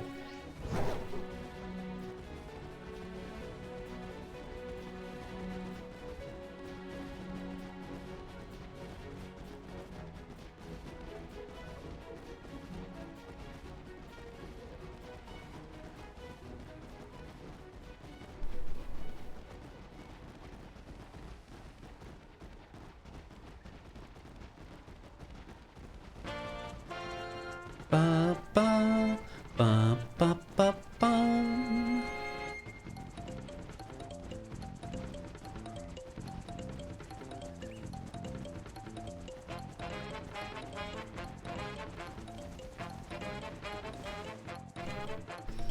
All right, egg 76.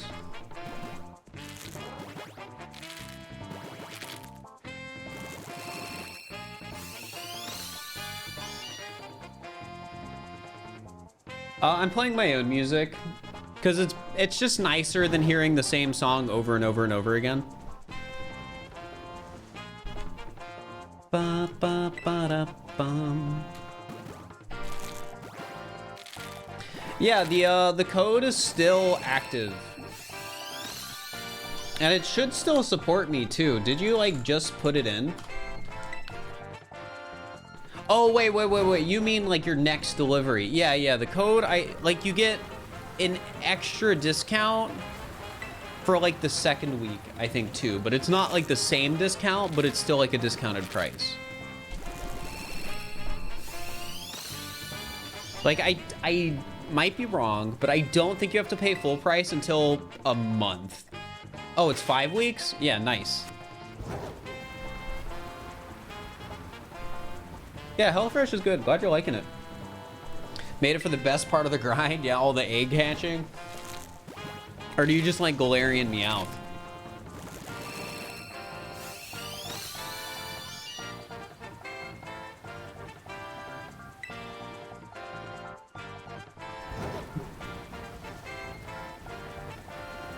So chat, I had an excellent idea.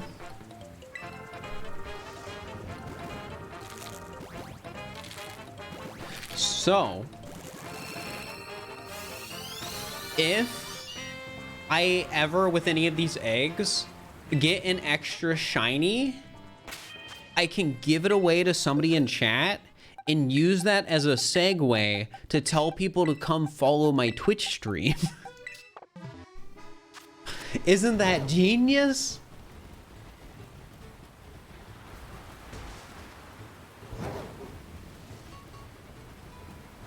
Yeah, that's so smart. That's a freaking 5-head moment.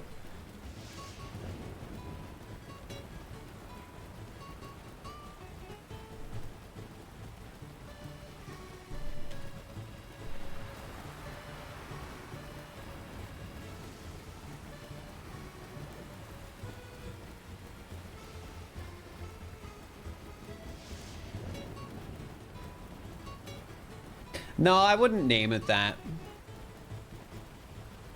I would just mention in the video, oh, I got, after getting all the shinies I needed, I hatched the rest of the eggs and got an extra. So I gave it to somebody in my Twitch chat, which, by the way, I stream regularly at like Twitch dot, you know, that sort of deal. Nice. Not a shiny again. I think that was 81. Can we double check? Yeah, we're at 81. Team did great in Block Wars. Thank you. I liked the new game that was added. I thought it was fun. It was hard for me to focus at the time because it was when my internet started breaking for specifically streaming. So yeah, that made it hard to focus, but I liked the game.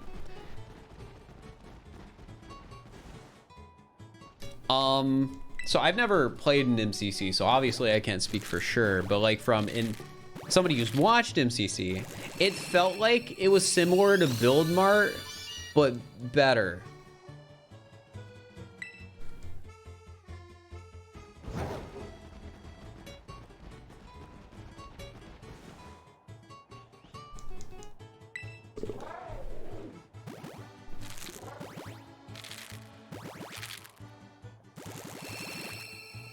And maybe I'm wrong about that.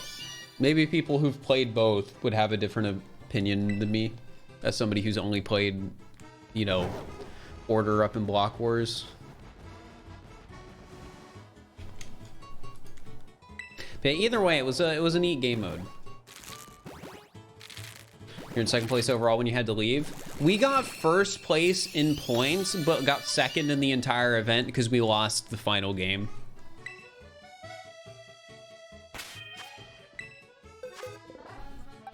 But you know, it happens.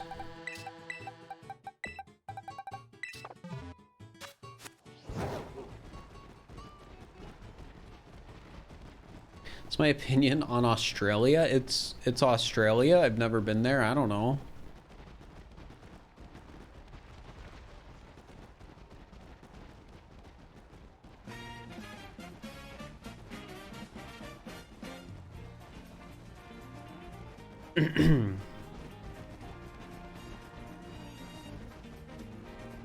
Ba-da-ba-ba-ba. Ba-da-da-da-ba-ba-ba-da. This is such a good theme. I feel like when I'm not playing Mario Odyssey and I'm just like doing shiny hunting or something like that, I can appreciate the themes in the game a bit more. Because when I'm playing the game, my brain just like tunes them out.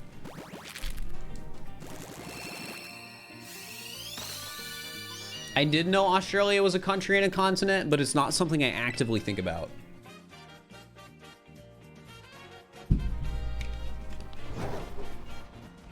How did I start out Twitch streaming? I started out with speedruns. A lot of people, when they speedrun, just stream on Twitch to have a live recording of their run. I feel like it adds some validity to the run itself, and also it's just a great way that the recording is out there.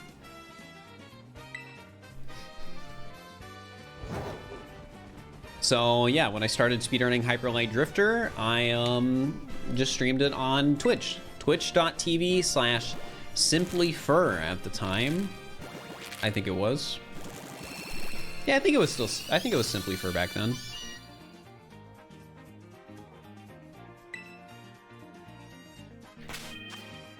Can I just say, I hate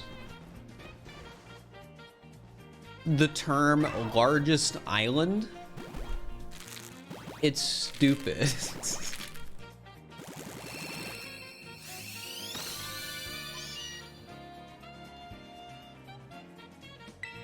Because if you think about it, it's all islands. So at what point do you stop calling it an island? It feels like completely arbitrary. And I'm sure there's some like scientific definition to a point where it stops being considered an island. But that seems stupid.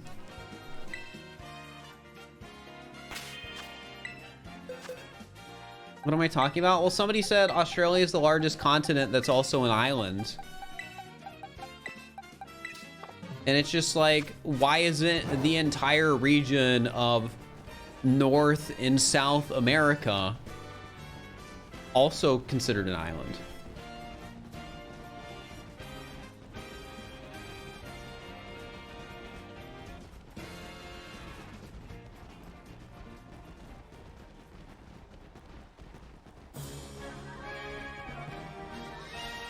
Like, obviously, living in Ohio, I wouldn't say I live on an island, but living in if I lived in Australia, I don't think I'd say I live on an island either. If I lived in Japan, I don't think I'd say I live on an island.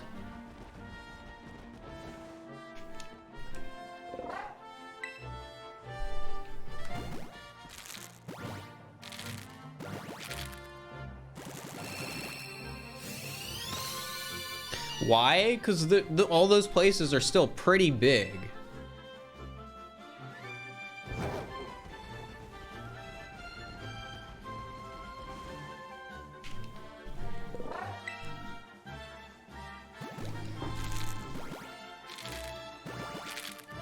If I lived on an island, well, like, it's just, that's the thing. Island is like a subjective term.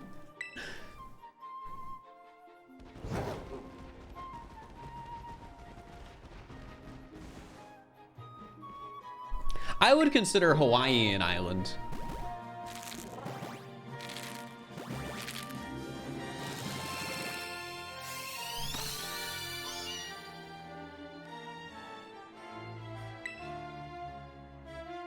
Well, I mean, Hawaii as a whole, I guess, isn't an island, but there are islands that are a part of Hawaii.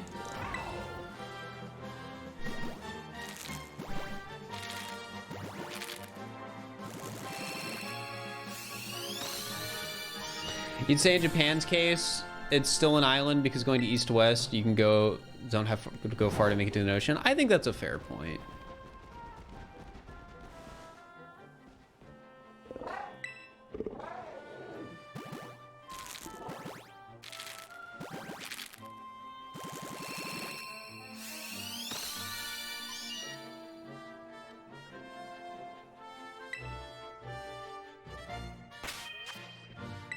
Technically islands, but it feels misleading to refer to them as one. Yeah.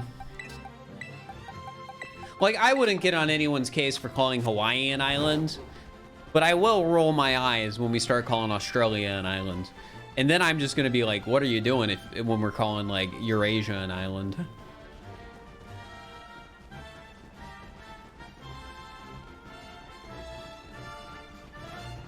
Because there's a point where the term just starts to lose its meaning.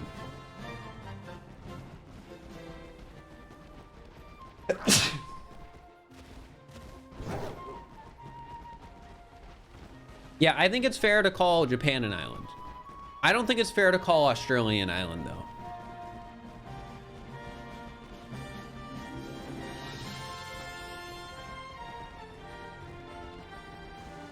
The planet is an island in space. I don't think there's anything wrong with what you said, because it gives the appropriate context for island to be used there.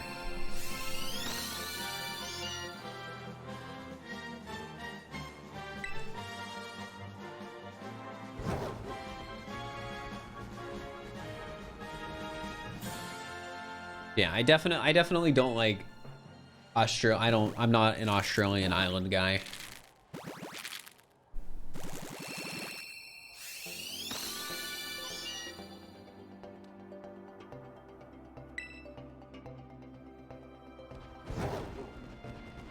That's why you can technically consider a coconut a mammal. I guess if your only definition is having hair and producing milk, then I guess so. But I would imagine, you know, biologically, you cannot consider it a mammal. Like when you go into like the actual biology, because there's more to it than just, you know, milk and fur. Don't we also have like fun things like, isn't like botanically a tomato a fruit, but like culinarily it's not?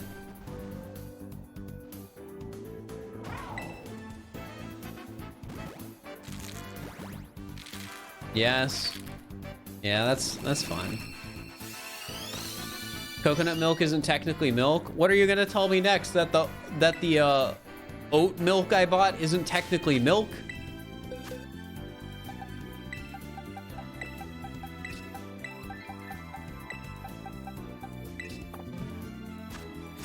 It's not technically?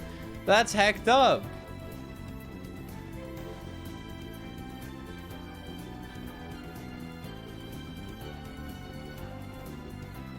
The Supreme Court ruled it's a vegetable. All right, is that a joke? Or was there actually a court case that made it to the Supreme Court revolving around how a company was like advertising a tomato being a vegetable or something like that?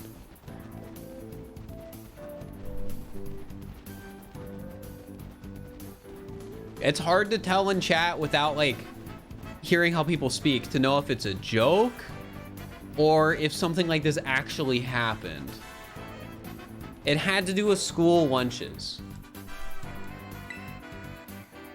I think that was appropriate for the conversation. So that you can repost that. Though in the future, ask before posting a link because it might get purged.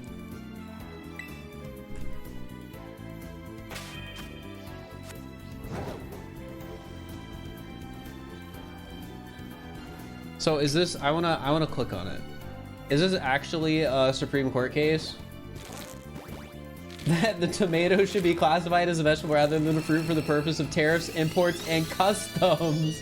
That's crazy.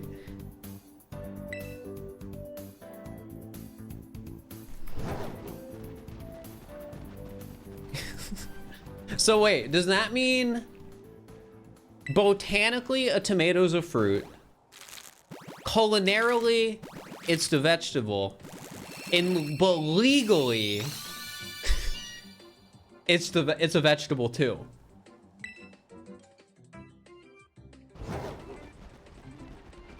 Legally in the United States, tomatoes are vegetables.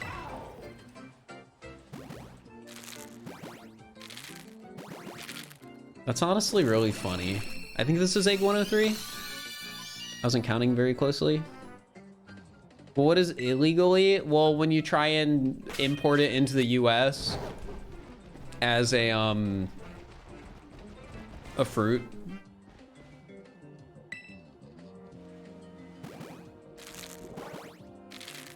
Didn't realize there are legal rulings on these kind of things. Yeah, apparently there are.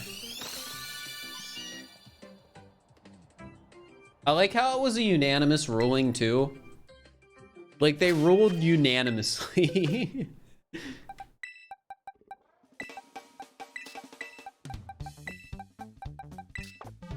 It said 9-0 in the wiki article.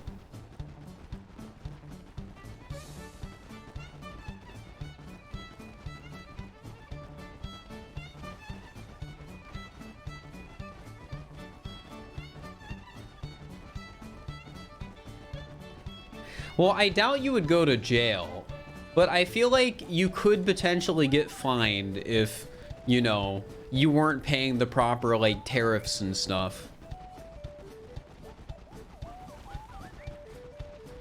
Chose the right music? Yeah, like, my playlists are just music that I like from video games, and usually they're under, like, certain themes. Like, I have a more intense playlist for, like, boss music, and I have one that's just a bit higher energy.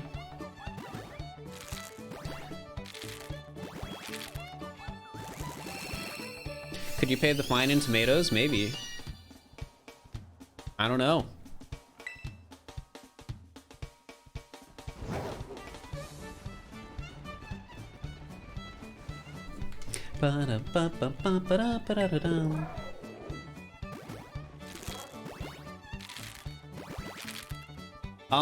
I don't have any Dark Souls music in my song list. But I would imagine the Dark Souls boss music would probably fit in the boss music playlist. Because I'd imagine it's like a crazy orchestrated theme.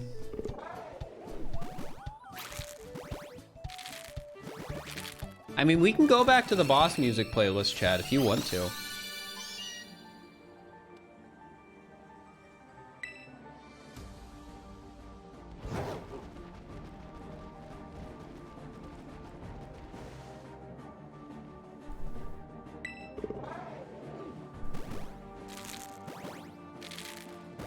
You know, or just hatching eggs. What game is this from? Oh, this is Kirby.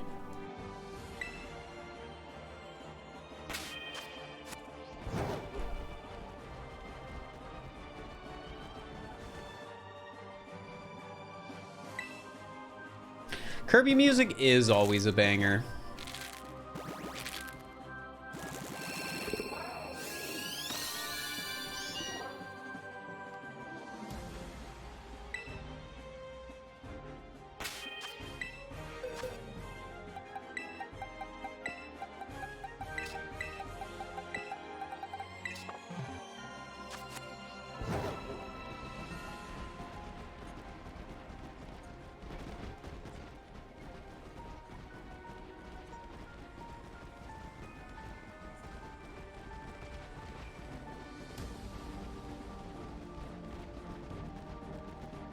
I did see the little turtle Pokemon. They're a little guy.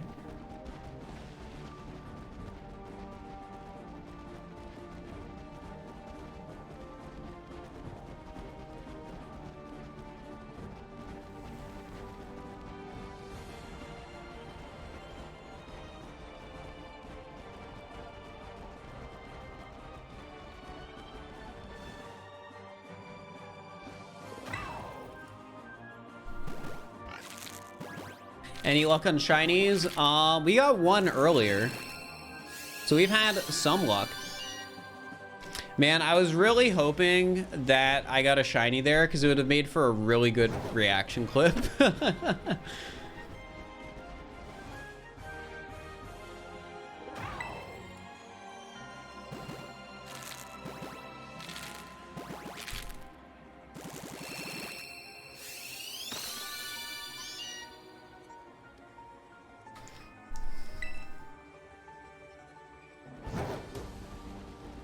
That would have been funny. Yeah, it would have been good. After stream, I think I need to work on the escape room video. Because I think, like we were talking earlier, I think that needs to be the advertised ad read video. So I need to finish that before I go on my trip next week for the thing I don't know if I'm allowed to talk about or not yet. Again, I'm assuming the answer is yes, I can talk about it, because I would imagine they want me to talk about it, because it's like, you know, it's like a sponsored thing, but like not quite. So like they would want you to talk about it, but I just need to make sure. Yeah, I already recorded the 3 playthroughs of the mod with people, so I have everything I need to edit. So what I'm gonna do is I'm gonna edit an individual highlight for each person, and then once I finish that, I'm going to like mix them together with like, it'll essentially be the best of moments from all 3 perspectives. And follow the progression of clearing the level, and then at the end you get to find out who did it fastest.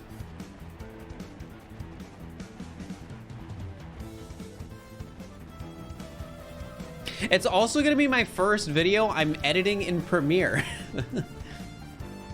Because I've decided Sony Vegas 15 sucks, and I need to actually learn Premiere.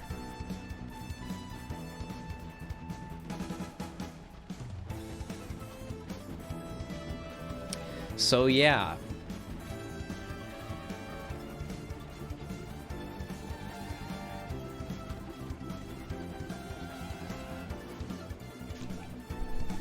All right, we have like 4 eggs left.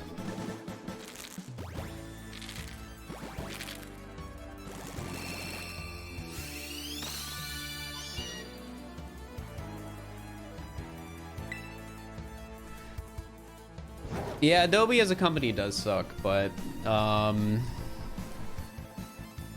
feel like their program will crash less on me and generally be more reliable. And there's also like those like plugin things you can use where it will like always be the same thing, and that could be useful, right? Like, can't you like write a program essentially in Adobe to make it really easy to do the same thing like over and over again?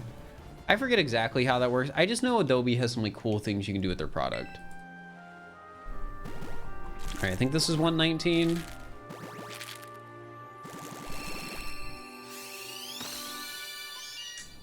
Dang it. Well, was that my last egg? No, we have 1 more. This is 119.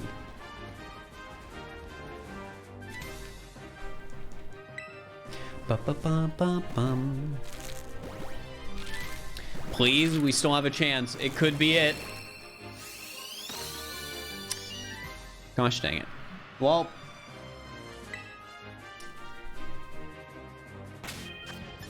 unfortunate. Not this batch, not any of the 119. Oh, Justin Capri Pro. I haven't really edited much yet, so I can't answer that question yet. Well, I edit the... Here, let me turn the music off so I can focus a bit better. I edit the VOD channel uploads in Premiere, which for the most part just means trimming off the start and trimming off the end. For the VOD of Bon Bones Mountain that'll go up though, that does have some additional editing, meaning I edited out me reinstalling the mod and the game crashes.